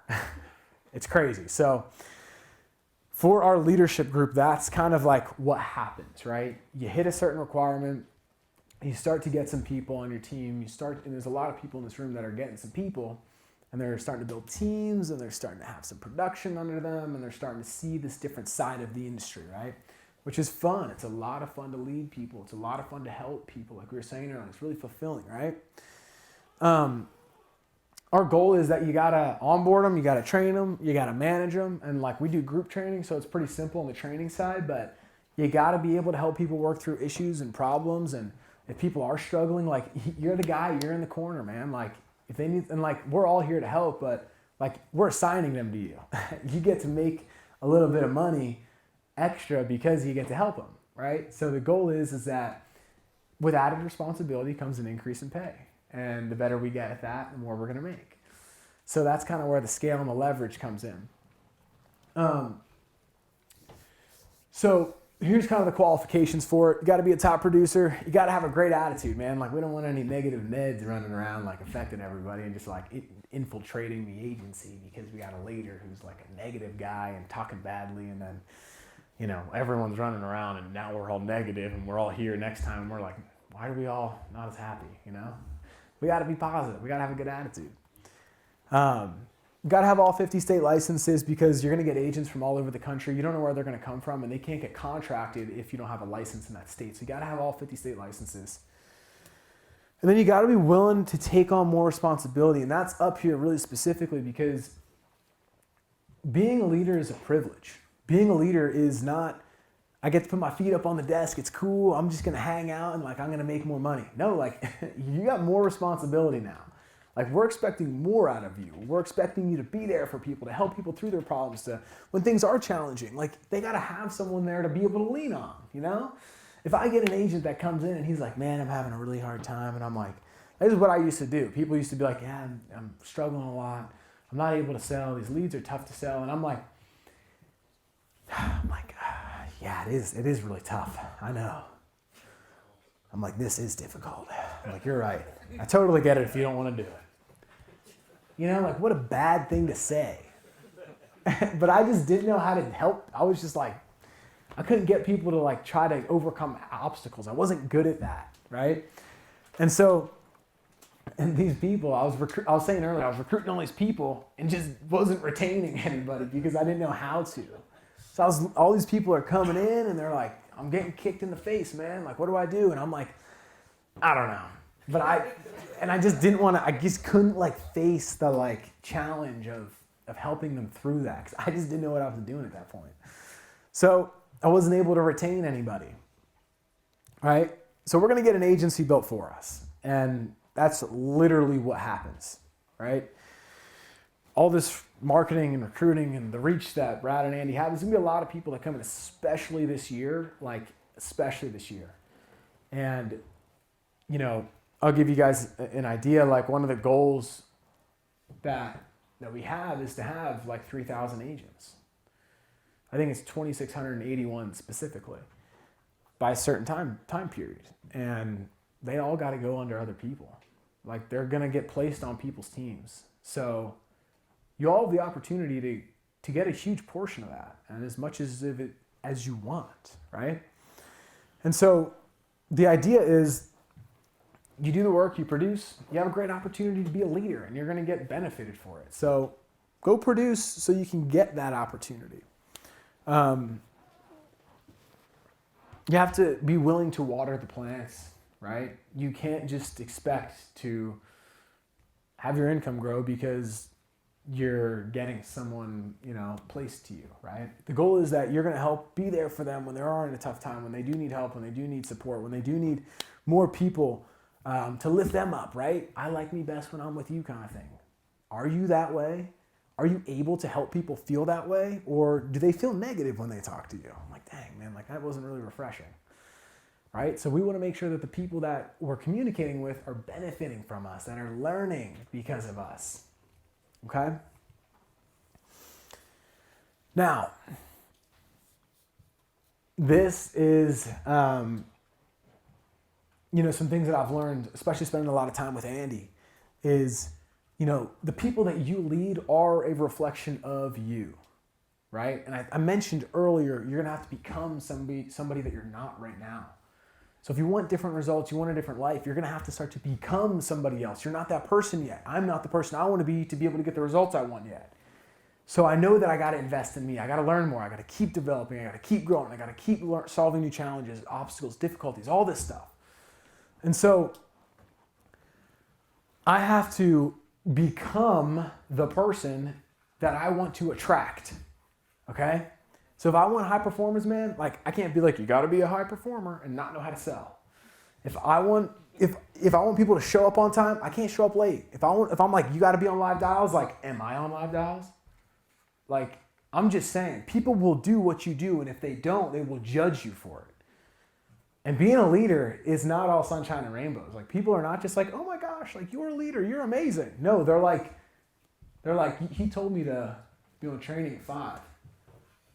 Let's check the room here. Nope, he's not on. Man, just lost some respect for that guy, you know? And people are judging. So you have an opportunity to either be the person that your team wants and needs in your corner, or you can be the person that's not showing up and not taking the advice that you're giving. I mean, how ridiculous would that be? Right? I'm telling somebody to do this to be successful, but I'm not willing to do it myself. We see a lot of that in the world these days, right? With social media especially. So I challenge you guys all that, you know, if you want an agency, if you want people to do the right things and what you would call the right things, do you do the right things? Because again, like, you're going to attract what you are. And if you got a bunch of people that are not showing up and they're not responding to your text messages and they're negative and they're not really plugging in and they're not making sales, and you're like, where are you at? Like, what's going on, man? Like, how come you're not performing? And they're like, where are you at? What are you doing? Why aren't you performing? Right? We have to be the person. And if we're not, like most of us right now, I mean, all of us right now, for where we want to go as individuals, we're not the person that we need to be to get there yet. Because if we were, we would already have it, right? Yeah, we would be there, we would have it, but we're here where we're at right now with the results that we currently have, rather than having the results in the life and all this stuff that we want. So for a lot of us, there's some growth that has to happen. We have to grow as an individual, because if I want to attract A-level talent, I have to be an A player. If I want to be able to grow A-level talent, then I have to be an A player. I'm not going to get lucky. It's not how this works, right? It's all about the leader. All of this is about the leader. You're the leader. If you want an agency, you're the leader. If you want to grow a team, you're the leader. Like, what do you want your agents to be like? Do you want them to be fired up, ready to roll, getting on live dials on time, making extra calls, like producing, pushing the needle, getting better? Or do you want them to be lazy and not excited to be here and never plugging into training and not coming to stuff like this? Because they'll do what you do, but it's all about the leader. And leadership, like I said, is a privilege.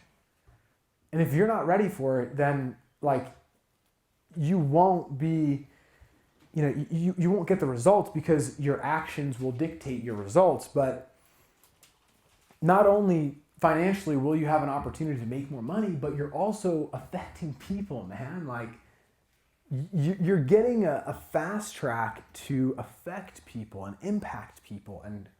And if you're not that person that we would want you to be, then it's going to go to somebody else, right? So I want to tell you guys a story. There was the old hockey coach that I had a couple years ago, and I played. I wasn't very good. My grandparents, I'm really fortunate. My grandparents played for me to play hockey, like really basic level, when I was really young, like in high school. That's my first year of club, was like 16 years old, and then like I ended up getting really obsessed with hockey, and I would shoot pucks. Like I remember we got evicted one time. We were living in my grandparents' house, and they had an unfinished basement, and there was a chair down there, and it's like a cement floor and like cement walls, and I used to shoot hockey pucks at this chair, because I couldn't like go out and do stuff. It was like neighborhood I didn't know. I was living in my grandparents' house. I would just go down the basement. I would just shoot hockey pucks at this chair, and so I started to love hockey. And what's crazy is I started to get really good. Like I just started spending all my time at the rink. I started to really invest in myself.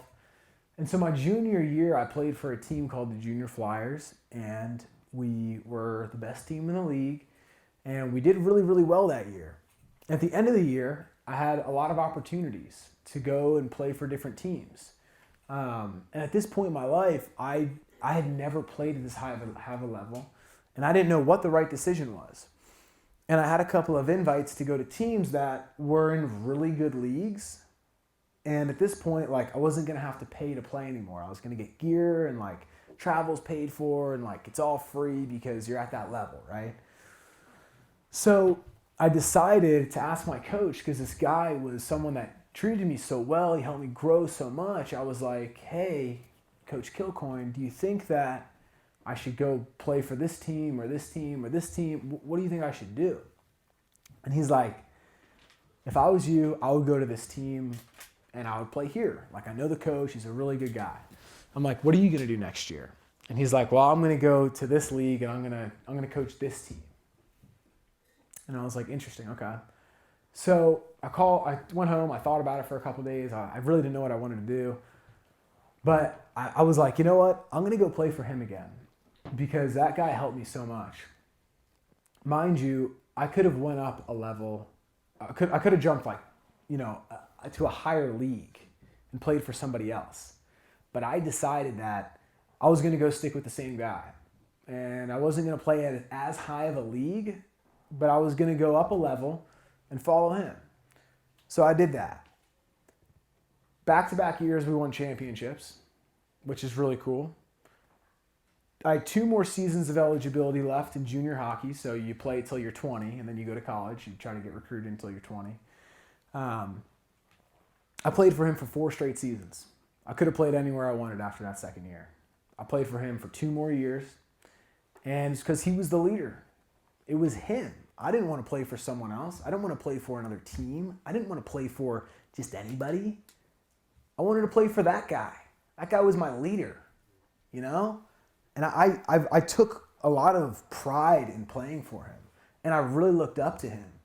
because he had done what I wanted to do, because he invested in me, taught me things, right? And I was like all in on it. I was like, when I was kind of searching around and I was meeting people and I was talking to coaches and this and that, and I was like, these guys kind of suck, you know? I was like, I don't want to go to the rink with these people, but this guy, I was just like, I want to play for this guy.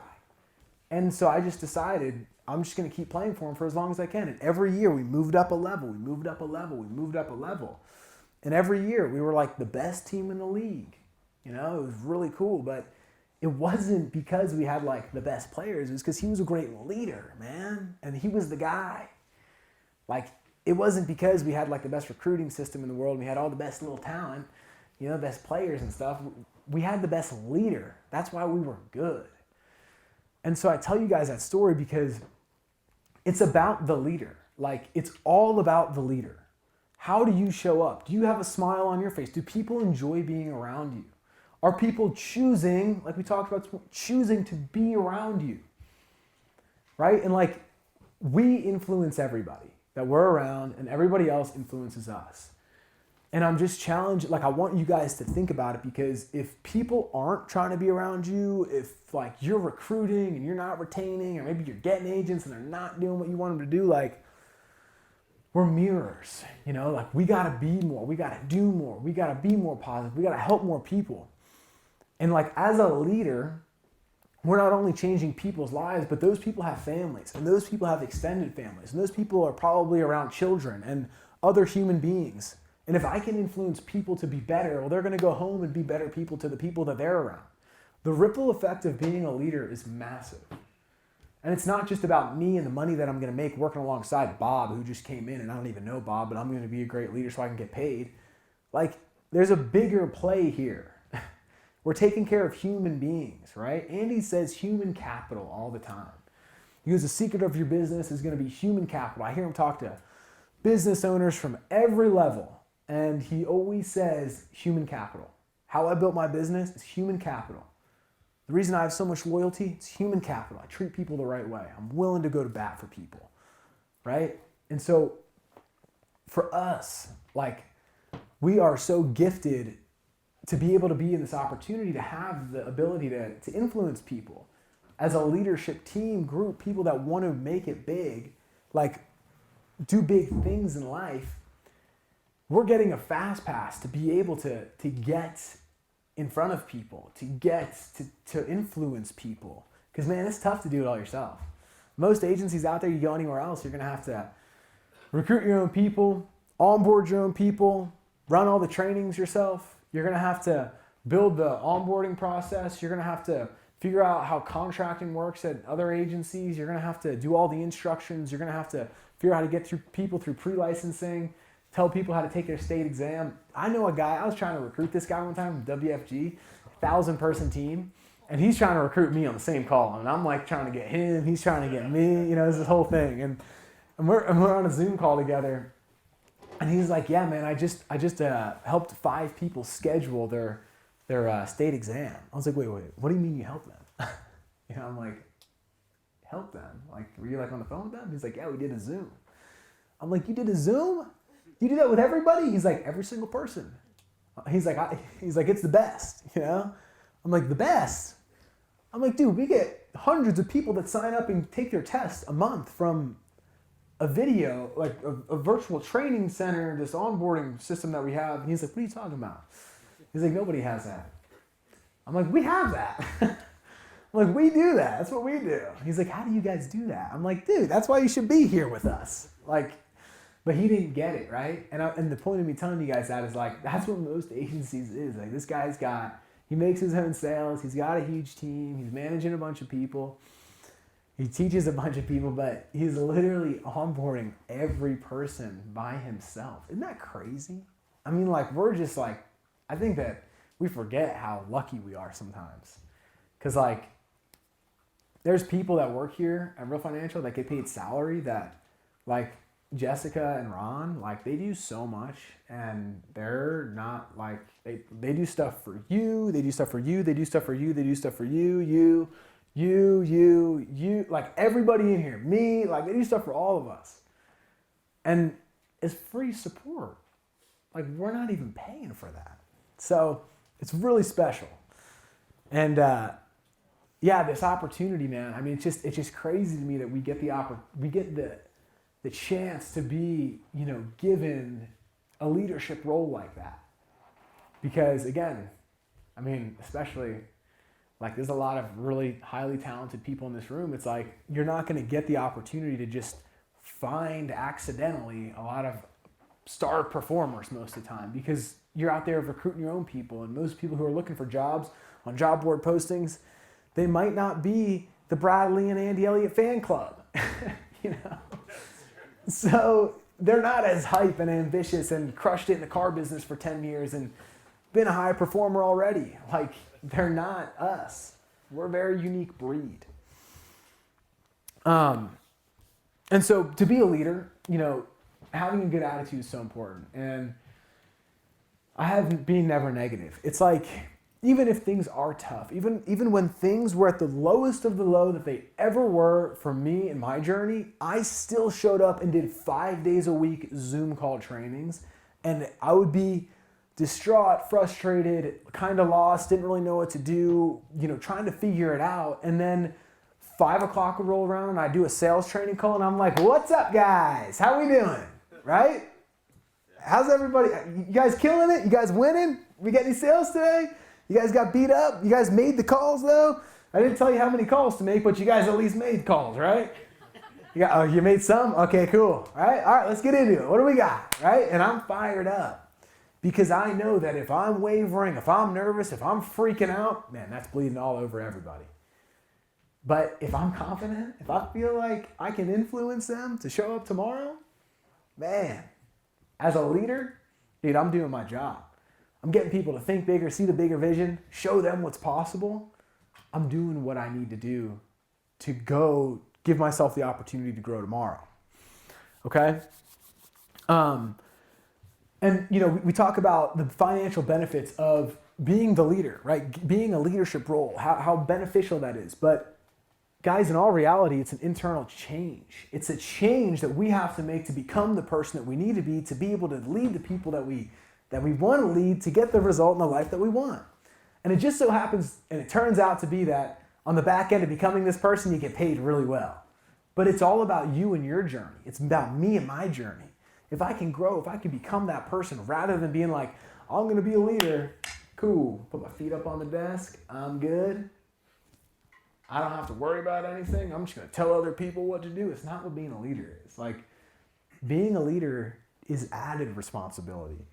It's more work, right? It's not for everybody. But being a leader, yeah, you will get paid more. Absolutely. So if you guys are currently right now on the leadership team, if you're not on the leadership team, if you're like brand new, you don't even know what that is, like, I'm telling you guys, like, it's a really unique feeling to help other people win. And like being able to communicate, talk to people and give to people and like help people be able to design their life, like, man, it's uplifting. Like, it's really cool. And I hope that you guys all get to that point, right? And to be able to do that, we have to be the leader. And I love this so much. To get what you want, other people need to become successful because of you. So it ain't all about you. So just because I'm the leader, I'm not like, woo, fast track, walk my way down the success road, right? I gotta take care of these people. I gotta really help these people. Like, I have to really help people get through tough times and difficulties and challenges and adversity. Because if I don't, like, they're gonna quit. And like, it's 1099 sales. You know what I mean? Like, nobody has to be here. So like, if I just wanted to not show up tomorrow, like, I could just not show up. So it's really important that we're actually helping people. Because if we're not helping people and our agents, well, what happens is they just go find a new opportunity because there's probably something better out there, right? They're going to get better support. They're going to get taken care of better. It's better processes, better leads, better whatever. And it's like, we control that as the leader. So it's really important for us to realize that other people have to become successful because of us. We are not the main focus. They are. If I can help enough other people get what they want, we will get what we want. So I'm going to touch a little bit on advanced market stuff. So it's really important for us to realize that other people have to become successful because of us. We are not the main focus, they are. If I can help enough other people get what they want, we will get what we want. So I'm going to touch a little bit on advanced market stuff. So with the way our contracts are set up, to get advanced market contracts, you have to go through something called, I think it's titled IUL Boot Camp. It's basically an education class to give you the opportunity to submit your contracts with companies that have advanced market products. What we've realized, and what I guess the companies had realized, is a lot of people are getting contracted, but it's tough to train in the masses the advanced market concepts and strategies. So there's a link that we'll send in the Discord. Everybody has the ability to go through it. You'll find that a certain number of your clients might need that solution, and it might make sense to present something along the lines of that. We want everyone to have that opportunity because it's a great way to service more people, help people get things taken care of and make money. So we're going to pass that out to everybody. Now with regards to a few of the products, very simply, and I don't want to say anything that's not totally compliant, so I'm going to keep this as compliant as I can. These are strategies that are generally for people that are looking for safe ways to make sure their money is going to benefit them in retirement. IULs are tied to the market. Whole lives are going to be guarantee returns for people in the cash value portion of it. They both have death benefits. Annuities are able to have death benefits. Some annuities do not have death benefits. Some annuities provide income later on down the road.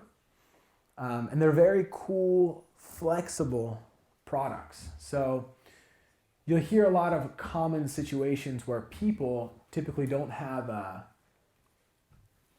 they have a 401k, an IRA, something along the lines of that that's been tied to the market, and it's a variable product. Variable just means that it can go up and down. If I put money in the stock market and I put $10 in the stock market and the stock market goes down 10%, well, I have $9 all of a sudden in the stock market. If I have an IUL and I put $10 in my IUL, let's just say, and my cash value portion of my IUL, I should say, is $10, and the market goes down 10%, I still have $10. It's indexed in the market. So that just means that it can't go down. It's not a variable product. So it can only go up, it has a floor, okay? So year over year, what happens is, instead of people losing money like they do in the general stock market and these, difficult times when things may be going down, these products become very popular. So we want to make sure that you guys have resources to be able to use them all, access them all, and write all of them. So this is a boot camp that will be required to be completed before you submit contracts. This text will go out in the Discord today. I'll send it out right when we get done today. But it'll be really good for everybody to go through that process, to be able to get those resources, to have those under their tool belt, to be able to write more business, help more people. Okay, so we're going to talk a little bit about building agencies, which I love. So again, we talked about goal outcomes at the beginning, right? So goal outcome, right? $1 million a month agency, $10 million a month agency, $500,000 a month agency. Maybe it's $20,000 a month agency from a team, whatever it is. You have some kind of idea of what you want as a goal. And I'm going to give you guys this example. If I'm, let's just say trying to accomplish something, I can either do it by myself or with other people, right? And let's just say that, Craig is like, well, I got like 5 buddies that help me do what I do.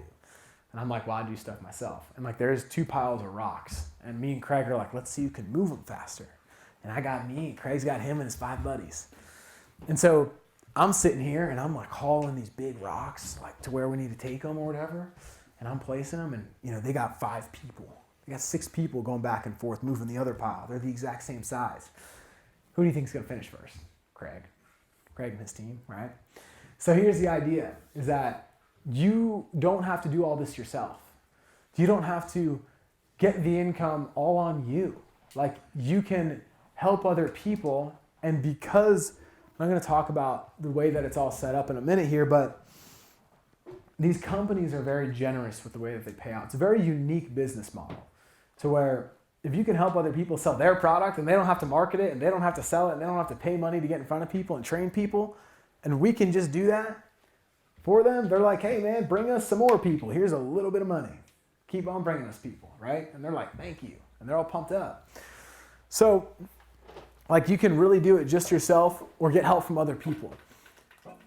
Increase your output with the same amount of effort and time, right? If I work 8 hours a day and John's working 8 hours a day, well, what am I working on? Am I working on things that are going to help me 12 months from now grow my income? Or am I just trying to produce on my own forever and I never do build an agency? I'm going to tell you guys a story. A lot of you guys have probably heard me say it before, but let's just say that, I'll switch up the names for you just to make it a little bit new. Let's say we have, let's say we have Nick and Oz, right? And this time Nick and Oz, these two, they got to walk all the way up over a bridge and through a horse farm to a river. And so these two are walking, and they have to go every single day and do this for 2 years. I love this story because it exemplifies exactly what we do. And they have to get buckets of water, and they walk the buckets of water back to their village every day because their family needs running water, drinking water, bathing water, eating, cleaning. They do it all with this water from the river. And what happens is, in 2 years, let's say Nick is still left going back and forth each day because he is still constantly has to go and get the water. But Osbaldo thought ahead. He's like, I'm going to grab one stick of bamboo every single day. And I'm going to place it next to the other one all the way from the village to the river. And so he builds this pipe. It takes 2 years, but he builds a pipe because he grabs one stick of bamboo every single day. And in 2 years, Osbaldo's built a filtration system that now brings his hut, his house, water. He's got running water. But Nick is still left going back and forth. Right? It's the same, they're in the same situation. They're in the same vehicle. They have the same opportunity, but Osbaldo's in such a different place in 2 years. Well, the idea is if I have the same hours as everybody else in the day, am I working on things that are going to help my income grow in 12 months? And what is truly the most scalable in the business? Right? If I can teach 100 people how to sell insurance, well, 100 people are going to outperform me every day of the week. If I can get 10 other people inside my agency to start doing what I'm doing, and I got 10 of me's running around, that's pretty powerful, right? And they're winning. They're making money. They're killing it. They're having a great time. That's really powerful. So if we have the same 10 hours and I am not recruiting at all during the week, and let's just go back to these two. Let's say Nick's not recruiting, but Osbaldo is. Or maybe Nick's not on the leadership team, but Osbaldo is. Like, think about where they're at in 12 months from now. It's not about today. Like, it's about 12 months from now. Osbaldo is going to be so much farther along in income and agency building because he's got a bunch of people on his squad doing what he's doing. But Nick, in 2 years, he's going to have some renewals and stuff, but he's not as far along as he could have been. So what am I saying to you guys is having people a part of your team is one of the most powerful things that you can do, right? Andy Elliott has about, 50 people upstairs selling for him alone. Way more people than he could call on his own. Andy's selling on his own, couldn't even get to the amount of leads that they have coming in up there. But since he's got 50 people doing it, he's able to make more money because he's got a lot of people helping him, right? And they're able to make a great living too. It's the same exact thing. Every single person that he hires up there is just like us recruiting somebody. They get paid a percentage of whatever they sell, and Andy gets, and the company, we should say, gets the rest, and that's how it works, right? That's business on the simplest form. right? And I love this so much because this is where I found myself, this quote. When I was like 8 months in or something, I remember I went for like a walk or something one day and I was just like, man, like I'm working so hard every single day, but I'm kind of in the same spot like with my business as I was when I got started. And I just realized I just wasn't working on all the right things. Like I was slinging policies. I told you guys how many policies I sold in year one. Like I was crushing selling. But I wasn't doing anything that was helping me long term. I wasn't recruiting. I wasn't building. I wasn't becoming a leader, you know? So what am I trying to say to you guys? I'm trying to say, like, if you think long term, when you do things that are compounding long term, your business will explode in 12 months, 24 months, but it's small things that you do over time, right? We talked about that example earlier where like I do an hour of 4 15-minute appointments every day, 5 days a week. I mean, man, I'm running 20 appointments every week. Like I'm going to find people that want to be here, that want to be a part of it, that are A players, that are going to be great. Because you're putting the time in, you're talking to the people. If I make the calls, if I make enough calls, I'm talking to people who are open-minded and I'm selling policies, right? It's the same thing with this. Like if you're working all day and like if your goal is to build it, and this is like if your goal, like I have goal outcome up here because like some of you guys, like maybe your goal isn't to build an agency in 12 months, which is cool. But like for this section, like it's called building an agency, so we're talking about it. Like if your goal outcome is to build that agency and your goal outcome is to have, you know, not only you, but other people contributing towards your reoccurring revenue, because like you're going to get paid off of the business that your team produces forever as well, because you're going to get overrides off of their renewals and you're going to get overrides off of the back end and the front end payouts and all that stuff. So it's very, very powerful. Like it's very powerful. But if your business isn't growing, like you might just be working on the wrong things, but not working as hard. So you want to evaluate what you're working on. If I'm not working on long-term compounding things in my business, I might not be doing all the right stuff. I might be doing 90% of what I should be, but if I can just make a small tweak, like I'm going to give you guys an example, right? We're in Arizona right now. If I was just to drive east and like just drive east and on a straight line, like I could end up in Florida. I could end up in South Carolina. I could end up in Virginia. I could end up in New York, all from a slight tweak of the angle that I'm changing, right? Right? So if I'm like, let's just say that, man, I'm just gonna draw a box for the United States because I'm not even gonna try to draw the United States.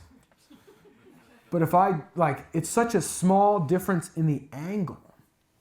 But do you see how different the outcome is? And that's what building a company, building a business is, right? Are you doing the things that long term are going to help you grow and develop and build the agency that you want? Because if not, like, you might end up in Florida, but you wanted to end up in New York. And you're like, dang, man, like, I was going the right direction. I wasn't totally on pace. And that's okay. Because in this room, we have an opportunity to make a decision. I always say, it's okay if you're not where you want to be because today you got the opportunity to make a new decision to help you get you to where you want to go. So it's important just to understand there's a lot going on in the industry and in the business. Just know where you're at and what you want out of it. And if you can develop that game plan, that structure, that monthly, that weekly game plan, those targets, those things you need to hit every single week, those routines, those habits, that pie chart of yours, you're going to be able to start to really map out where you want to be, right? And you're just going to create it out of thin air. Like that's really how I envision it. Like you just pick what you want and then you just start going to work on solving the problem. And once you're solving the problem, you have like a general idea and you start going and then you're like, oh, I need to do a little bit more of this and a little bit less of that and I'm going to add that in. And then like, you're like, yeah, that works. Okay, cool. And you make an adjustment, right? But you keep moving and you keep moving and you keep moving and you keep learning.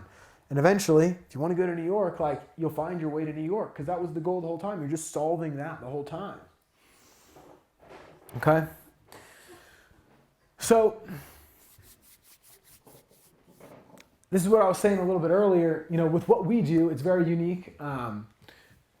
It's basically like we're recruiting people to sell Aetna and America and Mutual of Omaha's products for them. So like usually what happens is companies market and companies have to spend a lot of money, and then their sales team that they pay money to train has to close the deal, and they hope to get a profit, right? But with this business, these companies just have products, and it's all word of mouth. Like, they don't do any of the marketing. They don't do any of the training. We do the training. We go get the people to sell it, and we find the people to sell it. And we talk to the people, and we do it all, and we just sell their stuff. So they're just letting us sell their product, and we just get to sell it. And so for them, they're like, oh, John, you taught some people how to sell insurance? For us? With our product? Yeah, we'll pay you a little bit of money. Thanks, man. Go get some more people. Go do it again. Keep on finding people. Right? I mean, like, it's very simple. It's very simple. I like to call it like the referral payout. It's like they're like, man, good job. Go grab some more people. Keep bringing us some business. Like, we're in. Like, this is a great business model. They're not paying for the training. They're not paying for the clients. They're not paying for the lead. They don't do anything. They house the product, and we just get to sell what they offer. Right? In your agency, I want you guys to really think about this. In your agency, you get to make money off of every sale that comes from it. Like, if you build an agency and you got 10 people, just 10 people, and you're writing business, and you got 10 people writing business, and you do that for 24 months, and you just have 10 people, and let's just say that you guys write 10 policies for 2 years, and each person writes 10 policies a month for 2 years, so that's 240 policies per person, right? Which is actually 2,400 policies, and you get to override every single one of those policies, and you make money in a commission off of all those, and you get recurring revenue forever off of all of those. Like, that's 10 people. That's not even that crazy. It gets crazy, right? It's bananas. And it's one of the most, guys, this industry has created more millionaires than any other industry on the planet. Literally. Like, there's no secret to why that happens, right? And something that I want you guys to think about is, if you guys follow my stuff, I made a video the other day and I was talking about this concept. This industry has a 92% typical average turnover rate. Now, ours is a little bit better than the average, industry average for Real Financial, but the industry average is 92%. Agents that get licensed aren't practicing in 12 months with their license. You know what that tells me? A lot of people getting recruited, not a lot of people doing the work for 12 months, so they're quitting, right? Well, what I've realized is, like, there's so many people that, or excuse me, if you're a part of the 8% that make it 12 months, you'll be successful. And it's just like, how successful? It's not a matter of whether or not you will be. You will be. But in your first 12 months, there's just new information. There's stuff that you got to learn. Like, it can be kind of a difficult, just getting contracting seems like a maze, you know? If you've gone through that, it's like, man, what are we doing? But that's something that everybody battles in the industry, so we're trying to make it as easy as possible. But the crazy thing is that if you can battle the test of time in the industry, you're inevitably going to be successful. Like, out of 100 people that sign up and get their license in the industry, 8 of them are here in a year. And then of those 8, I don't know what the percentage that become millionaires or become incredibly successful, but I can tell you this: the industry produces the most amount of millionaires. And if majority of people aren't here in 12 months, and you're a part of the very few, the elite of the industry who can make it more than 12 months, you get a pretty damn good opportunity to start becoming that 1% income range in the country, in the industry, because you're here, you did it for 12 months. You're part of the elite. That's crazy, right? So if you've been here for 12 months, like, you're already doing it. And like, you're already way farther along than more than 92% of the people that come into the business. So just understand that. If you can make it a year, you are guaranteed, I'll guarantee you personally success for doing all the right things. Like I said, you're going to make money off of, I don't even like using that terminology, but you're going to make money when other people in your agency produce, is how it works, obviously. And that's for upfront payouts, back-end commissions, renewals, the whole deal. And again, the companies are very generous with the way that they pay out. So we have the opportunity to take advantage of it or watch it, right? And be a spectator of it. I'd rather be a part of it. So this is something that I like to talk about a lot, is how our income grows in this business. Our income is, it's something that, like I'm talking to you guys about, like the longer time you spend in this, the crazier it gets. Your first 9 months, you're going to get a 75% advance of your commissions. And that's the toughest part, your first 9 months, because that's the lowest amount that you'll be paid for your first, for the time being in the industry. Months 9 through 12, you'll have your 75% advance, your back-end payouts, and then your renewals will start. Typically what happens is you start to build a team around this time. So you'll have, we'll say 12 to 18 months now. 75% advance commissions. You're going to get your back-end 25% payouts. You're going to have your renewals. And then if you start building your team just about that point, you'll start to have 75% advance that'll go to them when they're writing business, and you'll get overrides and payouts off of that. And then you'll have let's just say, 18, 24 months if you're following this process of starting to build, 75% advance, 25% back-end payouts. You're going to start to get renewals. You're going to keep on getting renewals off of all the business that you're writing. And you'll have team overrides on 75% advance, 25% back-end payouts, and renewals. And that continues to grow and climb every single month. The longer you play, the more time you spend in the industry, the more you always make. Right? There's a reason that there's these big companies out there that want to purchase life insurance agencies. And there's a lot of people that love buying these businesses.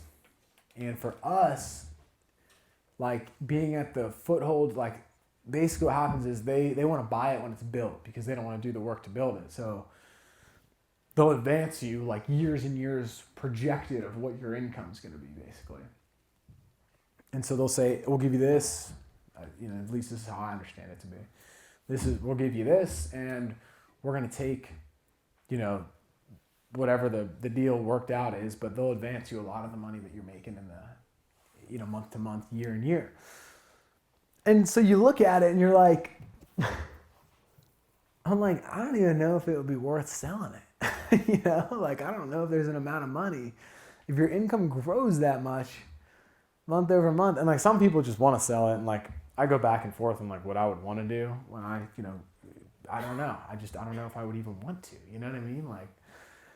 Maybe, but I don't know, because this is just it just seems like they want to buy it for a reason. I'm like, what's to this here? Who's outsmarting who? Who's getting the deal? So for me, I'm like, I don't know. I can really see how crazy it gets. And so they see that and they know that. And they're like, in 27 years, when you're not here and we've recouped our investment, and then it's still building all the reoccurring revenue forever and ever and ever. And then they still own it, right? That's their play. They're thinking long, man. They're thinking big time. And for us, we're big, huge payout we're taken care of. And that's for a lot of people enough to be able to spend the rest of their life doing and living off of, right? Which is amazing. But that's kind of why that transaction even takes place, right? So something that I want to ask you guys is we talked about doing the right things for your business, right? And if I was to sit here and tell you guys your goal outcome, what are those things that you need to be doing? Seriously, are you doing them? Because like we said earlier, man, you can lie to me, but you can't lie to you, and your results won't lie. So if you want the results, the game plan is for a lot of us, at least I'll say, like if your goal is to build an agency, like you got to recruit, you got to hire, you got to get in the leadership team, you got to start talking to warm market, you got to start talking to family and friends, you got to start talking to people, trying to build an agency, trying to share the opportunity, inviting people to the national call, getting people involved. And if you're not, like, you're just prolonging the process, because every single one of us can have it, but you know, it's just how long is it going to take, right? So for me, I want it to take a short amount of time. So I'm doing a little bit of everything. You know, I'm recruiting, I'm building, I'm selling, I'm trying to train, I'm trying to, you know, grow, develop. And this is kind of a breakdown. And I've shown this to a lot of you guys, and I'm going to keep showing it because in, what is it? June of this year, I'm going to re-show you guys what it is. But I love this because my first 3 months, or my first month I sold a policy, I sold a couple to my warm market. I wrote my first policies in March. And then 3 months later, I was still the only writer. I was just writing business. I was just, you know, trying to learn and grow and develop and just produce on my own. And I ended up issuing $51,642 in premium 3 months later in June. And then, right, like, I literally, when I say sell, recruit, and train, like, guys, for 12 months, I just sold, I just recruited, and I just trained. Right? I did the same thing. I just did the simple stuff over and over. And I had a team of 55 writers. I was getting 10 plus new writers a month.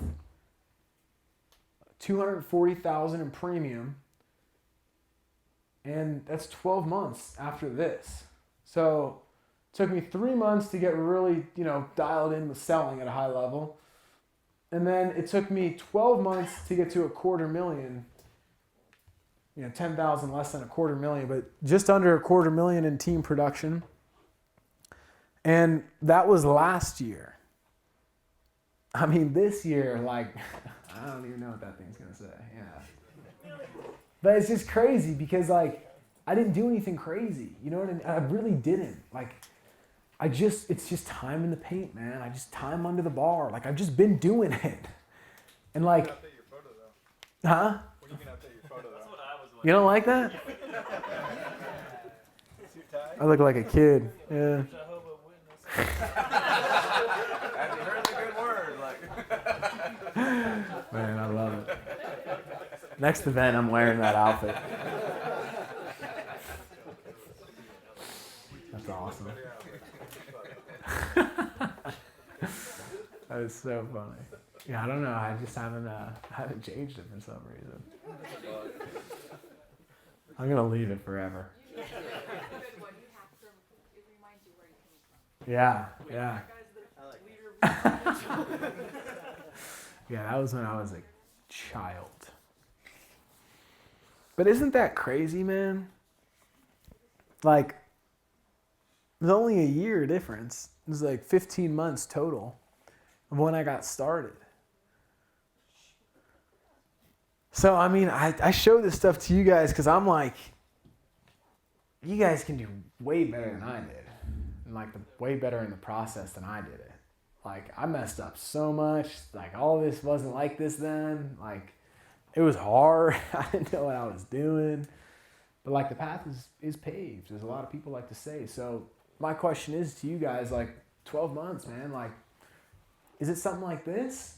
Or are you guys like thinking bigger? Or are you like not thinking big enough? Because I want you guys to think big, because you can have whatever you want. Like, you can have whatever you want.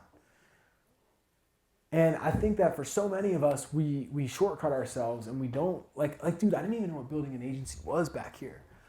I just knew Brad Lee wanted me to sell insurance. That was it. I'm like, cool, I'm in. What do we do? They're like, just call the leads. I'm like, let's call some leads. You know, I got no clue. So, like, from this point, I didn't even know what building an agency was. I'm just focused on selling. You know, I don't care about anything else. And I'm like, go to this where I'm like, all right, I know how to sell. I'm figuring that out. And I start to get open-minded to some other opportunities. I'm like, oh, this is how the industry works. I'm starting to understand how you can build a team a little bit, but still have my head down. There's about 3-4 more months that went by, 5 more months that went by. And then I was like, you know what? I should start thinking about building. Like I said, I went on that walk. I went out. I was like, I'm really in the same spot, like month to month. I just keep starting over. I'm like, I don't know. There's got to be a better way. And so I was like, all right, you know what? I'm going to start asking some questions to people. And I started talking to people and started asking questions. I'm like, dang, man, like, why doesn't everybody build an agency? And so I started to try to build an agency, and I mean, I didn't know what I was doing when I was getting started with it, but it started to work, And I started to figure it out, and I started to slowly move in the right direction. And then I started to do better and better. And then I ended up in a spot where, I'm growing. And that's the goal. It's just to grow. Like, if the goal is a big agency, well, have you moved closer or farther from it? Have you been more productive in that matter or less productive? Like, it's you and you, man. And like, for me, it was never, I want to beat this guy. I want to catch this guy. I want to put this guy out. I want to take all, I want to recruit everybody and do all this stuff. I just knew that I wanted to do this here. And I didn't know how I was going to do it, and I didn't know what it was going to look like, but I will tell you one thing. I was telling myself before I sold a policy that I was the top producer here. Literally. I was telling myself that. I have it written down with dates and notebooks that I used to have in my college house. I believed it was going to happen, like before I even knew what I was going to be doing. And it happened. I was the top producer all year, my first year, and sold more insurance than anybody by over 6 figures at the company. Like, I did it. I did the thing that I wrote out. And then I was writing down, and I really believed it. I didn't know how I was going to do it, but that I had the biggest agency here. And that I was business partners with Brad and Andy. Like, I just believed that stuff was going to happen. And then I was living in Andy's basement, and now I work with Brad all the time. You know what I mean? And I just believed that stuff was going to happen before it happened. And the crazy thing is no one's going to tell you that all these things are going to come true in your life and that you're going to be given all these amazing events. You have to go think and go predict and call your shot and put that process together yourself. And for me, like, it's just crazy the way that things have happened in my life. And I know that I'm super lucky and I'm grateful for that. But I also know that I've put in the work. Like, I've done it. I've earned where I've gotten. And I'm not cocky, but I know what I'm talking about because I've done it, right? Like, I can trust myself. I'm not guessing. When I'm up here talking to you guys, dude, I've recruited a ton of people. I have messed up tremendously with them. I have had chargeback storms. I have gotten through them. I have had people quit. I have run training calls before. I mean, dude, like everything in the business, like I've done it. And there's people, don't get me wrong, that are way ahead of me and done way more than I have, right? But I know that I predicted what I was going to do, and I went out and I did it. I called my shot, and I went out and I performed. You can't lie about that stuff. 51K, there's another month I did I think it was 70 or something. And issue pay, where I submitted 82 policies in a month. I submitted 100,000 in a month, right? I've done it. So I can stand here and speak to you guys with total confidence about this stuff. And for you guys to go and build a team and go from 0 to, if you guys are writing a ton of business, to building your agency, right? You got to call your shot. You got to predict that because no one's going to come give it to you. No one's going to come hold your hand the whole way through it and make sure that you're becoming successful. When I was younger, we didn't grow up with a ton of money, and we were pretty low income, in all reality. And I used to just be like, man, if someone could just give us a car, because like we didn't have one. I'm like, if someone would just give us a car, wouldn't that be cool? If someone would just give us a great house to live in, everything would be fixed. But no one ever did, you know?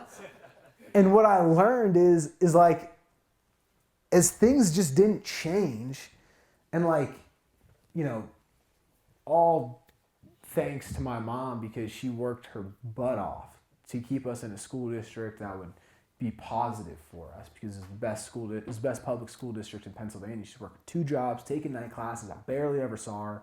Single mom, raising three boys. We were not simple to raise. And I mean, like, because of those experiences, and I would just be like, man, I just hope that one day someone just comes and makes things easy for us. I've realized, I was just like, no one's gonna like come give me what I want. And so there was a day and a moment when, like, I remember I was so upset because we were getting pulled out of a house that we were in, which I really liked at the time, and we had to move back in with my aunt in a different school district, and we would lie to the school district about where we lived, and my mom would, like, it was just crazy. Like, they would, like, ask us where we were living, and we, like, wouldn't say anything, but, like, they would let us stay there for, like, a little while until, like, it got really bad, and then, like, you know, it was just this whole thing. But what I realized is, like, and I took my anger out on hockey, which helped me a lot. And that's, like, why I ended up getting kind of good. But what I did was, internally, I just decided, like, I don't care how hard it is. I'm just going to keep on pushing forward to create something that's going to help me. And I didn't know what that meant at the time. Like, I was just, like, angry, like, shooting pucks, trying to, like, get better. And, like, I would go to other teams' practices, and I got, like, an early release from high school so I could leave at 12 o'clock while all the other kids had to stay till 2:18, because I got an early release to go to hockey practice because I played on a 21 and under team as a 16-year-old. And, like, you know what I mean? Like, I was just, like, I was constantly just trying to, like, I was, like, getting my frustration out all the time. But I just was, like, on this mission of, like, and I don't even know who I was talking to or who I was thinking these thoughts to, but I was just on this mission of, I don't care how hard it is, I'm gonna make it happen. I didn't even know what make it happen was. Like, I didn't even have a make it happen, but I just knew that I was just, like, moving somewhere. I just knew I was going somewhere. And through those lessons that I learned, like, no one's gonna give you an agency for nothing. Like, there's no such thing as something for nothing. You will never be given something and have done nothing for it. You have to invest you have to put money in the ATM to be able to withdraw money out of the ATM. You have to. Go to your ATM. If there's $0 in there, man, they do not let you pull out money. Like, it's not happening. And so for us at Real Financial, while we're going through this and we're trying to build agencies, like, we got to realize that if we want the team, if we want the agency, man, can you do it? And I'm not saying 51 every month. I'm just saying, like, you got to be able to teach it. You got to be able to help other people, grow other people. You got to be able to get other people from where they want to be now, from where they're at to where they want to be. Like, you can't talk it and not be able to walk it. You got to be able to walk it. And when I get in there and I'm up here and I'm speaking to you guys and I'm teaching you guys and I'm helping you guys, it's just because I've done it. Like, I'm not, like, making this up. Like, those are the numbers. You know what I'm saying? And it's like, for a lot of us in here, we have such a great opportunity. And like I said before, I was calling my shot to myself before I even knew what this opportunity really was. Because I just freaking believed. I just believed that it was going to work. I believed that I was going to become somebody. I believed that I was going to, no matter how hard it got, I was going to get through it. I just believed it was going to lead me to where I needed to go. And I didn't even know what was possible. I didn't even know you could build a team. I didn't even know you could have an agency. I thought I was just going to sell stuff. And I want you guys to see that, because whatever you want, whatever you wrote at the beginning of this thing, whatever your 12-month goal is, wherever your dream life is out of this thing, like, you can create that. Like, you can literally create it. I've created what I wanted out of thin air. Like, I've literally created what I envisioned years ago out of thin air. I dreamed of being business partners with Brad and Andy. I used to act like Brad Lee was my consultant while I was dropping out of school. I think I've told some of you guys this story. I was like, would Brad think that this is a good idea? Should I ask, like, I'm not able to sell. I suck at selling. I don't have any money in my bank account. Brad would say, find a way, figure it out. So what am I gonna do? I'm gonna find one, I'm gonna figure it out. Hey, little brother, hey, older brother, can I get $200? Can I get $300? Use those leads, don't sell anything. What would Brad say? What would Brad say? Brad, if he was sitting right here next to me, he would tell me to figure it out, find a way, figure it out, find a way. Hey man, can I borrow some money? Like, I was asking people around me, hey man, can I get a little bit of money? I'll repay you. I'm a good guy. You know me, right? Like, I'll take care of it. And then boom, no sales again. Okay, cool. What would Brad say? You would probably tell me to find more money and to keep trying. He'd probably tell me, because I'd listen to so much of his content, I could predict in my mind what I thought he would be saying. And so I was like, what would Brad say? What would Brad say? I'm like, I should drop out of school. Like, one day I get this crazy idea, like, oh, actually I got dumped, and I'm like, I'm just gonna leave. I don't even want to be here anymore. I'm like, I'm just gonna get out of here. I'm just gonna go live at my friend's house at home. He's totally supportive. He's a good dude. And I'm just gonna go back to Pennsylvania, and I'm just gonna start selling. Wow, what would Brad say? I don't know if it's a good idea. What would Brad say? Brad would probably be like, go all in on you, take the risk while you're young, take the risk in general, go do it, like, make the most of it. You're gonna be able to be fully invested in it. Cool, let's do it. All right, I'm doing it, right? I don't have any money for leads. What am I gonna do? What would Brad say? Figure it out, find money. Where can I get money? Right? And I was acting like I was business partners with Brad before I was business partners with Brad. Isn't that crazy? I was envisioning there's messages of me with Danny Klein before the first time Andy ever, it was like the beginning of July last year, June or something. He did his first Zoom call with Real Financial. Instantly, went on his Instagram, found Danny Klein, was like, Andy, no way he's gonna message me back. I'm gonna reach out to this kid. Looks like he's about my age. Turns out we're the same age. I'm like, bro, like, we're gonna work together in the future. Like, we got a future together to be able to work together. I already know it. Like, I got DMs. The first day I knew who the Elliott Group was. And I'm like, I'm gonna live out in Scottsdale one day. Like, I just thought that. A week later, Andy calls me and he's like, I want you to move in with me. I'm like, what the fuck? I'm like, dude, absolutely. Yeah, right? And like, I just like made that up in my head a week ago. Like, it's crazy. And I'm not saying that, like, if you think that, like, you're gonna get to live with Brad Lee or something, but like, I got super lucky. But like, I'm just saying, like, I called my shot. Like, I literally just decided I'm gonna be the top performer. I'm gonna build the biggest agency. It's what I used to write down. I just believed that somehow I was going to do that. I believed I was going to be business partners with Brad. Like, I didn't know how, but I like I say believe, but like, I didn't just like make that up in my head. Like, I really believed it. Like, I just believed that I was going to become that person. I just deep down, I didn't know how, but I just thought, I knew I was. I believed deep down. And to this day, I said believe at the beginning like a million times because I just believed that this was going to be this. I believe that it's going to be bigger. I know that it is. And so for you guys, some of you guys, like, I want you guys to see that side of it, because it wasn't always me talking to you guys up here. Like, I had to go through a lot. I had to learn a lot. There's a lot of obstacles, challenges, adversity, but I overcame it and I learned a lot. And I'm able to help you guys because of that. And you guys have that same opportunity to go through these things that you see as difficulty, but they're really lessons. Because you're learning for future you. Like, you're just getting more educated. It's really not a bad thing when you go through hardship. You're getting smarter. You're the asset. You're becoming more dangerous. You're becoming better, more skilled. And what happens is that take all the money away, I could go build another agency. Take everything away, I know how to do it now. Like, I'm taking the skills with me. It's all up here in between my ears, and that's the value.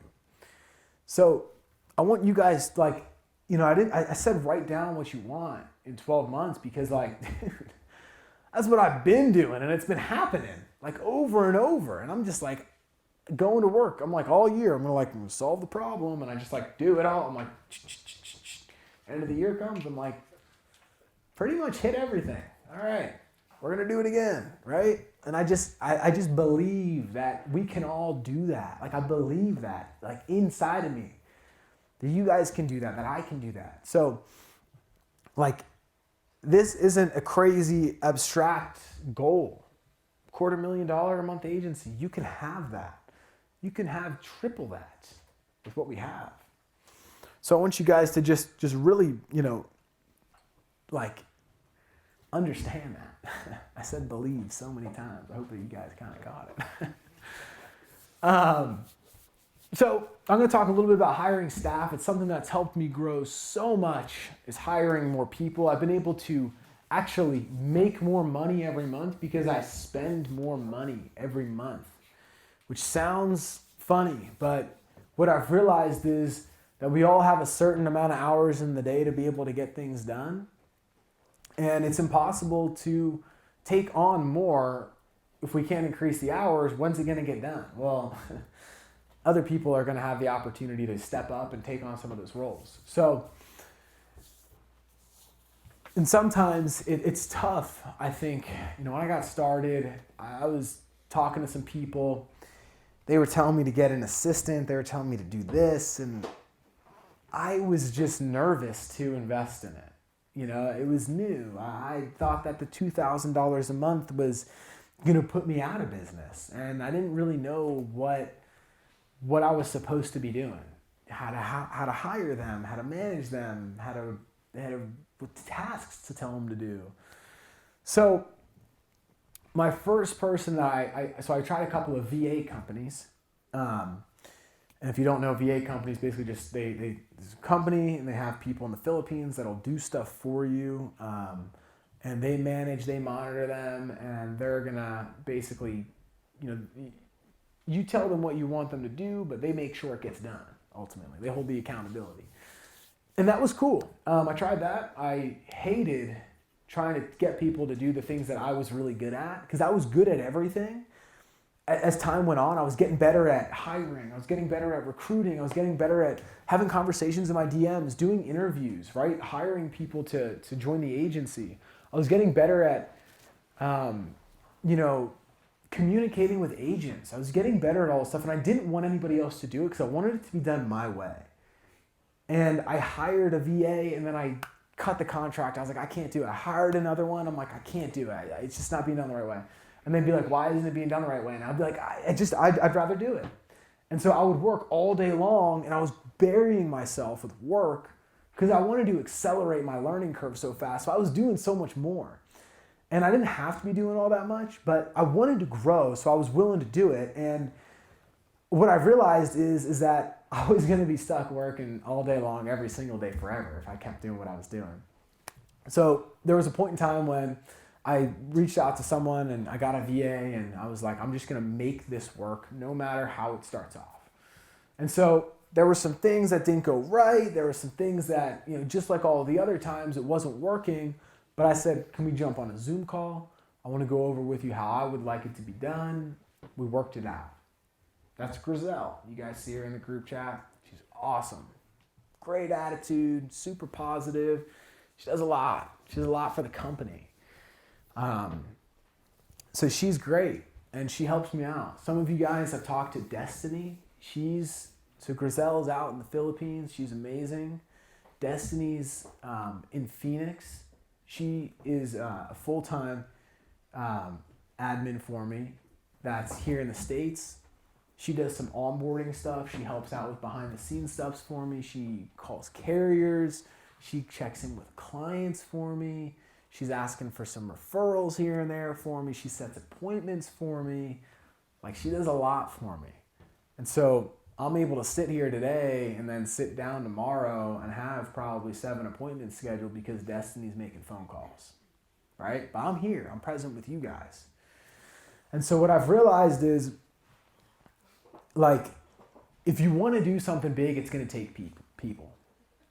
And it's going to take a couple people to help you build your mission for you, or with you, I should say. Because if I was to write out all the tasks that those two do for me, and then everything else that I do, I don't know when it would get done. Like, I really don't know when it would get done.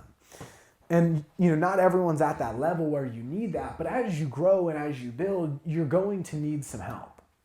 And you're going to need help in different areas. And some people are better at this and some people are better at that. If I was to give you my perfect blueprint, I would try to do everything I can to stay on the phone with agents and stay on the phone with clients, closing policies and helping families and helping other agents and doing some trainings, right? That's it. Like, I'm cool.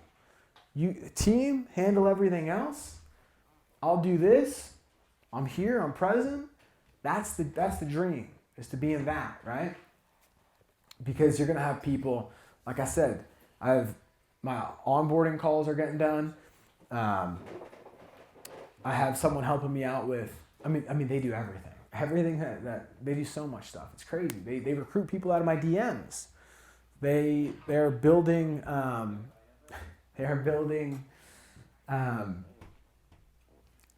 spreadsheets and collecting data and tracking things and giving me reports and it's helping me see the business better. And I'm not spending all the time doing it and building those things when I used to. So it's really important that when you are growing, you are looking to have help, because like upstairs here in this big building, it's not just Andy running around closing all the deals and working the credit card payments and then also sending out the back end email follow-ups and like doing all this stuff. There's people there to help, right? So it's important as you grow, you do have help. You have some hands that are also, pushing along in the mission. The goal is to keep you working on the most important tasks. What are your most important tasks? Because if you're someone that, that selling insurance is really important, right, for your income and stuff. Well, I'm not going to outsource. You can't outsource that one, right? That's not getting outsourced. But if I know that I usually spend, I'm just going to give you an example. If I'm trying to recruit and build and I'm spending time doing that, well, that's something that I can train somebody to do. If I know that I have, if I want to have a certain amount of, administrative tasks like calling carriers done, well, I can hire somebody to do that. If I know that I want to send DMs every day to recruit, I can hire somebody to do that.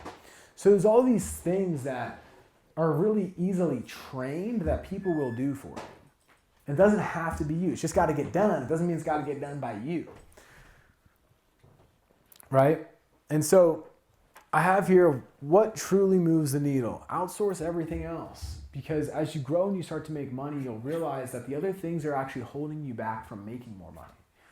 Right? Because like if I'm on the phone with Americo and I'm calling them about something, like I could be totally sitting down on a sales call and probably collecting a sale. But instead I'm on the phone with Americo trying to figure out someone's policy or whatever the case is, right? So we want to make sure we're working and focusing on the most important things. Because the most important things are going to be the income producing activities. And for me, I want to stay on the phone, stay plugged in with my agents and everybody here. I want to stay plugged in with, or I want to sell the policies. And then I want to be on trainings because I want to get better and I want to grow. And I want to be part of the community and I want to hang out with you guys. So that's fun, right? So for me, those are my important things. That's what I want. So I want to outsource like everything else. So that's all we have for today. And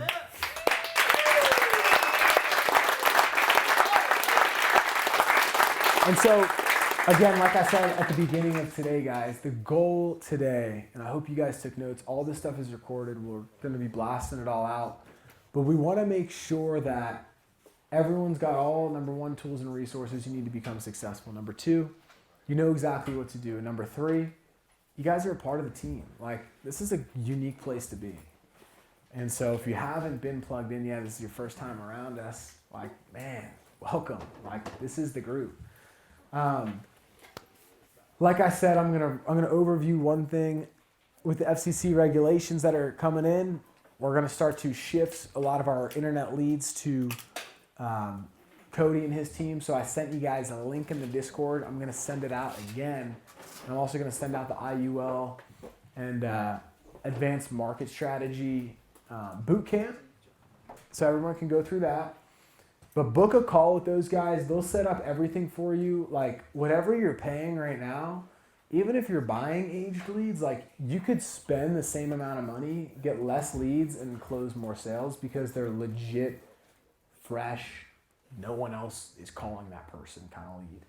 So make sure you do that. They'll get everything implemented into your CRM, and the CRM will have automations going out to them. You'll schedule appointments through text. You'll have phone calls. You can do life insurance leads. You can do advanced market stuff. You can do final expense. You can do whatever you want. A lot of us, I think, will for the general portion of it will be life insurance and final expense. But Cody was telling me a story the other day. He was saying that he's like this guy. He's like I guess some agent in a similar agency style to us, high contract or whatever. He's like, yeah, this guy, he refers us like, he's like, I don't even like do any like business with the guy, but he's like, so many people ask this guy how he writes so much business because he uses their life insurance leads, and he writes like $6,000 or $600,000 a year in premium, and they're all his own leads. He owns them. They're all like linked up to his own CRM, all this stuff. And he's like, this guy he's like, every single day, like I get people that are asking like, how's he doing it? Where's he getting them? And he's like, we're just helping out people. And I think that their deal looks a little bit different because they don't have like a support team for like the general people. But like for us with Real Financial, if you go through that link, they will take care of you. So just make sure you do that. And I don't know if they're... Will they do it to recruit agents too? Around Facebook? They might. They do have recruiting leads. So I can... What about mortgage leads? So I talked to him about that. He said that their mortgage leads are not as high quality as typical leads, like mailers and stuff. He said that they have them, but he was more confident about that was his least confident one, I'll say. But he said that they're good. They're just not as high intent as like someone like writing on a mail card and like walking it out to the mailbox. He's like, it's not going to be that. So, yeah, they do have mortgage leads though. Absolutely. Yeah, they have a bunch of stuff. So, again, let's make sure that we're doing that. If you guys want to get into the advanced market stuff, we're doing that. And Gabby, is that kitchen at the place big enough? Yeah. You sure? Yeah. Okay. Yeah, we get a quick count. We ordered 365. we ordered so much food. It's crazy. Gabby, what is it? Shrimp? Gabby, what's the menu? So we've got shrimp cocktails, spanakopita, veggie trays, and then crab legs and pretzel crusted candied bacon maple pork chops with a spinach blueberry feta vinaigrette salad and probably partridge in a pear tree. So yeah, it should be pretty solid. So we'll kick off. So I was gonna say, can you pull the address out? Yeah. Oh, that wasn't for us to cook last night?